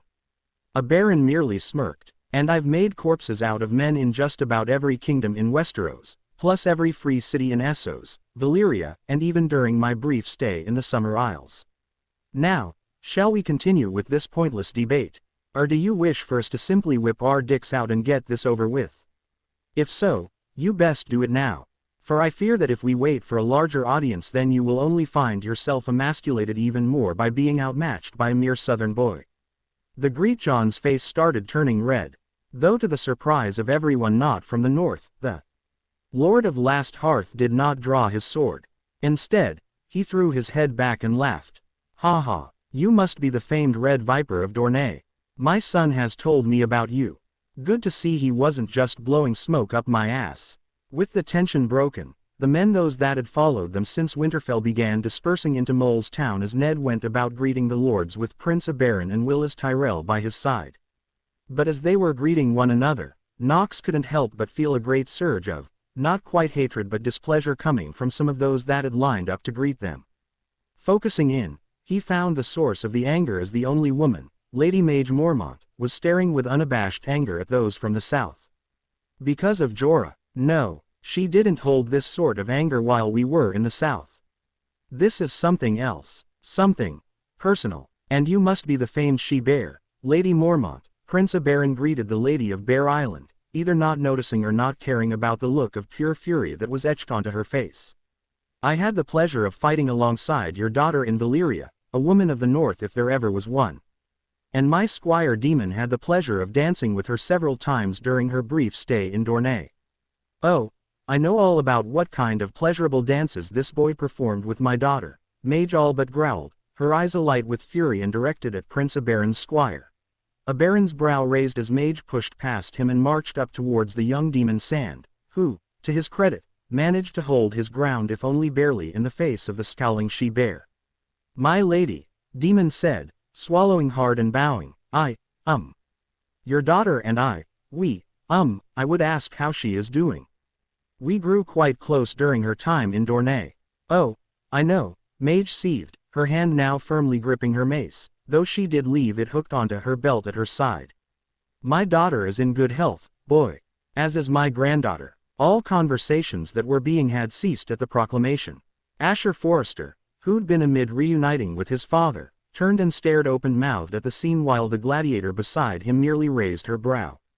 Even the usual carefree Aberon was struck silent as his gaze bounced between his squire and the formidable lady of Bear Island. And as for Demon Sand, he was just standing completely still as if his brain had decided to short-circuit on him and leave him high and dry. Your granddaughter. The bastard from Dorne finally managed to croak out. My granddaughter, Mage reiterated, the feelings of fury escalating from her. A result of those pleasurable dances you and my daughter shared. One could have heard a pin drop in the mud for all the noise that was happening around them as everyone from both the north and the south turned their full attention towards Mage Mormont and Demon Sand. The former of whom stood a full head over the bastard from Dorne. My lady, Demon started to say before stopping, clearly not sure just what to say. I don't know what to say, hey, typical southern boy, Mage spat. Fuck the north over and leave them to deal with the consequences. I don't know why I was expecting any different from you, boy. Even after all the good my daughter spoke of you. Something seemed to snap in Aberon's squire as the young man suddenly stood up straight. But instead of addressing Mage, he turned to Prince Aberon and went down on a knee. My prince, he began, his eyes never leaving Aberon's. Serving you has been the honor of my life. But now I must beg to leave your service, my prince. Oh, Aberon asked, his eyes darting towards the still fuming Mage. Why? Demon hesitated, but when he spoke with conviction. Because I can no longer be in your service, nor in Dorne's service while I am here in the north. With permission, I would seek to stay here in the north and serve at whatever capacity House Mormont would have of me. And who said that I will allow you to even step foot on my lands, boy? Mage asked, her eyes narrowing in on the young man. Rising to his feet, Demon turned back to Mage Mormont and didn't back down from her gaze. Then I will stay on the shores near to Bear Island and form a homestead of my own and do what I can to serve the people of the north. And even if you try and drive me away, my lady, I will not go unless you end my life. For I will not allow my daughter to be raised without knowing her father. And while Daisy is strong, perhaps the strongest woman I have ever met, I will not force her to shoulder the burden of raising a child alone. I will be with her and our daughter in whatever capacity I can. Nox could sense the fury slowly leaving Mage as she took note of the young man's conviction. Bear Island is not the south, boy. We have no sandy beaches, only ice, snow, and mud. Demon just shrugged. Sand is overrated, my lady. It gets everywhere if you're not careful and you have to spend days cleaning it out. We don't have no fancy feasts or tourneys or wines for you to sit back and relax with. Mage pressed further, clearly trying to find a fault with the boy and pressure him into not coming near Bear Island. But unfortunately for her, Demon didn't seem bothered in the slightest. Never really been one for fancy feasts, just ask Prince Oberyn and Princess Arianne. Plus, I haven't fought in any tourneys of note, so can't really miss something I haven't experienced.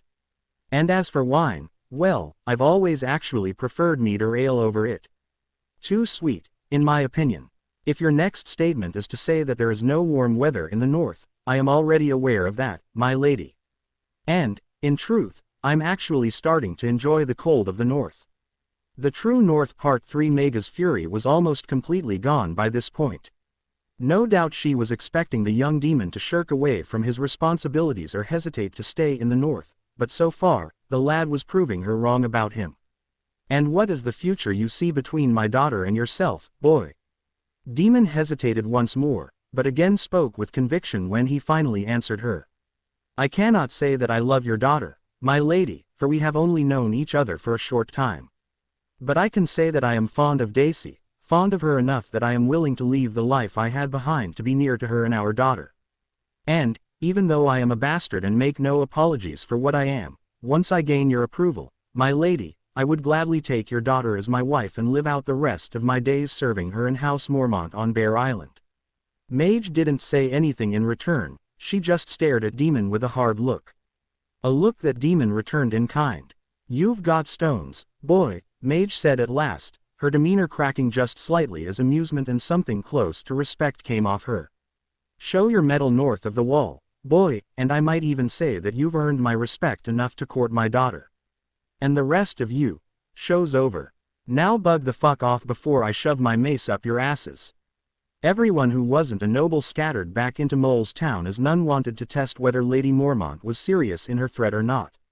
Well then, that was certainly entertaining. Oberyn chuckled, slapping his former squire on the shoulder, and giving him a nod of approval for his actions. Now then, gentlemen, seeing as how we have been on the road for some time and are likely to begin again soon, I do believe I will be taking this opportunity to relax and see what kind of pleasures this quaint little village can provide. No one needed to question what the Prince of Dorne meant, especially as the man began wandering towards one of the buildings in the village that had a red lantern hanging outside its front door. By the gods old and new, I'm starting to suspect that my grandmother is not entirely wrong in her assessment of my friend. Willis sighed good-naturedly as Oberyn disappeared into the building before turning to Ned. Lord Stark, would it not be prudent to continue escorting those bound for the watch the rest of the way to Castle Black? No need, Nox replied before Ned could. It seems we have a welcoming party from the Night's Watch heading our way. True to his word, a dozen men in black cloaks riding horses marched into the north end of the small town and made their way down the road towards them. The one in the lead was one that was instantly recognized by everyone from Winterfell. Benjen, Ned called out in greeting to his brother as he and his fellow brothers from the Night's Watch drew close to them. Ned, boys, Lord Nox. Benjen Stark greeted each of them in turn before turning his attention to the others with them. You must be Lord Willis Tyrell then. I am, Lord Stark, Willis replied. I'm no longer a lord, Benjen replied not unkindly. I gave up my title when I took my vows. I am now merely the first ranger of the Night's Watch. Willis took everything in stride and nodded his acceptance. As you say, First Ranger. We've brought a number of volunteers for the watch from all over the Reach, and we were just about to discuss what is to be done with them now that we are so close to the wall. Benjen turned his attention from his family and Willis towards the line of men, some of whom were obviously prisoners as they were forced to ride in barred wagons.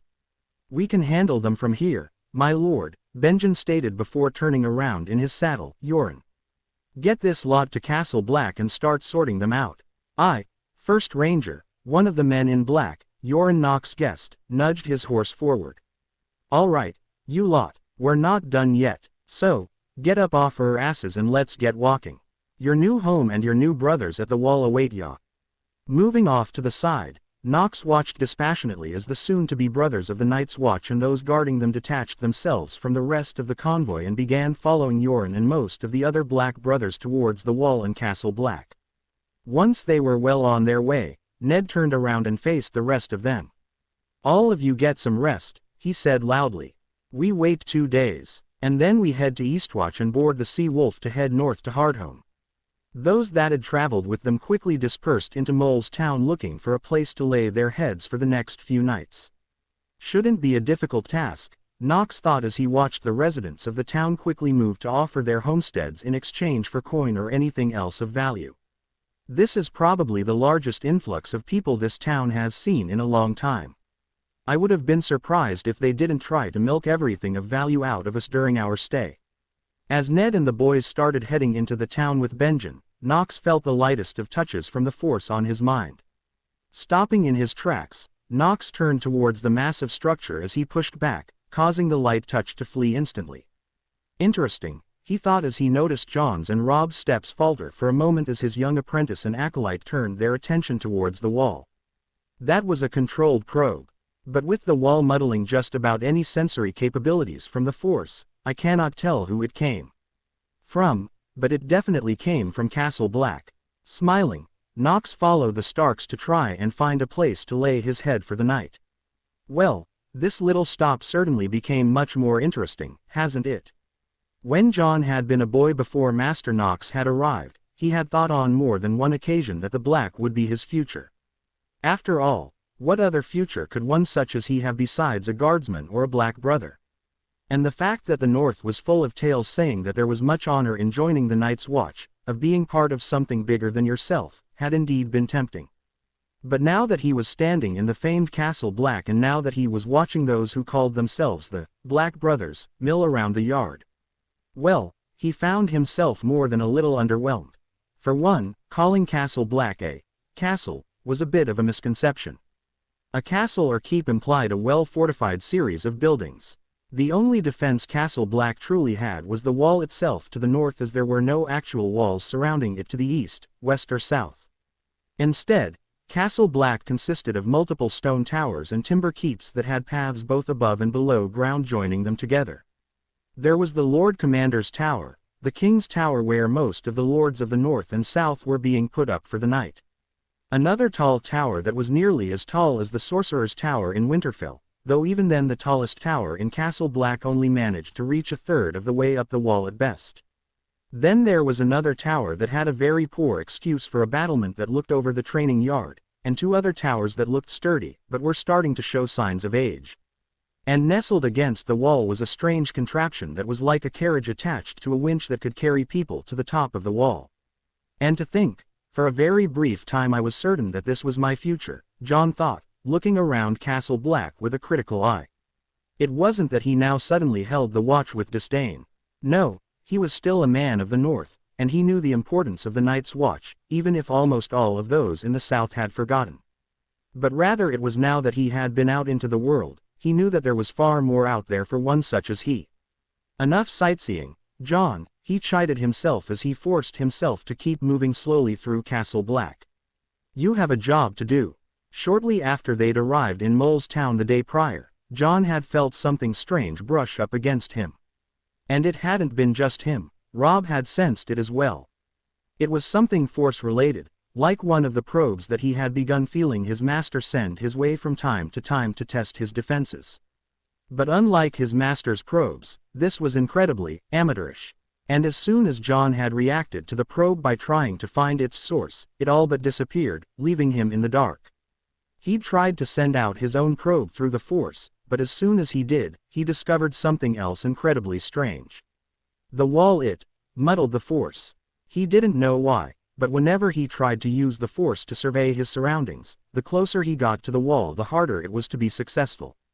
His other Force abilities were still just as they were. He could levitate objects as easily as he could back in Winterfell. But for some reason his ability to sense his surroundings was lessened the closer he got to the wall. Out of curiosity, he tried to sense beyond the wall, and immediately regretted that decision. It was like physically running headfirst into the wall. He'd learned his lesson quickly. So, without really being able to use the Force to sense anything more than a few feet around him, he was stuck walking through the entirety of Castle Black, trying to find just who it was that he'd felt the day before. Making his way along what passed for a wooden pathway, Jon felt a quick spike from the Force, like the one he felt the day before. And just like last time, the moment he reacted to the presence, it quickly retreated. But unlike the day prior, this time Jon was ready for it, and much closer to the source so that the wall, while still hindering his ability to sense anything beyond the immediate space around him, couldn't hide whoever it was completely from him. Got you, he thought victoriously as he turned towards a small squat tower that was situated near the outskirts of Castle Black. A rockery, Jon realized as he saw a raven fly into the upper part of the squat tower. A maester. This should prove to be interesting. Glancing around to make sure that there were no prying eyes, Jon palmed his lightsaber that was hanging on his belt and reached out to open the door, only to have the door seemingly open on its own. Egg, is that you, Egg? Blinking, Jon slowly walked through the opened door, his eyes searching for the source of the raspy voice. What he found both surprised and confused Jon. The source of the Force presence he'd been feeling was coming from an old man, the oldest Jon had ever seen in his life. The man was bald save for a few wisps of snow-white hair still clinging to his head. And he wore a thick black cloak that he had tightly clutched in his fist, no doubt trying to stave off the cold. And around his neck he wore the chains of a maester. But unlike any other maester he'd seen, this man had more chain links than Jon ever thought possible. Egg, the old man called out again, and only then did Jon realize the man was blind as his snow-white eyes passed right over Jon several times. Egg, is that you? Letting go of his lightsaber, Jon entered the room fully and shut the door behind him to keep the cold out. I'm sorry, sir, he said, drawing a sharp look from the man. My name is not Egg. My name is Jon Stark. Stark, the old man questioned, his head tilting to the side. But that, your voice sounds just, oh, that's right, so much time has passed. Forgive an old man, my mind is, not what it once was. And your voice and well, you just reminded me so much of my long-lost brother Egg that my mind wandered without thought. But a Stark you say?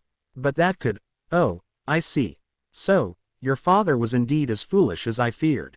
Jon felt his anger flare and the Force responded to his anger. My father is Lord Eddard Stark of Winterfell. And he is no fool, old man. The old man seemed completely nonplussed as he calmly withstood the wave that was Jon's anger through the Force. I see, the old man sighed, shaking his head. I didn't want to believe that your sire was as foolish as the tales say. But it appears that he succumbed to his own madness. But despite how you may have come to be, it warms my soul to know that our line has not ended. Jon was thrown completely on the back foot. He can't know. He's just a maester at the wall. There is no way that, wait, just who is this man? Who are you, maester? The old man smiled and waved his hand in a quick cut across his chest. In response, the lock on the door slid shut and the lone shutter that was open closed and locked. I am merely a maester and a member of the Night's Watch to those who would seek our family harm, the old man answered cryptically before rising to his feet and walking towards Jon with the sure steps of a man half his age. But to you, to a member of family which I will not hold secrets from, I am Aemon Targaryen. Your great uncle on your sire's side. A Targaryen, Jon breathed, his thoughts so jumbled in his mind that he was having difficulty telling up from down. His great uncle nodded before reaching out with a hand and patting him on his shoulder. I'm sure that this is not easy for you, son. Please, sit, let us talk. But first, throw a log on the fire. These old bones of mine are not quite as sure as they once were. Jon hadn't even realized he'd moved to do as the old man asked until he could feel the heat of the fire against his knuckles as he placed a log onto the low burning fire in the room. Taking a seat across from the old maester, Jon found he still had no idea where to begin. I don't know what to say. Then let us start with something easy. Maester Aemon smiled toothlessly as he held out a hand and with a twitch of his finger, brought a thick blanket over to wrap around his legs.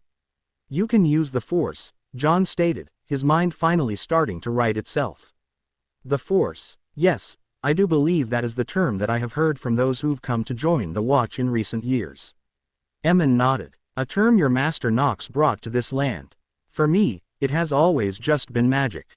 Granted, it has only really shown itself in the past 10 years or so. But magic was the best term I could use to define what I can do. Jon felt himself smirking. Magic is an oversimplification of the Force and its capabilities. I doubt that mere magic like we once knew would allow you to see even though your eyes no longer see.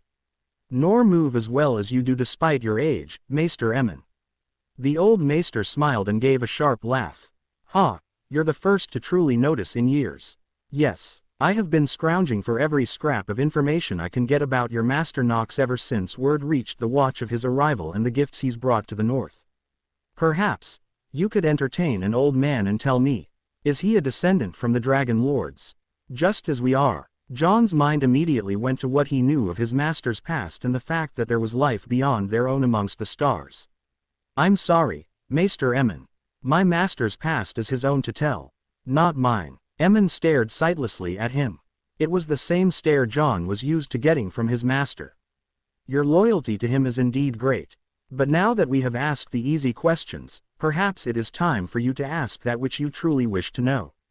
While it might seem unlikely, I can perhaps provide you the answer that you've been seeking. There was only one question Jon truly wanted an answer to, now that he knew just who his mother and sire were.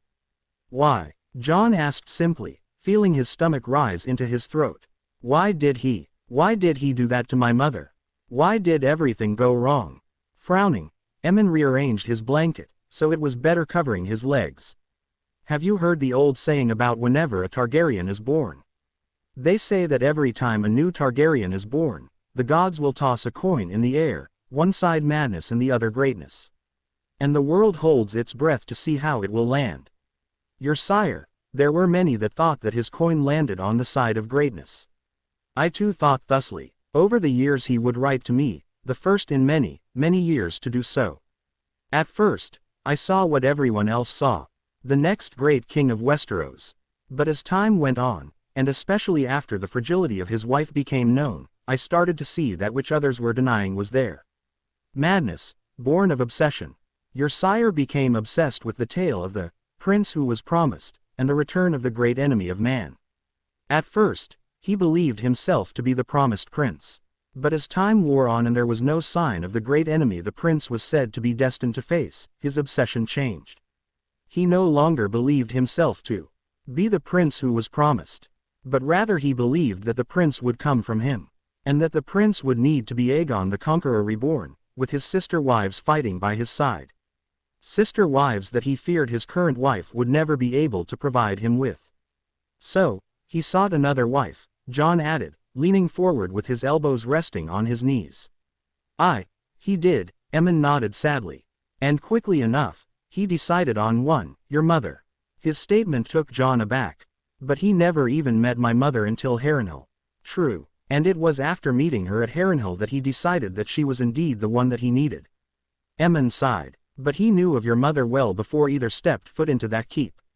The only daughter of House Stark, descendants from the kings of Winter, the last known line to face against the great enemy of man. And he also reasoned in his mind that by marrying your mother, he would be satisfying the pact of ice and fire and appease the gods both old and new. Furrowing his brow, Jon thought back on his history around the Dance of Dragons. But the pact of ice and fire was for a Targaryen princess to marry into the line of Starks, not the other way around. Your sire's obsession made him blind to that point, even after I pointed the same to him, Aemon sighed. But last word I had from him said that your mother agreed with stipulations. I do not know what happened to alter what was between them though. But whatever it was brought about the downfall of House Targaryen. And I hope that you will humor an old blind man in helping him understand just what went wrong, and why his family was brought to the edge of extinction, and why the last remaining relative he has refuses half of his heritage. Jon wasn't sure what to tell the old man. Jon had learned the hard way that the truth only brought pain. He could lie and spare the old man some sorrow. But he knew that any lie he told him would immediately be recognized. So, he told the truth. As much as he knew of it. My mother tried to send word explaining her actions before she left with, my sire. Jon said, still refusing to consider Prince Rhaegar his father. But that word either never reached her family or was misunderstood. Either way, my uncle and grandfather went before King Aerys and demanded Rhaegar show himself and explain his actions, and both were executed for treason against the crown. When word reached my mother about what happened, she wanted to return to her family and correct the wrong that her actions had brought. But Rhaegar, he refused to let her go. And he took her again and again by force until I was conceived. And then he rode off to put down the rebellion, leaving my mother alone with little to no aid in the middle of the desert with only the Kingsguard as company. My mother, she died bringing me into this world. And with her last breath, she begged my father, Eddard Stark, to raise me as one of his own and protect me from all those who would seek to either use me or bring harm to me. Aemon seemed to sag and age before his very eyes as his worst fears were confirmed. I see, so, the coin did indeed land on the side of madness. I had held out hope for so long that it was not so, but now. I'm sorry, Jon said, lowering his eyes. You have nothing to apologize for, Jon. You were but a babe, not even born yet when all these troubles came to pass. Maester Aemon replied, and while we might wish things differently, we cannot change the past.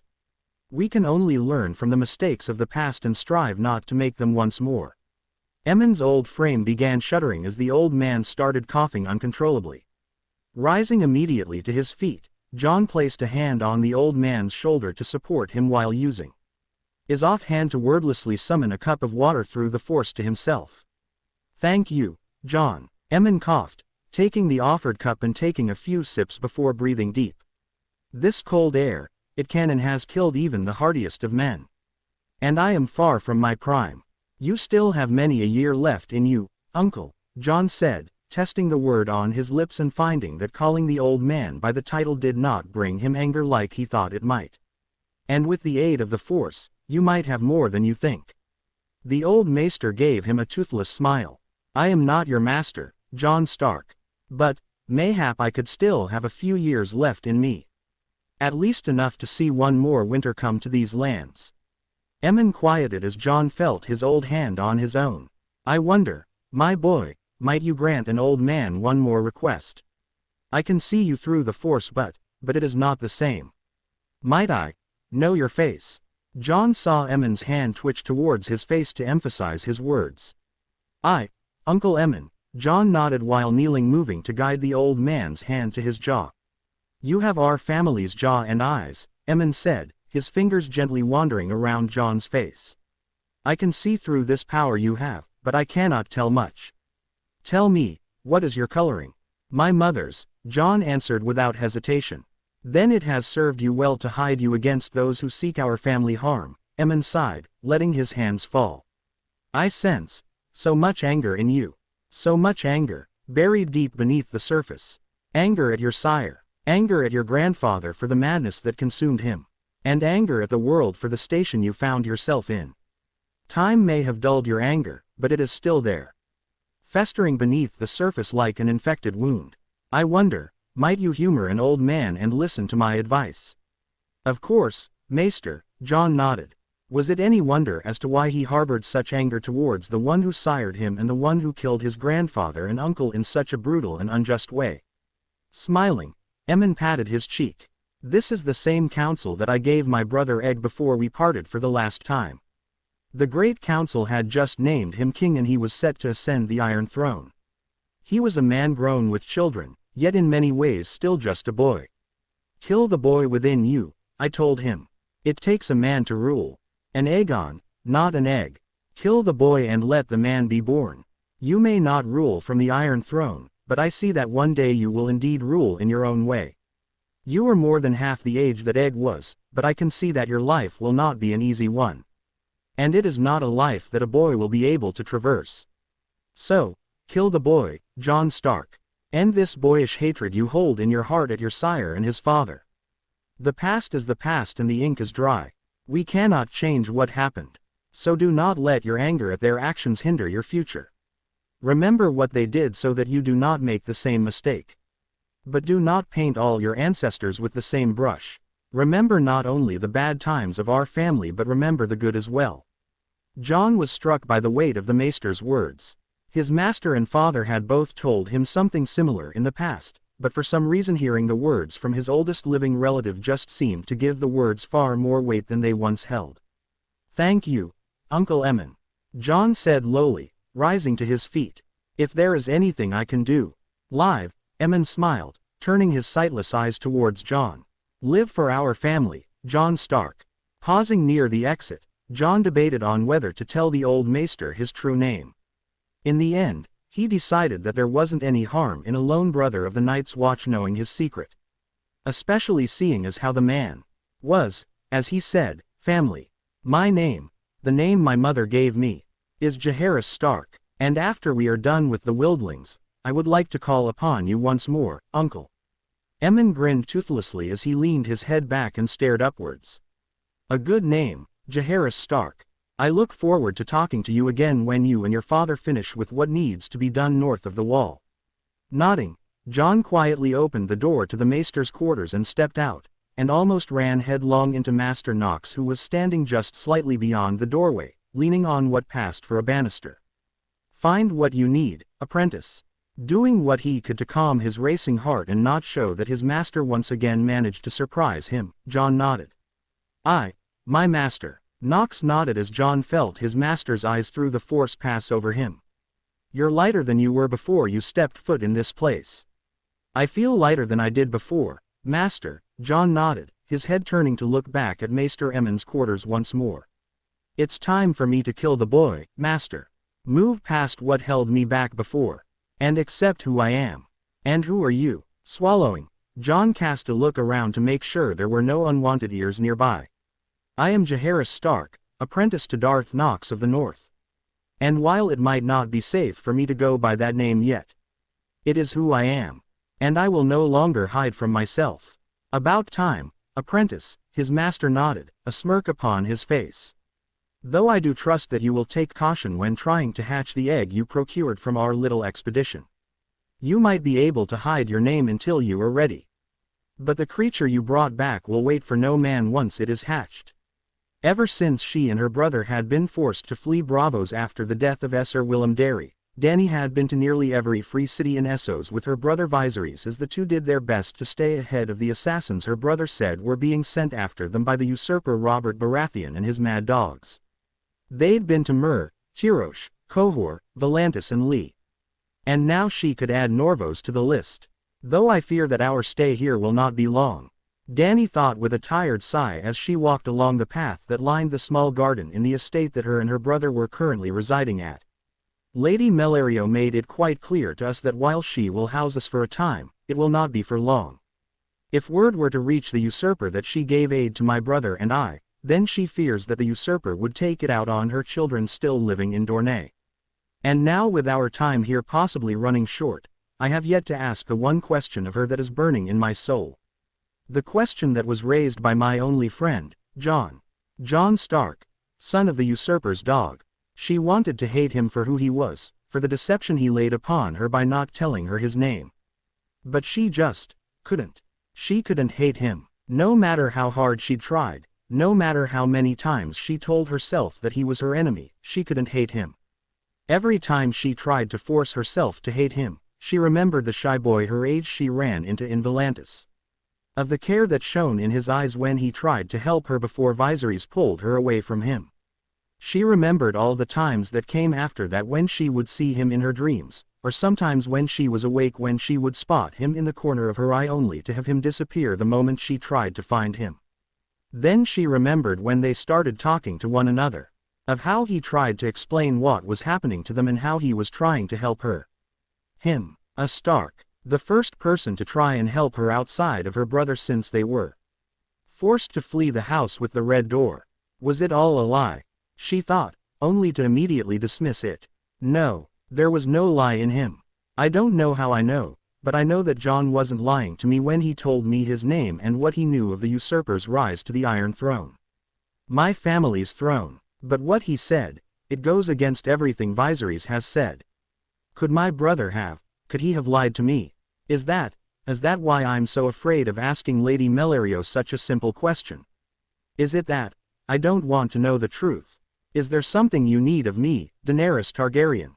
Daenerys had been so focused on her own inner turmoil that the path she'd been walking had faded from her sight and she'd ended up mindlessly wandering into Lady Mellario's private gazebo in the middle of her estate. Lady Mellario was sitting in the shade, a cup of tea in her hand while her lone guard stood behind her. Dany had been stunned, to say the least, when she and her brother arrived in Norvos only for him to immediately bring them to the exact person Jon had told her to try and find. She wasn't sure just what type of reception her brother was hoping to have received when they arrived at the manor, but the frosty and almost hostile reaction from Lady Mellario to their presence was clearly not it. At first Dany was afraid that the Lady Mellario would turn them away immediately, but after exchanging a few words with her brother, Lady Mellario stated that she would give them shelter for a se'night before sending them on their way. Viserys was not happy about the decision, and she was afraid Lady Mellario had awoken the dragon within her brother. But, surprisingly to her, Viserys accepted the offer. Though he did so with the parting words that he would remember her actions when he claims what was promised to him. Dany wasn't sure just what he'd meant by that, but by the look on Lady Mellario's face, she clearly did. And Dany knew then and there that, just like many times before, her brother's temper had cost them a place to stay. Are you going to stand there with your head in the clouds all day, Daenerys? Or are you going to join me for tea? I apologize, Lady Mellario, Dany said, bowing her head. Honestly, she wanted to do nothing more than flee from the frosty glare of the woman. But as a guest she knew that she had no recourse to deny the request to join her. I would enjoy a cup of tea. Being careful to remember the proper etiquette that was expected of her, Dany gracefully took the seat across the table from Lady Mellario. Wordlessly, Lady Mellario picked up a porcelain tea kettle and poured her a cup of steaming tea. Having never really had much tea in her life, Dany was taken slightly aback by the rich smell coming from the kettle. I take it by your expression that you have not had the pleasure of indulging in tea from ye tea. No, Lady Mellario, Dany answered, staring at the green-colored tea in her cup as her host moved a few other dishes towards her that contained various herbs. Traditionally, one would not add anything to the tea, but if the taste is too bitter for you, feel free to add honey. Or, if you wish to add to the flavor, I have some mint, lemon, and basil if you desire. Thank you, Dany said, carefully picking up the offered cup and taking a sip. The tea wasn't nearly as hot as she'd expected it to be. But the taste, by the gods, she had to fight back the urge to down the entire cup immediately. She'd never tasted anything so wonderful in her entire life. Drink it slowly, girl, Lady Mellario chided her. That tea is not cheap.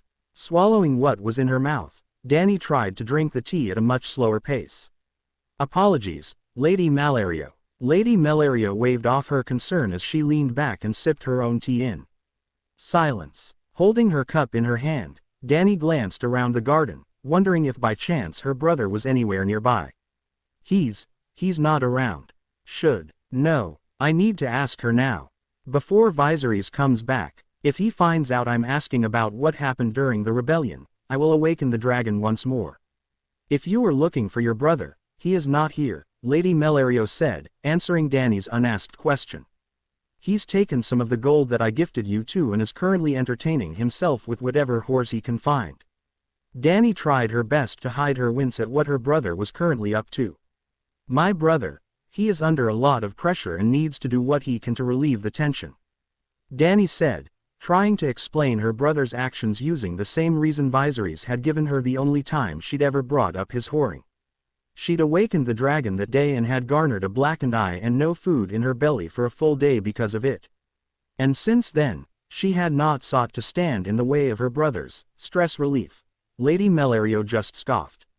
Your brother wouldn't know pressure or stress or responsibility if it came up and bit him in the ass.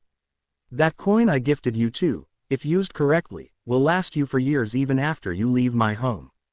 But with your brother's atrocious decision-making abilities and spending habits, you will be lucky if it lasts beyond a single moon's turn. Dany wanted to argue back that her brother was the true king of Westeros and that he indeed knew his responsibilities, but the words died on her tongue before she could give them voice. As much as she wanted to protest what Lady Mellerio was saying about her brother, a part of Dany agreed with her. Not that she would ever say it out loud. So instead, she just held her tongue on the topic. Sighing, Lady Mellerio set her cup down and looked Dany right in the eye. Tell me, girl, do you know why your brother brought you here to me? Because you are married to Prince Doran Martell of Dorne. That is correct, Lady Mellerio nodded. Your brother hoped to leverage something that might happen in the future into forcing me to give you to aid. But might is not definite. Honestly, given what I've seen, it's something I do not wish to see come to fruition. And it is also because I am the wife of Prince Doran and the mother to his children that I was tempted to throw you both out on your ear. Should word reach back to Westeros and King Robert that I am giving you to aid, then he will take it out on my children. I understand, Lady Mellerio, Dany nodded sadly. And I appreciate the aid you are giving my brother and I, despite the risks to you and your family. Lady Mellerio just kept staring at her with a hard look. The only reason I didn't throw both of you out is because of you, girl. Me, Dany gaped. No one had ever really put her before her brother before. Yes, you, Lady Mellerio nodded. I only met your mother once, but she was a wonderful woman. She deserved a far better fate than the one given to her. And you, girl, you remind me so much of your mother. And I could not in good conscience send you on your way without at least giving you some help. But now that you've been a guest of mine for a few days, I've started to notice something about you. Each time we cross paths, you look as if you're about to say something but then you back down. Sometimes because your brother is within the room, or other times because you lose your nerve. Well, no more. Your brother is not here, and I will not let you go till you say what is on your mind, girl. Setting her tea down, as she feared she would no longer be able to hold it with how much her hand was shaking. Dany breathed in deeply as she tried to get the words out. I want to know what happened during the usurper's rebellion against my family, she said in a rush of words that even she could barely comprehend. Even though the words were mostly clumped together, Lady Mellerio clearly heard her as her frown increased tenfold. Surely, you already know everything that happened. Trying to calm her breath, Dany forced herself to press on. Viserys, he told me what happened. How Lyanna Stark seduced my brother and how the other lords of the realm rose up in an unlawful rebellion against the crown. That the usurper and his dogs slaughtered the royal family. How a Kingsguard stabbed our father in the back. And how we must continue running to stay ahead of the usurper's knives lest we join our family in death. But lately I have heard a different version of what happened. And you, Lady Mellerio, you were in Westeros during the uprising. I just want to know what happened. Lady Mellerio seemed to debate on whether to speak or not. I can tell you what I know of the rebellion, of what is now recorded as history. But I must warn you, while the rebels did indeed commit some heinous acts during the war, so too did your family. Are you sure you wish to know this? I am, Dany replied, her voice sounding far surer than she felt. I need to know what happened. Please, it's important to me. Lady Mellerio nodded and picked up her teacup once more. Very well, Daenerys Targaryen.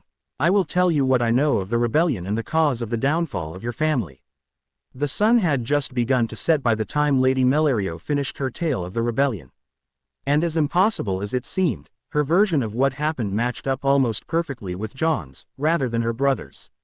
It was all a lie. Dany wanted to scream as tears of betrayal began falling down her face. All my life, everyone has been telling me that the fall of our family was because of others' greed and betrayal. But that wasn't the case at all. My father, my brother, they caused the downfall of our family with their actions. My father went mad and started butchering and burning anyone and everyone who gave him even the slightest of reasons to suspect they slighted him. And my brother, he either ran off or kidnapped Lyanna Stark and didn't ever try to reason with the Starks about what happened to her. Which only makes him sound guilty of the crimes they accused him of. Gods, I don't. The people hate us, we can't ever return, I'll never see my home again. Unable to hold it in any longer, tears burst forth from Dany's eyes as she buried her face in her hands and cried. Dany nearly jumped as she felt a soft touch upon her head. Picking her head up from her hands, she saw Lady Mellario standing before her. The hard look that had been a constant in her eyes ever since they'd arrived was gone, replaced by one of sympathy. I am sorry, my dear. But I told you that it would not be an easy tale for you to hear. Nodding, Dany did her best to fight back against the tears. My brother, he said that the people of Westeros raise secret toasts to our safe return to the throne. Another lie, some may, Lady Mellario shrugged, retaking her seat. But they are far outnumbered by those who curse your family or those who are indifferent unless you can give them something they do not already have. Be it coin or power. But those three categories only describe those in power. Let me tell you a secret that many a highborn refuses to believe about those beneath us. They do not care who sits in power, nor do they care for the games nobles play. To them, it only means their blood and the blood of their loved ones. As long as a family is safe, has coin, and can put food and drink on the table, they care not for who sits in some gaudy chair or who wears what crown. Part of her wanted to protest that what she said wasn't true, but in her heart she knew it was. While her and her brother had been on the run, she never really cared about who was in control of which city they were staying in. All she cared about was that she had a roof over her head and food in her belly. What do I do now? She asked, broken and lost. That is completely up to you, Daenerys, Lady Mellario answered. You can crawl into a hole of pity and let yourself fade into the nothingness of time. Or you can do as your Dragon Lord ancestors of old did. You can take what power you have, and create a new life for yourself. But I don't have any power, she thought despondently. Only to sharply draw herself up short. No, I do have a power. And I have someone who can help me. I only pray to the gods above that Jon will be able to help me. The true North too, huffing and puffing, Robert Baratheon, king of the Andals and the First Men, forced himself to keep putting one foot in front of the other as he made his way around the training yard of the Red Keep for the 10th time with a log perched across his shoulders that was easily as long as a man and nearly twice as heavy. Finally crossing the line where he'd started, Robert let the log fall off his shoulders and onto the ground before he joined it on the ground. Wine, he bellowed, breathing heavily, and resting his head back against the log. No wine for his grace. Water only. Growling, Robert glared at his commander of the Kingsguard, Esser Barristan, who was standing on the sidelines and currently preventing Robert's squire Lancel, another Lannister golden-haired little shit, from coming to his side with his ever-present pitcher of wine. By royal decree, for that was exactly what it took to get his commander of the Kingsguard to agree to Robert's desires, Barristan was to treat Robert as if he were just a squire being trained to fight. And now Robert was seriously regretting that decision. Barristan was a taskmaster beyond any Robert had ever been trained by. He knew that he would never again be the demon of the trident that had crushed the chest of that sister-fucking piece of shit. But he could at least gain back some of what he'd lost since he'd sat his ass down on the Iron Throne. There were many, such as his own loving wife, and his brothers and even Jon Arryn, who questioned as to why he was now putting himself through this. But they didn't understand. The Greyjoy rebellion had reignited the fire within him, stoked his rage and made him want to be the warrior he once was. But that fire faded fast the moment he got back to King's Landing and had to resume ruling over the Seven Kingdoms. For years he never even stepped foot in the yard. His primary drink was wine. And the only exercise he got was from fucking whores. He hadn't even realized just how bad he'd gotten until Ned, his sons and Nox showed up after slaughtering the Maesters and revealing a conspiracy that had been around since before the time of the dragons. Seeing Ned again had put some life back into him. But watching Ned's boys, one of whom handily killed a member of his own Kingsguard with little effort, had reignited that spark within him. And watching Nox deal with some of the shit of this city so easily, hells, he felt more than slightly humiliated when he compared himself to them. So, while their time in the city was brief, Far too brief for his liking, their time with him had forced him to look at himself. And he did not like what he saw. While he doubted that he would ever be the king that Jon wanted him to be, that just wasn't him, he could at least return to being at least part of the warrior he once was. 7 hells, boy, Robert growled as he roughly yanked the waterskin away from his squire, spilling some of its contents. Did you walk down to the bay to get the water or something? Lancel's eyes were wide as he nervously shook his head. No, your grace. I was standing right here the whole time. It was rhetorical. Dumbass, Robert sighed, shaking his head and pouring some of the water over his head before downing the rest of it. Get my sword. Lancel nodded and quickly ran off to the bench where Robert's sword, Dragon's Bane, was waiting. All but ripping the sword out of the little shit's hands, Robert took a moment to marvel at the rippled Valyrian steel. No matter how many times he'd seen it since that wonderful day at the small council, he still couldn't help but admire this one facet of the dragon lords of old who had created this and other such works of art. Barristan, get your ass out here. Making sure he had a firm hold on his sword, Robert waited as Barristan drew his own Valyrian steel blade and moved to stand opposite of him. Their spar, if it could even be called that, was very one-sided as Barristan proceeded to thoroughly trounce Robert time and time again. Not that Robert necessarily expected differently. He'd always preferred his warhammer and brute strength over the finesse of a sword. That was more Ned's thing when they were growing up together in the Vale. But given his status and age, he doubted that he would ever again step foot onto the battlefield. More's the pity for that. So training in the yard was about the closest he would ever get to feeling the thrill of battle again. Finally, after getting disarmed and knocked on his ass for the 10th time, Robert finally called an end to the training session. By the Seven's hairy balls, Barristan, can you at least look like it took some amount of effort on your part? Robert gasped, motioning towards his commander who wasn't breathing hard and barely even sweating. It did take a lot of effort on my part, your grace, Barristan nodded, sheathing his sword. After all, you're still alive. Letting loose a loud rumbling laugh, Robert slowly got to his feet as he noticed a slight grin on Barristan's face. As there was on Lancel's. What's so funny, boy? Robert asked, rounding on his squire with all the fury he could muster given the situation. The smile instantly disappeared. And nothing, your grace. Oh really? Robert asked, just barely able to keep himself from breaking as he stared hard at the boy. Are you too good to laugh at a joke made by the commander of the Kingsguard? Oh, enough, Robert laughed, thoroughly enjoying first victory in the yard that day, even if it was with bloody words instead of swords. Get your ass moving and get someone to prepare my bath. I smell like the wrong end of a horse. Why yes, your grace. Lancel bowed before all but sprinting out of the yard. Sighing, Robert weaved Dragon's Bane through his belt and motioned for Barristan to fall in line. Come on Barristan, let's walk. Gods only know how long it'll take that useless golden shit to actually do as his king commanded. Barristan didn't say a word as he fell into line behind Robert, and together the two of them made the short trek from the training yard to the Godswood in the Red Keep. If only you were here with me, Robert thought with sorrow as he and Barristan began traversing through the rows of flowers and plants that decorated the Godswood. All of this, it means so little without you here to share it with me. Not even all of the 7 kingdoms can fill the hole your death left in me. Though at times, gods, I wonder if you would even want to be here in this cesspool of a city. No weirwood tree to remind you of home. No open fields to ride through. But more than just being in the city, would you even want to be with me?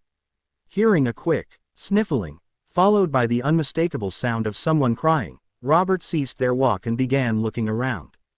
Barristan, Robert called out behind him as he spotted only one other individual in the Godswood. Who was Oakheart assigned to watch today? Your children, your grace, Barristan answered immediately. Grimacing, Robert was of the mind to just leave it be, but another sharp cry froze him in place. Curse it all to the 7 hells. Turning on his heel, he marched over to where Oakheart was standing, the man looking clearly uncomfortable as he finally noticed Robert and Barristan approaching him. Your grace, Oakheart near shouted, standing up straight like he had a rod shoved up his back. Robert gave him a quick nod of acknowledgement before turning his attention to the source of the noise. He wasn't sure just what he was expecting to find when he looked down, but seeing Myrcella holding onto an openly weeping Tommen with a red bundle laid out before them was certainly not it. 2 golden heads, but they shouldn't be that way. They should be dark hair, just like my love's. Black of hair with stormy eyes. Not golden-haired and green-eyed like my bitch of a queen. Myrcella, Tommen, he called out, squatting down close to them. Robert wasn't sure just what was worse.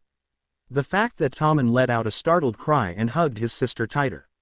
Or the fact that Myrcella glared at him with a look that did not belong on a young girl her age, or her flat tone when she responded to his presence with a, "Your Grace," and not, "Father," not, "Robert." Just, "Your Grace," as if she were not his daughter at all. He didn't know why, but it hurt. The hole that had been created by the loss of Lyanna, hearing that cold tone from his daughter and the reaction of her holding her brother tighter, it made the void left within him ache something fierce. By the gods, have I really been this shit of a father that my own children act like this just in my mere presence? What's going on, children? He asked, trying to keep his tone light in the face of his daughter's glare and his son's obvious distress. Myrcella's gaze hardened as he noticed her tightening her hold on Tommen. "Why do you care, Your Grace?" Feeling frustrated, Robert snapped at her.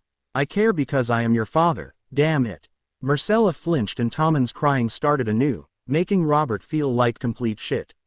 "I'm sorry," he said, fighting down his irritation and trying to keep calm. "Please, Myrcella, Tommen, I'm your father. Not just your king. Now, talk to me. What's going on? And what is that?" Myrcella's gaze softened only slightly and Tommen crying lightened. But still neither answered him. Reaching forward towards the red bundle, Robert lifted the corner of the cloth and peered at what was within. And was met with the sight of flesh and blood. Thankfully, an animal's flesh and blood. An animal that had just been skinned by the looks of it. A wave of bile rose in his throat as he was brought back to the last time he was presented a red bundle soaked in blood. "Stop it," he chided himself. "They were spawns of the dragon and children of that whore. They do not deserve your pity." "What is this?" he asked gently, making sure that neither child could see the skinned creature inside. It's Sorcerer Prance." Robert's heart froze in his chest as his lungs refused to work. Sorcerer Prance. That was the name Tommen gave to the fawn that I ordered to be gifted to him. Moving in a way so that his children wouldn't see under the red cloth, Robert again lifted the cloth and stared at the skinned animal. It was indeed a fawn. And around its neck was a black and yellow collar. "Who did this?" he asked, turning towards his children. Neither would answer him though, or even look at him for that matter, so he instead turned towards Oakhart. "Oakhart, answer me. Who did this?" Oakhart looked more than slightly uncomfortable as the young man shifted his feet back and forth. The Queen ordered not tell any. I don't give a damn what that bitch ordered." Robert all but yelled and shot to his feet, an action he immediately regretted as it caused Myrcella and Tommen to both whimper and cling to each other together. "I want to know who did this. Now." Oakhart hesitated only a moment longer before telling him. "It was the Crown Prince, Your Grace. He said that no self-respecting lion would want a fawn, lions eat fawns." And the Crown Prince told Prince Tommen that Pride was hungry. Robert felt his fury spike. Pride was the name of the pet lion that Tywin had sent to King's Landing for Joffrey's last name day. Though Robert was not happy about keeping the beast in the Red Keep. Unlike the wolves that followed the Starks around, no doubt where Tywin and his wife even got the idea in the first place, that beast was not tamed in the slightest. It wasn't even a cub, but nearly a full-grown lion. And the beast had a habit of trying to claw or bite anyone who even got close to it. In fact, it pretty much spent all its time in Joffrey's rooms locked in a cage with a chain around its neck just to make sure it didn't do any harm to the servants. Hells, even despite the beast being locked away and chained, it had still already managed to maim 3 servants, though how it managed to do that he had no idea. But now, hearing what Tommen said about his pet fawn and Joffrey wanting to feed it to the beast. He'd heard a passing whisper that Joffrey was tormenting his servants by forcing them to put their arms through the bars of Pride's cage. But he'd chalked it up to be just that, whispers. Especially seeing as how he could never actually find the servants who were injured or even the ones who were whispering about it. But now, could there be some truth to it? Turning his back on his Kingsguard, Robert knelt back down beside his children.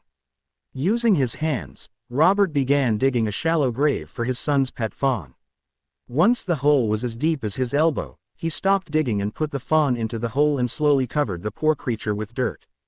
After burying the fawn, he sat down fully and motioned towards his children. "Come here, Myrcella, Tommen." Moving slowly, another action which brought another slight pain to Robert's chest, both Myrcella and Tommen slowly came over to him and sat down in his lap with each claiming one of his legs as a seat. Wrapping his arms around the two of them, he held them close, mentally cursing all the while at the stiffness he felt from each of them. He remembered his mother and father doing exactly this to him when he was still but a boy before he was sent away to foster, and it always made him feel better. So, maybe it would work for his children as well as it did for him. "I'm sorry, Tommen, Myrcella," he said, surprising himself slightly as he realized he really did mean it. I've been a shit father to both of you. And I'm sorry. Though I know just saying it won't mean much, but I am sorry. And I promise, from here on out, I will be a much better father to both of you.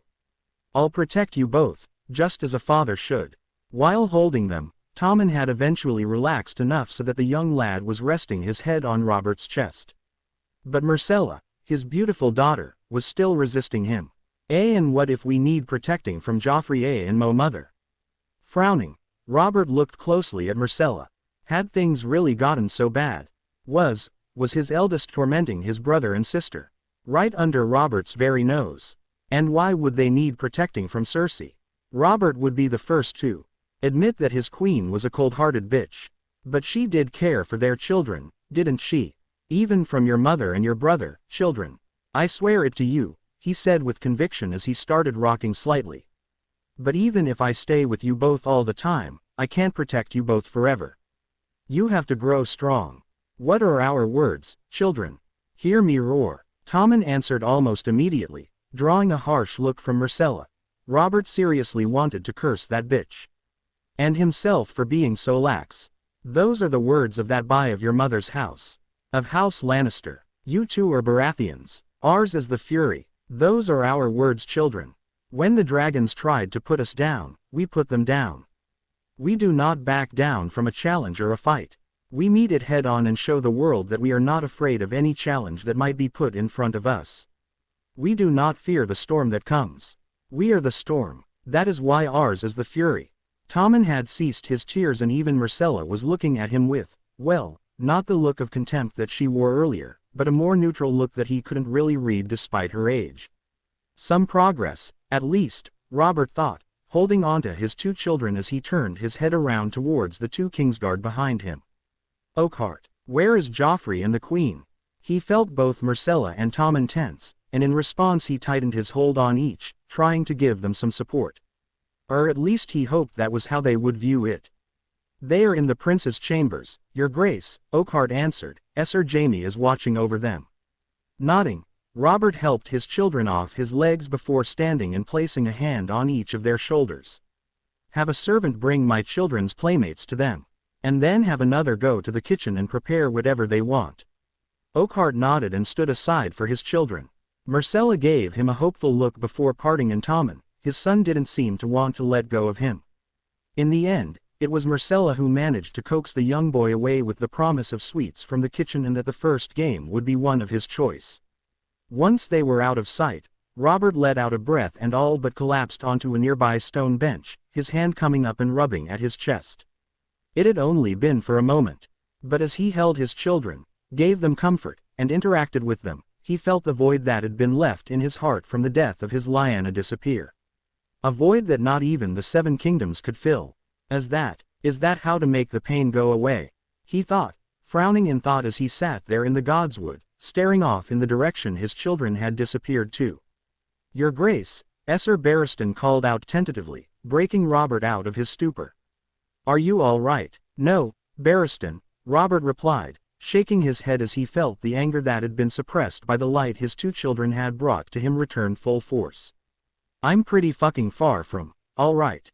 Bending over, Robert roughly grabbed hold of Dragon's Bane and marched off towards the royal chambers, leaving Barristan rushing to keep up. It was far past time that he did something he should have done some time ago. With each step he took, his rage over what he'd learned in the Godswood intensified. Ours is the fury, Robert seethed to himself as he marched into the royal wing of the Red Keep. It's time that bitch and my pathetic excuse for a son learn what that fucking means.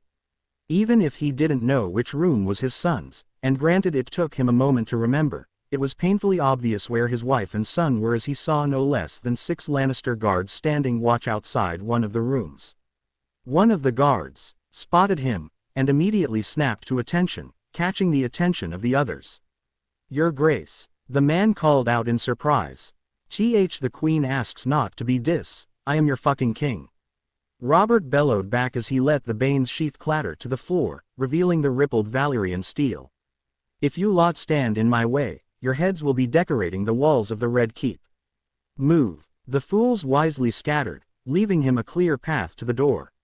Reaching the door, Robert didn't bother to knock, or even use his hand to open the latch.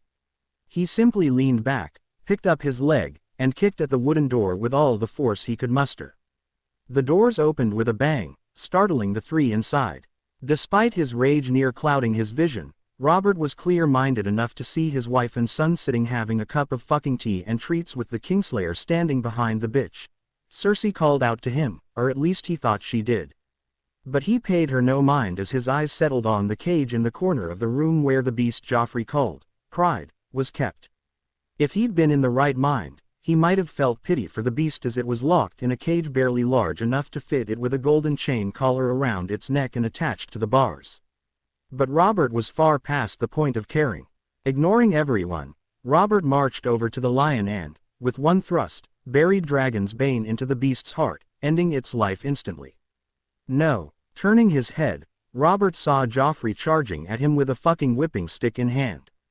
His rage still peaked. Robert didn't hesitate as he pulled Dragon's Bane out of the beast and held onto it with one hand.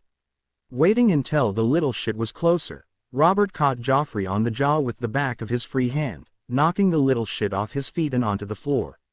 "Robert!" Cersei screamed, running at him as well, her hands raised ready to slap him back. He didn't hit her, though gods knew he wanted to. Instead, he simply caught her arm mid-slap and roughly threw her down onto the ground next to their son.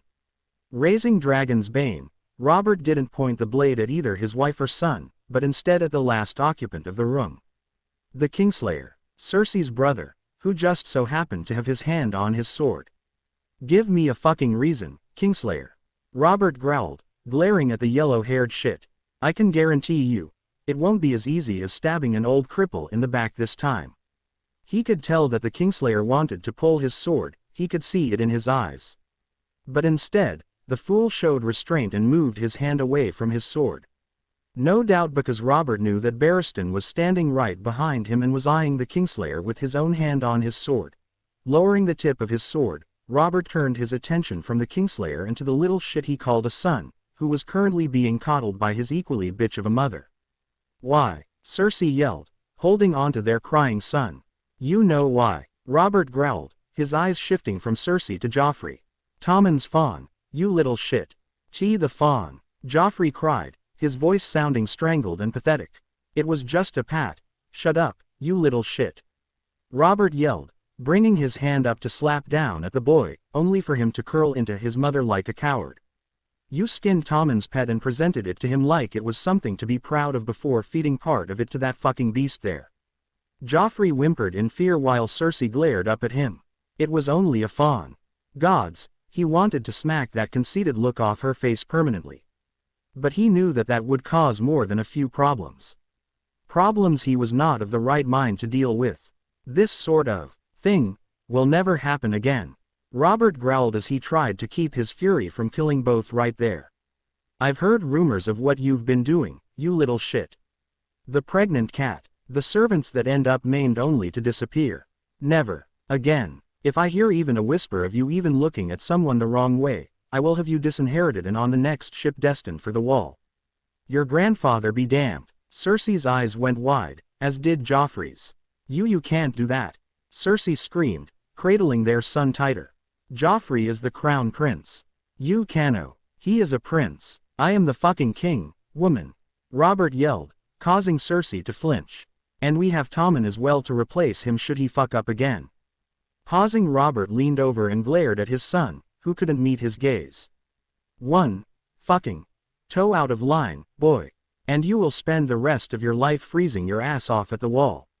Righting himself, Robert gave one last glare towards the Kingslayer before turning and marching out of the room, leaving his wife to cradle their now whimpering son. Gods, how could such a pathetic little shit come from me?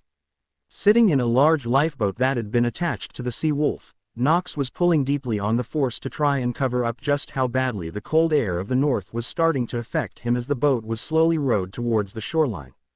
He'd learned very quickly after arriving on this world just how strange its weather patterns were, most of which seemed to defy the very laws of nature. But he'd never thought that he would ever step foot on a part of this world that could make even Hoth seem hospitable. After passing by the wall by sea, the air temperature had plummeted. Many joked that north of the wall a man could take a piss and watch it freeze before it hit the ground. Which honestly was ridiculous considering just how cold the air would have to be to make such a feat possible. But now that he was north of the wall, he was highly inclined to believe that there was some truth to the tale. The weather has to be being influenced by the force presence north of the wall. Nox thought as the boat he was in drifted closer and closer to shore. Ever since passing the wall, I've noticed a strange force presence, dark in nature, to be sure. But it's elusive, similar to Valyria, but not quite. Valyria was brought about by a sharp influx of pure dark side chaos that corrupted the land quickly. Whatever this strange presence is, it's been slowly changing the land to how it wishes it to be. And the only reason why it hasn't spread further south is because of the wall. Interesting. I'm going to need to speak with a number of people once we get back to the wall in Winterfell. Nox, you with us? Nox responded to Ned's question while giving himself a mental shake. There would be time to ponder the strange force signature after they were done with what they'd set out to do. "What can you tell me of the Wildlings' numbers?" Ned asked. Tilting his head back, Nox focused his senses in on the plot of land before them. It was difficult due to the strange force presence north of the wall, but wasn't impossible for one of his skills to discern an approximation in a specific location. Mance kept his word, Nox responded. "I would say that there's somewhere between 1 to 2,000 Wildlings in the ruined settlement and none outside for quite a distance." Nodding, he could feel Ned reach out with his fledgling abilities to try and verify the numbers. As he did, Nox took a moment to get a read on those who were coming with them to shore. There were nearly a dozen rowboats rowing towards the shore from the Sea Wolf, ferrying the lords and ladies and their men at arms from south of the wall. At best, they numbered perhaps 200. The rest of their men, another 200 strong, were waiting back on the Sea Wolf for the rowboats to return to the ship.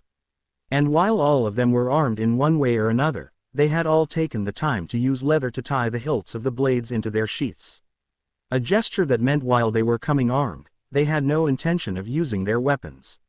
"Not that we will need them anyway," Nox thought, sending a passing glance over his apprentice and acolyte and fingering the mask, Raven's mask, that was tucked away within his cloak. "I could take on these Wildlings myself and hardly break a sweat. Robb and Jon, they are young but well on their way to one day becoming my equal or better.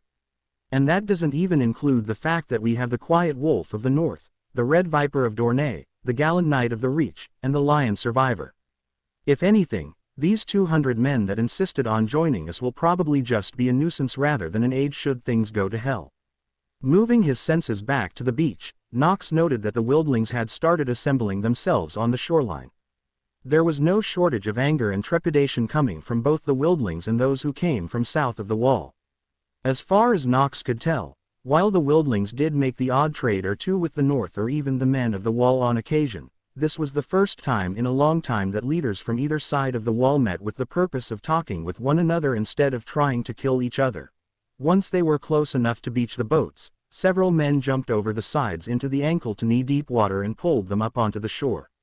Ned was the first one off the boats, followed almost immediately by Winter and her cubs Ghost and Grey Wind, while Nox, Jon, and Robb followed immediately afterwards. He could hear murmurs of surprise at the sight of the near horse-sized direwolf in their midst, even more so when Winter obeyed the simple hand commands that were being given to her by Ned. In relatively quick order, the rest of the dozen boats were docked, and those that had come as representatives of the lands of the south lined up beside Ned, with a Baron, Willas, and Garion standing closest to the Warden of the North. It was an impressive group to be sure, but the Wildlings were certainly not a people to be outdone. Standing nearest to the shore were a dozen or so Wildlings, a mix of men and women, all of whom Nox assumed to be chieftains amongst the Wildlings. But there was one amongst the assembled Wildlings that gave those from south of the wall pause. And that was the giant that was standing amongst the Wildlings. Well, he's certainly an impressive one, Nox thought, scanning over the giant that could potentially rival a rancor in height. Ned made to move forward but stopped as he no doubt finally saw the familiar face that was standing in the middle of the Wildlings that had been assembled. Ned turned towards Nox, but he simply just shrugged. "You never asked, Lord Stark," Mance Rayder called out in greeting as Ned and the rest of them approached the Wildling leaders. "Rayder," Ned nodded in reply. "Why am I not surprised to find you here of all places?" "You know this man, Stark?" a Baron asked, drawing a few looks from Wildlings. Ned nodded. This man was masquerading as a bard during Nox's wedding, the same wedding that saw the end of my son and wife. This man, though, he saved the life of Robb here and had a hand in capturing several of the conspirators alive. Rayder just shrugged. "I just did as any man should have, Stark. Now, it has been some years since my tutelage under Maester Emmon, but if I am not mistaken it seems that you've brought more than just the lords and ladies sworn directly to you in the north." Ned nodded, motioning towards each of those of note that came with him. "These are my sons, Robb and Jon Stark, and beside them is my ward, Theon Greyjoy. This is Lord Aleem Nox, the Northern Sorcerer. Outside of my own lords I have brought Lord Willas Tyrell of Highgarden, Lord Garion Lannister of Castle Rock, and Prince Aberon Martell of Dorne." With each name said, Rayder's surprise and slight apprehension grew. Taking on the North was one thing. If anything went wrong now though, his people could potentially be facing retribution from 3 other kingdoms from south of the wall. An impressive group, Stark, Rayder nodded before turning and motioning towards first the 2 beauties standing beside him, then to the rest of those assembled. "This is my wife Dalla and her sister Val. The old crone here is Mother Mole. The man standing next to me is Magnar Then, leader of the Thens. And these 2 here are Tormund Giantsbane and Carsey. And the giant here is Magmar Tundo Weg, or Mag the Mighty if the name is too long for ya." Nox gave each leader a pass over, but he paid especially close attention to the old woman next to Rayder. Attention that she was returning in equal measure given the featherlight touches of the force he felt against his mind. The old woman was strong in the force. Very strong, but highly untrained. Had she received proper instruction, there was a possibility that this old woman could have been his rival in terms of power. Before anyone could say another word, the old woman started crackling with a large grin plastered across her face. "The time of breaking has come. Here and now, we decide our fates. Death, salvation, one and the same, perhaps. Hatred rules the hearts of many. Put aside such hatreds we must, lest we all meet our end at the foe long thought dead." Crackling again, the old woman turned and began walking towards the center of the ruins. Come. Warm our bodies and bellies, we should be taking begins." Most of those who'd followed the Starks north turned their attention away from the retreating old woman and back to Rayder. "She's a bit different," Rayder said, answering the unasked question. "But she knows far more than most. And often knows what could happen before it even comes to pass. Something I feel like you Nox might have intimate knowledge of." I do," Nox nodded as he took the first step towards the line of Wildlings. "But discussing the force is not the purpose of our journey here. We've come to talk about our common enemy. The enemy of all of us. So, let's talk." Rayder nodded and motioned for them to follow as he led all of them towards the only building that was still in passable shape, and by the standards of this place all that meant was that it had 4 mostly intact walls and a roof. The space inside wasn't necessarily the largest, but it was enough to fit the Wildling chieftains and those of rank from the south. Although he would admit that it was rather amusing to watch the giant Mag the Mighty squeeze his way into the building. Mother Mole had already taken a seat closest to the fire that was burning in the center of the building as they all made their way in, separating out into 2 groups, one on each side of the room. During his tenure amongst the Sith Empire, Nox had been to several negotiations, or rather surrenders considering who he served. And the atmosphere was the same here as it had been back in the Empire. Fear, trepidation and more than a touch of hostility as the two groups eyed each other. But there was also something else that Nox was not expecting. There was the unmistakable aura of a force-imbued object. He couldn't pinpoint it exactly, but it was here. And in the Wildlings, or rather the free folks' possession. Well, Nox sighed, shaking his head. These things were never easy. Perhaps starting on common ground will help. I believe you all can agree that this meeting with each other is not the easiest of prospects. Fucking right you are, Sorcerer, Great Jon growled, earning a few murmurs of agreement from those of the north. These fuckers have been raiding and killing like animals for thousands of years. And the crows have been doing the same to our people for the same amount of time, Mance Raider countered. And if we are to base such hatred on this, then may I ask why it is that you have a Greyjoy in your midst? My lessons from the old man might be far behind me, but I remember well the tales of the Krakens raiding the north worse than any free folk raid. You paint all free folk with the same brush, do you not do so with him as well? Nox just barely kept himself from smiling as he saw the Great Jon go red and start sputtering. The man had a point. The Ironborn had been raiding the north for perhaps just as long as the Wildlings, or rather free folk, had. And the raids from the Ironborn, while perhaps less numerous, were far more damaging when they did occur. All right, then let us agree that there is no shortage of enmity between the people south and north of the wall. You were mistaken, Sorcerer, the beautiful blonde woman standing beside Mance spoke up, Val he believed her name was. We free folk do not outright hate our Northmen brethren. At least that is the truth for most of us. We are all the same blood, the blood of the first men. It is your crows that come hunting us in the night, killing our children, our loved ones, and taking that which we need to survive whom we truly hate. Nox could tell that more than one of those from the south were surprised by the eloquent speech. And to be completely honest, Nox was a bit surprised as well. A silver tongue, and by the way she holds herself she more than knows how to defend herself. It's no wonder this Val is a chieftain amongst the free folk. There will be a time to point out each other's faults later, Ned cut in, shooting a hard look towards the Great Jon that told the larger man to back down. We did not come to trade insults or histories. We came because your people have amassed in a number far larger than any seen before in hundreds of years. Yet despite your numbers being what they are, you have not marched on the wall or the north. Which tells me that you are not gathering simply for a raid. Well observed, Stark, Mance nodded. Yet you know exactly what our motives are. Ned's hard look didn't change as he stared at the king beyond the wall. I would have you say it, Raider. Nox sat back and watched as the Battle of Wills took place between the king beyond the wall and the Lord of Winterfell. Very well, Mance nodded. The White Walkers have arisen along with their army of dead and are marching on my people. I, and those that follow me, have not attacked the wall because we have no intention of invading the north.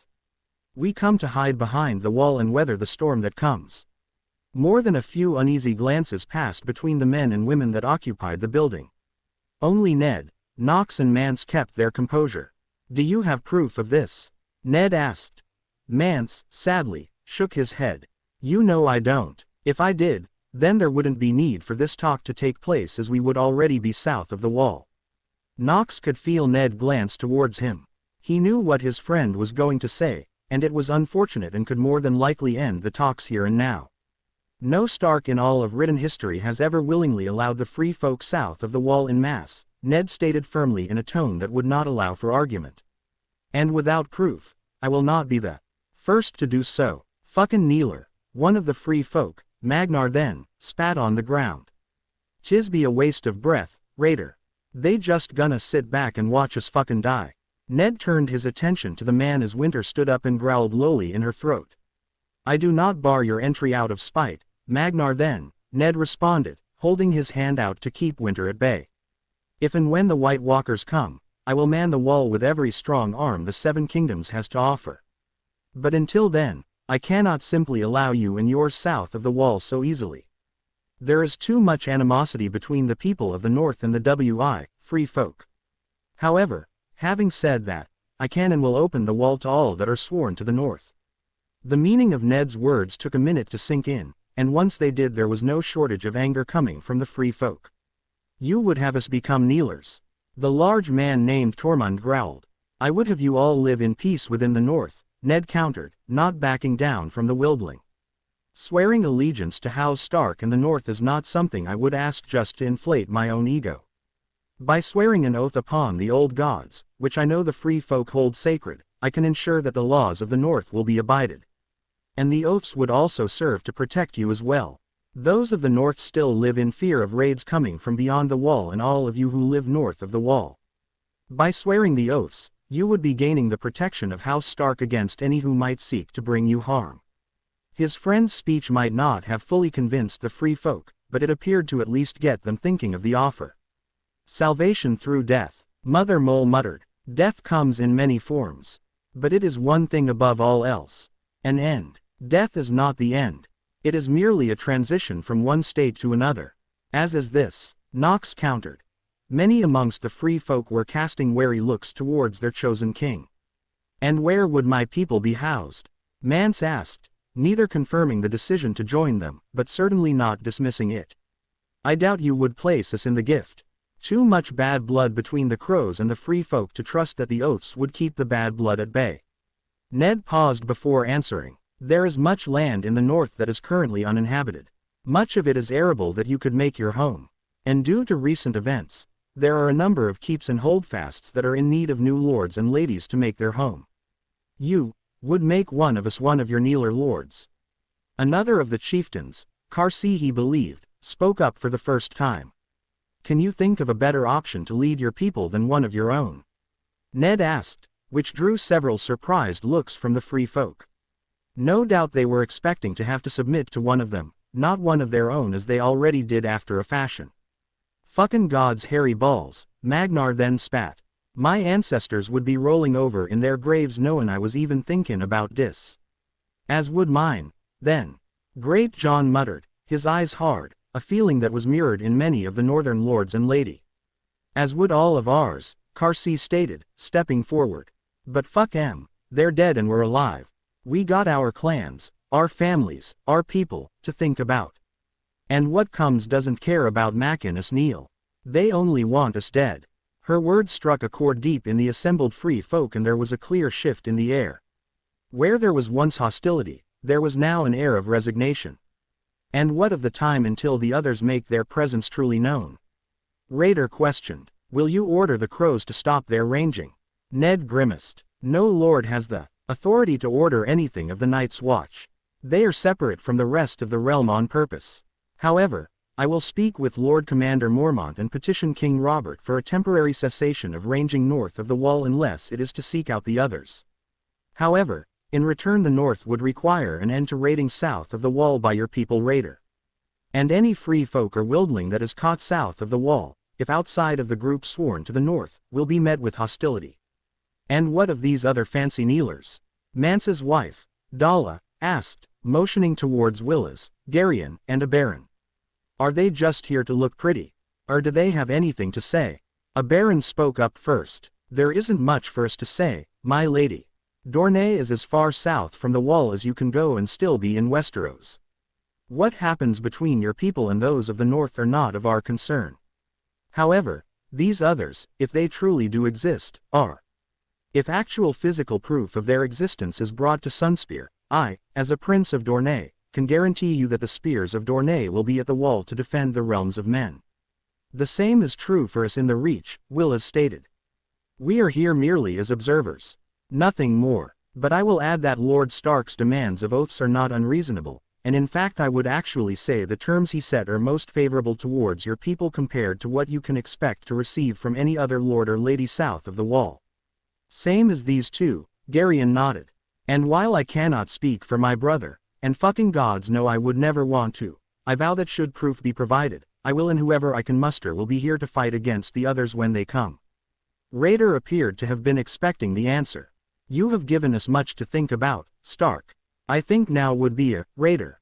We got trouble. More than a few within the building started as a young woman with flaming red hair charged into the hut with two others close on her heels.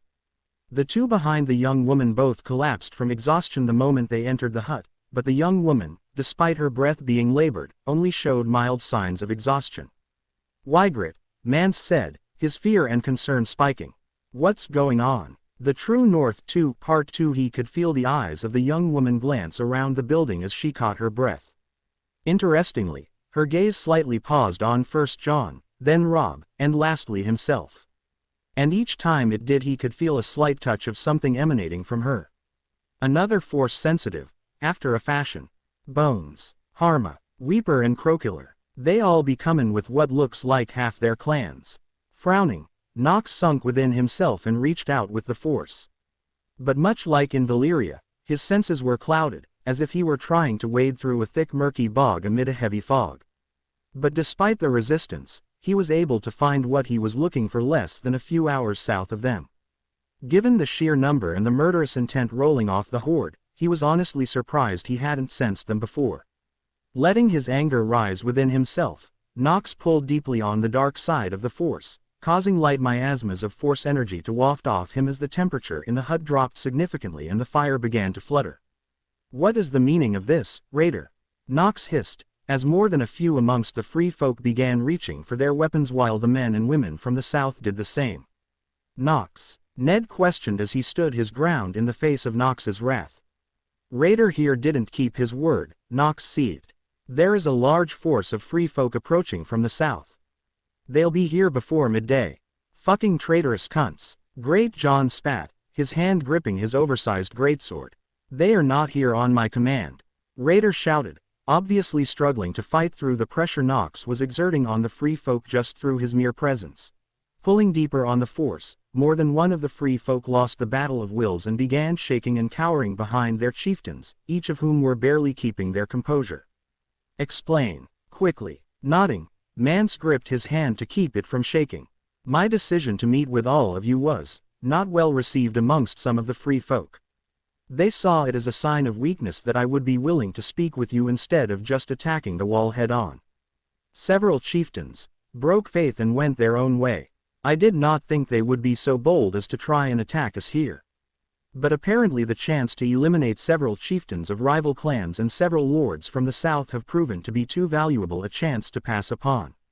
And if it's Crokiller, Weeper, Harma and Bones like Wygrit has stated, then we can expect their numbers to be between 10 to 20,000. Ned's anger rose as he stepped towards Mance. "You should have told us that a group amongst your people broke faith before we came here. Nox, do we have time to get everyone loaded onto the Sea Wolf before they arrive?" Frowning, Nox sent his sight outwards once more. "There's time for 2, maybe 3 trips to the Sea Wolf. Even if we brought the ship in closer to the shore and risk running her ashore on the rocks in the bay, we'd maybe only buy another trip. At best, we'd only be able to evacuate half of everyone here before they arrived." The unease grew as the free folk and the men and women from the south began anxiously glancing at one another. As it currently stood, they were outnumbered nearly 10 to 1. They had the defensive position in Hardome, but that unfortunately meant little as the place was little more than ruins. And at best, they would only be able to evacuate perhaps 1,000 to the Sea Wolf before the attack came. "Stark," Raider spoke up, his voice carrying heavy resignation within it. "This is a matter for the free folk and not your fight. But I would ask that you take the children we have here and at least one of our chieftains to your ship and see them safely to where the rest of our people are camped 2 days south of here." All of those from south of the wall glanced at one another. They knew what Mance was asking. Take the children and run, while those who stayed bought them time with their lives. Ned didn't say anything in response, instead he looked towards each of his bannermen, each of whom gave him a curt nod. He even looked down at Robb, Jon and Theon, each of whom nodded as well. Lastly, Ned looked at Nox. "Do you have any tricks?" Smirking, Nox tapped at the side of his nose. "Of course. Will they be enough?" Ned asked, now drawing curious looks from the free folk as he continued to ignore Mance's request. "With a little help from our new friends here, I would almost say they'd be overkill." Nodding, Ned did something that garnered no small amount of surprise from the free folk. Drawing the small knife he kept on his person, Ned proceeded to cut the leather bindings that kept ice in its sheath. The moment he did, Nox felt something shift in the force. Interesting. This was a shatter point. "You're wrong, Raider," Ned said, handing the knife off to Robb, who also cut the leather bindings on his sword before handing it off to Theon. "This is not a matter for the free folk. This is a matter for all of those of the North. And you and yours are part of the North. Or you will be soon enough. And if there is something that all lords and ladies of the North abide by, it is this: we will not ask something of our bannermen and women that we are not willing to do ourselves. Great Jon, take 24 of their strongest and start reinforcing sections of the wall to the south. It won't stop them, but it will slow them down. When the fuck did we start talking orders from kneelers? Magnar then growled, earning a hard look from Ned and the other men and women of the North. Are you well versed in siege warfare, Magnar then? Or in defending a holdfast from an attack? Ned asked, not backing down from the slightly larger man. All talking in the hut ceased as Stark and then stared one another down until eventually then broke the contest and shook his head. We do, then. Your people are fine fighters in the field, but defending a holdfast is nothing like fighting in an open field. Now if you want to survive this, I suggest you keep your mouth shut for now and listen to what we have to say. Great Jon, go, now. Every moment we hesitate is a moment our enemies have to get closer to us. There was little argument after that as Umber pushed his way out of the hut, yelling at whoever he saw that looked even the slightest bit strong to follow him to prepare the defenses. Several of the larger free folk within the hut, including Tormund and the giant Mag the Mighty, left with Umber, hopefully to offer their help. Once the large men were gone, Nox held out his hand towards Raider and waited. The force-imbued object that you have hidden amongst your possessions, Raider. Hand it over, he said, leaving no doubt that it was not a request, but rather a demand. Raider hesitated, then sighed as he turned around as he walked towards one of the only pieces of furniture in the hut, a squat table, that had a large blanket of fur covering its surface. Placing his hand on the fur, Mance hesitated. This was our last resort. I was planning on offering it as trade to allow my people south, or at worst sound it and force our way south. Pulling off the fur, Raider revealed a large black warhorn that was nearly the length of the table. Nox could feel the force-etched runes running along its surface, intermixing with golden bands. The Horn of Joramun, or the Horn of Winter as it is also known. Believed to have been used to awaken the giants from their slumber by Joramun. And perhaps the only object known to man that is believed to have the power to bring down the wall itself.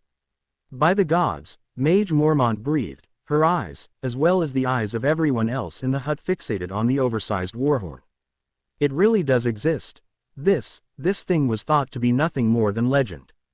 Then perhaps we should start calling this the Age of Reborn Legends, a Baron remarked, his tone mostly joking but also partially serious.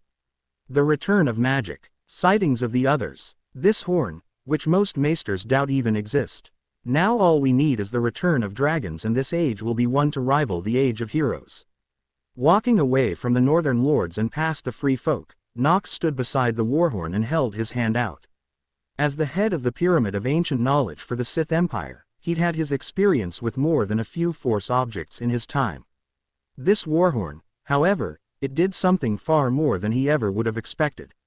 And if used in a certain manner, it could potentially be used as a very, very powerful weapon. Nox, Ned called out from behind him. Is it genuine? Lowering his hand, Nox turned around and faced those in the hut. I can't say as to whether this is the Horn of Winter, as described by your legends, but this is indeed a force-imbued object capable of bringing down the wall if it is wielded in the right hands. How? Robb asked. The wall is massive. How can a single horn bring it down?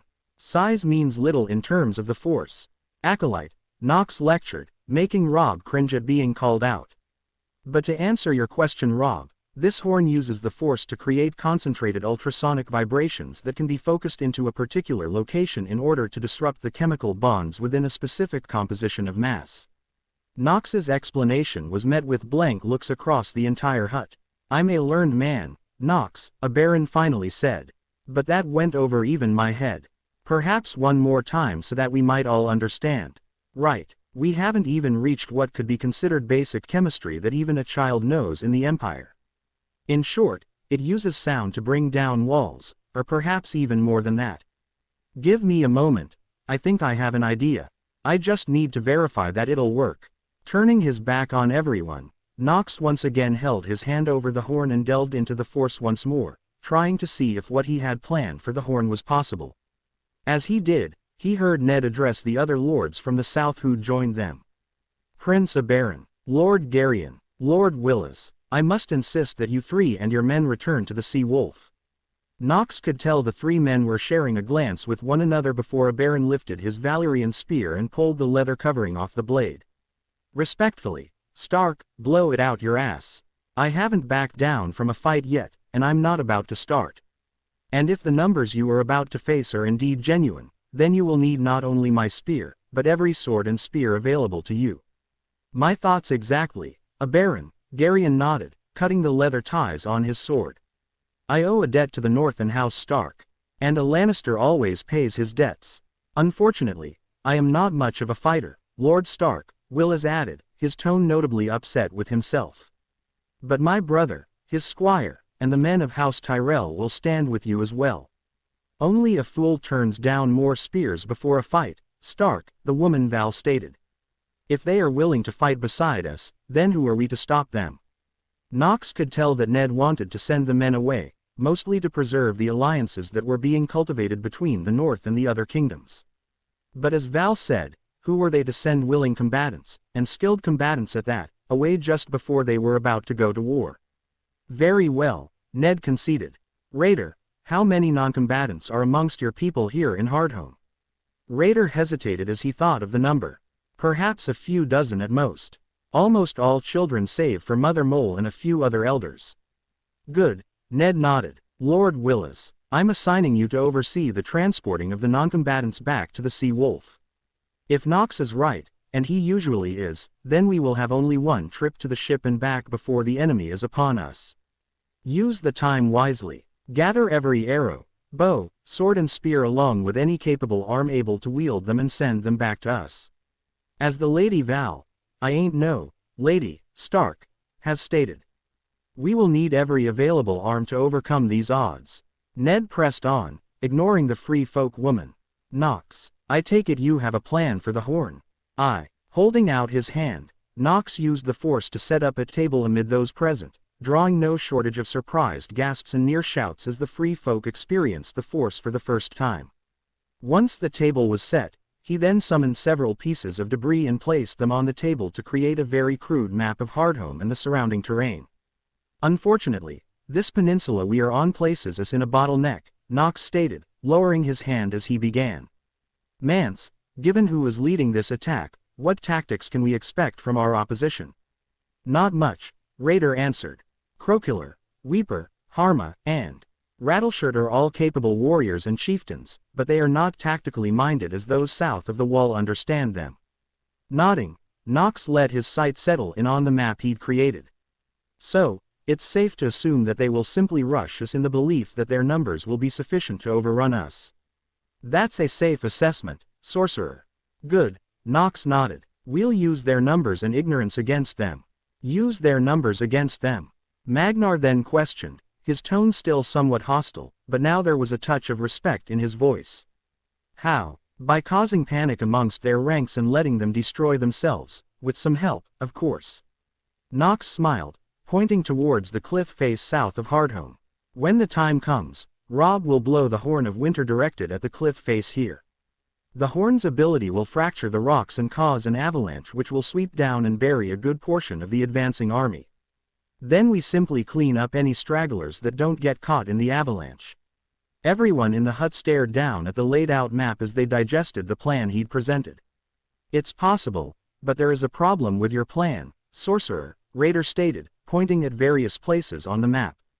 They have to be close to that cliff face to get caught in the rockslide. And the field south of Hardome is barren, giving them plenty of room to maneuver away from the cliff. They won't have a choice but to head to the cliff, Nox stated, drawing himself up to his full height. Because I'm going to make the alternative far, far worse. That drew many within the hut up short. Those who'd seen what he'd done on Pike and in Valyria clearly believed that he could do exactly what he said. But those who'd yet to see when he stretched his power, mainly the free folk, were in disbelief. I suppose that we will just have to trust that you can do what you say, Sorcerer, Mance sighed, realizing that they didn't have much of a choice in the matter. Master Nox, Robb spoke up tentatively, eyes darting towards the horn. Why'd I need to blow the horn? Can't anyone do it? Rocking back, Nox scratched at his beard. In theory, yes. However, from what I've been able to glean from a preliminary examination of the horn, having a non-force sensitive blow the horn would be akin to a dozen battering rams beating against a stone wall. You can't be sure just where the break will occur. However, if the one to blow the horn is an individual like yourself, one who has been well trained in the force, then it becomes a single battering ram with the strength of a dozen. And you'll be able to pinpoint a specific location to bring down instead of just bringing down a huge section and potentially burying us in our enemies. Oh, Robb replied eloquently as more than a few turned and looked at him. You'll do your duty, Robb, Ned cut in. You're a Stark, and Starks never shy away from their duties no matter how trying or difficult they might seem to be.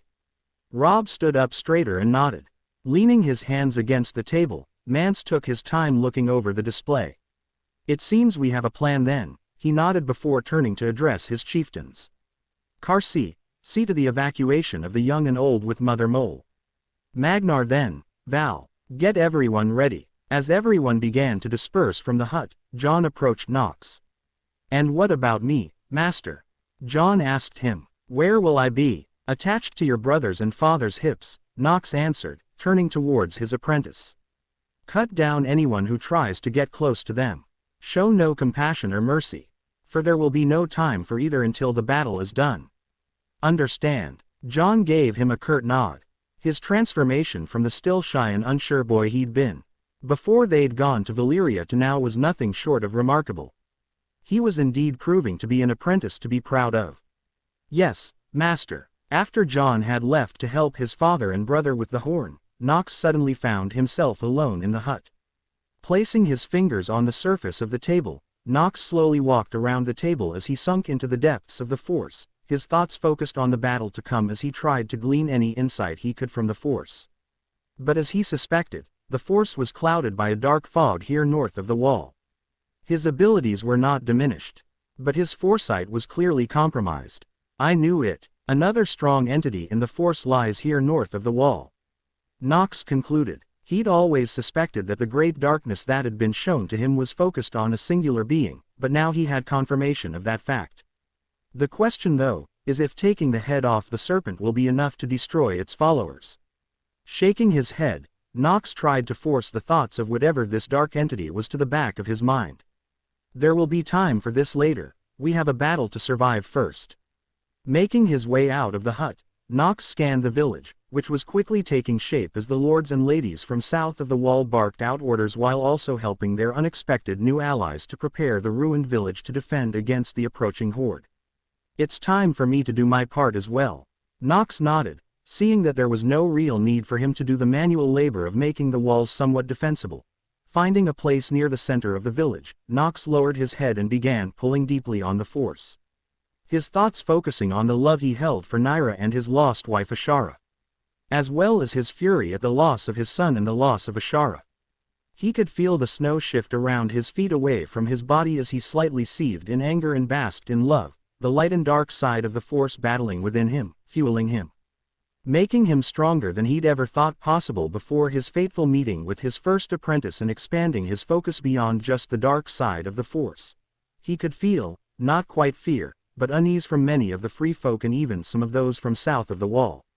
Only 3 were brave, or foolish pending on your point of view, to approach him while he was in this state.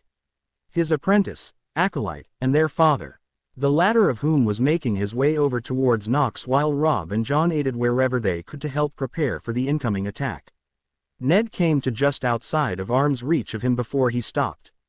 Even after all the time they had spent together, Ned was still clearly uncomfortable being around him when he pulled this deeply on the Force. Not that Nox blamed him at all. He'd made even seasoned Sith warriors tremble just by being in his presence. If you're here looking for reassurance, Ned, don't, Nox said before Ned could ask anything. I've told you before, the only thing certain about the future is uncertainty. And as a seasoned commander, you know that nothing in war is for certain. I know, Ned nodded. I just want to know the odds. Still pulling on the Force, Nox shrugged. Better now that we are here. This was a shatter point. Had we left, then those that follow Mance would have been slaughtered. And the tribes left leaderless. It would be war amongst these people as new leaders tried to assert their authority. And with the slaughter, we would lose a potential ally and our first line of defense against the darkness that is coming. He could sense Ned's surprise. So, you would have stayed regardless. Honestly, I don't know, Nox answered truthfully. I only recognized the shatter point for what it was. After it had come to pass. But no use lamenting on what could have been. Our enemy has arrived. As soon as the words were out of his mouth, several shouts rang out throughout the village that there were people on the horizon. A calm cold determination settled over Ned as the quiet wolf within him made itself known. I know you've been holding back, Nox, even during the Greyjoy rebellion. But now, as your friend, I ask you to stop holding back. Don't worry, Ned, Nox smirked, pulling out Raven's mask and fixing it to his face before raising his hand towards the sky, tendrils of dark miasma and force lightning snaking up his arm. It's well past time to show everyone the true power of the Force. Gritting his teeth and pushing with everything he had, Nox sent the most powerful bolt of force lightning he'd ever created up into the sky. He could feel the sky above them shift as the Force bent the very laws of nature to his will. Clouds began swirling and darkening as lightning arched between the clouds. With another yell, Nox brought his hand down, using the Force to bring down a storm of lightning from the sky, crashing down on the approaching army. He could feel as each bolt he brought down from the sky impacted and disintegrated the approaching Wildling army. But it wasn't enough to slow the advance. Holding his hands out, Nox could feel his body begin to tremble as he pulled deeper and deeper on the Force. Winds began to blow around the village as the clouds began to turn. Tendrils of pure darkness crept down from the sky, nearly matching the speed of the lightning that was raining down on the army. Moving his arms as if he were rotating something, the dark tendrils and lightning began to twist and turn, starting first in the sky but quickly moving down to the ground. In the span of a few seconds, though to Nox it felt like hours, he'd turned the land south of Hardome from a simple clearing to a death trap as the Force Nado, like the one he'd created in Valyria, began tearing the approaching army to shreds. Alphen Crokiller could do little more than stare, completely dumbstruck, by the gods he didn't even know what to call it. It was like a blizzard only circling in a single location. And instead of white, it was a dark color, almost black but not quite. And worse yet was the thunder and lightning that was coming from within the storm. The ones who'd been caught under the storm when it appeared out of nowhere were undoubtedly dead, even if he couldn't see their corpses. And any who tried to get even close to it were either thrown off their feet and into the sky, or they were struck by one of the bolts of lightning and reduced to a smoldering heap on the ground. By the gods, Mance wasn't just pushin' shite. The fucking Kneelers truly do have a sorcerer amongst their kind. Fuck, Crokiller. The Weeper called out as he came up beside him, staring up at the swirling wind and thunder with hatred and fear. What da fuck is that? I don't know, Alphen yelled back as loudly as he could. The power of the winds and the deafening crashes of thunder made casual conversation almost impossible this close to the din. But despite all of that, he was still doing everything he could to keep his fear from showing through. He could not afford to show weakness. That was what fucked over Mance. It has to be that fucking sorcerer shit Mance told us the Kneelers have. The Weeper tore his eyes away from the swirling winds. You think a single man can do this? Fuck if I know, Alphen snarled. All I know is that this works for us. The Kneelers' prized weapon is within our grasp. We kill the fucker, and the Kneelers will be bending over themselves to let us through the wall. That they will, Weeper nodded, a grin overcoming him at the prospect of killing the one capable of doing this. But first we need to get to M. We head towards the cliffs, Alphen said, motioning towards the cliff face that led up to Hardome. This was meant to slow us down, but we still got da numbers. We swamp Mance and these Kneeler fuckers. Take their women and weapons and carve out a new home for us on the fucking wall after we slaughter every last crow there is. Those that were within earshot of him all gave a war cry as Weeper nodded and started shouting out orders for everyone to move closer to the cliffs so that they could pass by this windstorm without getting torn a new asshole. Just wait, Sorcerer, Crokiller thought, joy filling him at the prospect of running his spear through the Sorcerer. Once I kill you, every Kneeler will know my name and know to fear me. Jon was no stranger to the true power of the Force and what his master could do with it. But seeing the force storm again before his eyes that was diverting the approaching Wildling army left him speechless, despite the fact he'd already seen his master perform a similar technique during the battle in the ruins of Valyria. Hearing about what the force was capable of was one thing, learning about it was another thing. But actually seeing what the force was capable of in practice, that was something else entirely. He wasn't the only one stunned by the display. Many of those that had accompanied them from south of the wall were all staring at the force storm in complete shock, even though many of them had fought beside Master Nox either in Valyria or during the Greyjoy Rebellion. The Wildlings, or free folk as they preferred to be called, had clearly not been ready to see what Master Nox was doing. All of them, even the chieftains, struck speechless. And going by the looks many were sending towards Master Nox, more than a few of them were on the edge of dropping to their knees and declaring his master one of the old gods reborn. One day, Master, I will reach your level. Get your thumbs out of your asses. Jon's father yelled, startling just about everyone as Lord Stark walked amongst the ranks of Northmen, free folk, Dornish, and Reachmen that stood before the makeshift walls of Hardome. You'll be seeing plenty of that as the day goes by. Get in ranks, shields to the front, archers. Ready your arrows and let loose the moment you have a clear shot. Pick your targets and make those arrows count. Men and women shuffled around as those carrying any type of shield made their way to the front of the line, placing themselves between the wooden wall and everyone else. Gripping his lightsaber tightly, Jon waited, his heart beating heavily in his chest. While beside him, Robb had a death grip on the Horn of Winter, waiting for the right moment to blow the horn and hopefully bury the approaching army. Stark, one of the archers atop the hut nearest to them, the same woman that had barged in to inform them of the impending attack, shouted down, gaining the attention of Jon, Robb, and their father. They be moving towards the cliff to avoid the storm. Quite a few started cheering, but Jon stayed silent, as did his father and brother. Just because Master Nox had managed to divert the approaching army into position didn't mean that the battle was anywhere near over yet.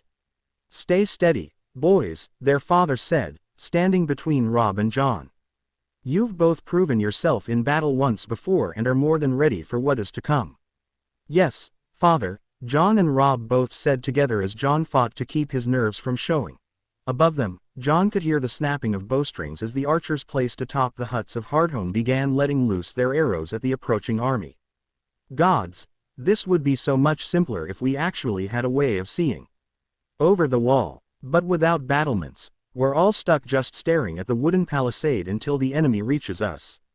Get ready, Robb, their father said, a look of pure concentration on his face as he placed a hand on Robb's shoulder. Aye, father, Robb nodded, lifting one end of the horn to his lips and, with the help of two of House Stark's men, pointed the other towards the cliff face to the south. Breathing deep, Jon closed his eyes and reached out through the force.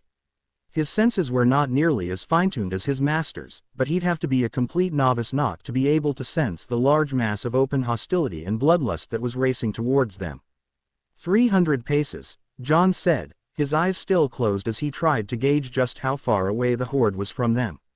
200, that's close enough, his father stated behind him. Now Robb. Behind them, Jon heard Robb take a deep breath before pressing his lips to the end of the horn. The resulting note wasn't necessarily loud, but Jon could feel the horn blow in his chest and through the force to the point where it was almost painful. Looking around, he noticed that while everyone else seemed unnerved slightly by the horn, none were in the same type of pain as he. No, that wasn't true. He could tell that his father was more than uneased by the horn. And there was another, a wild a free folk woman, the red-haired woman, who was also clutching at her chest. After holding the note for several long moments, Robb's need for air ended the noise as his brother backed away from the horn, and immediately collapsed as his knees gave out. Robb, Jon yelled, his voice carrying through the near-deafening silence that had followed the ending of the horn blow. I'm all right, that was like running around Winterfell in knee-deep snow. Robb tried to say as Jon reached him, but his words were proven to be a lie as Jon tried to help him stand, only to have his legs collapse as soon as he tried to fully put his weight on them. Did it work? Frowning, Jon looked around, only now noticing the deadly silence that had taken hold of the village. I don't kn. A loud cracking noise sounded throughout the valley as every eye in Hardome turned towards the ridge to the south. A second crack sounded, then silence. It was when a third crack, louder than the other two, sounded that something happened. And it was more than any of them expected, as seemingly half the cliff face gave way, creating a landslide of rock, snow and ice that was heading directly for the approaching army. The once silent valley erupted into noise as cheers came from those within Hardome, while outside the walls cries of distress and fear rang out.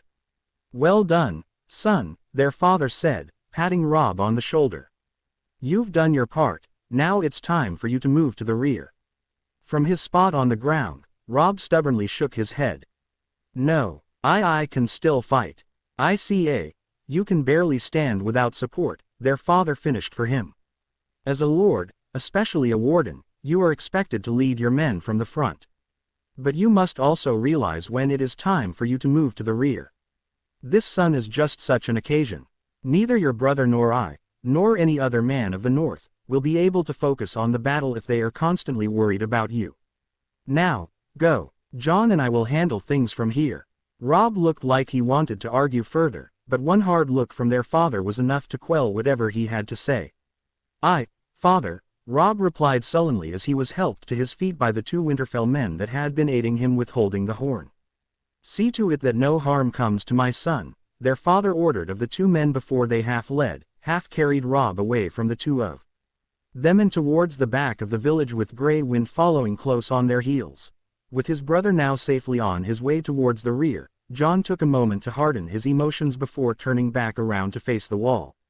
The battlefield is no place for mercy or honor, he recalled his master lecturing him on more than one occasion.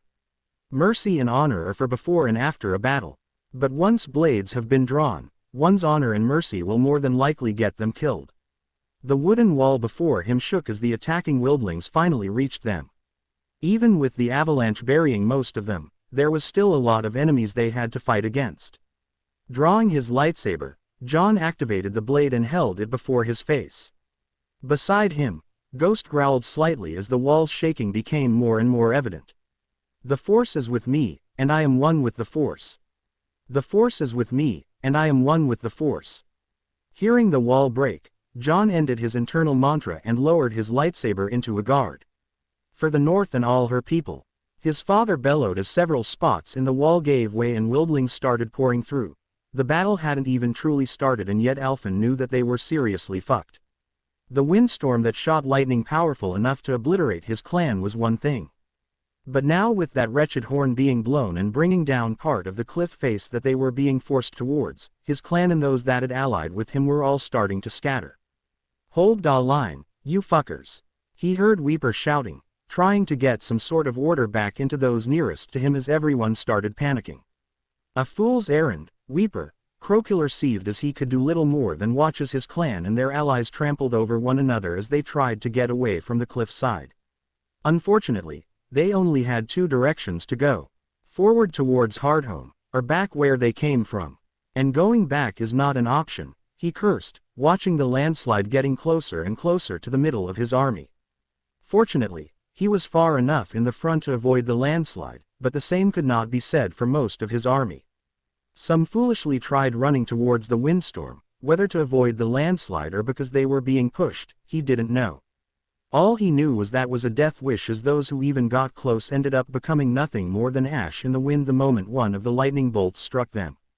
This was exactly what they wanted, he realized with anger. That sorcerer fuck pushed us towards the cliffs, and they must have used the fucking horn of winter to bring it down on our fucking heads.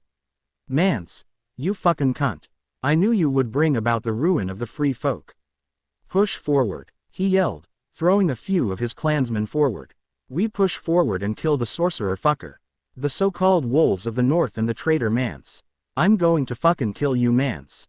Alphen seethed as he was helpless to do anything but watch as the rear of his army was swallowed by snow, ice and stone. I'm going to shove my spear up your ass and pull it out your lying fucking mouth.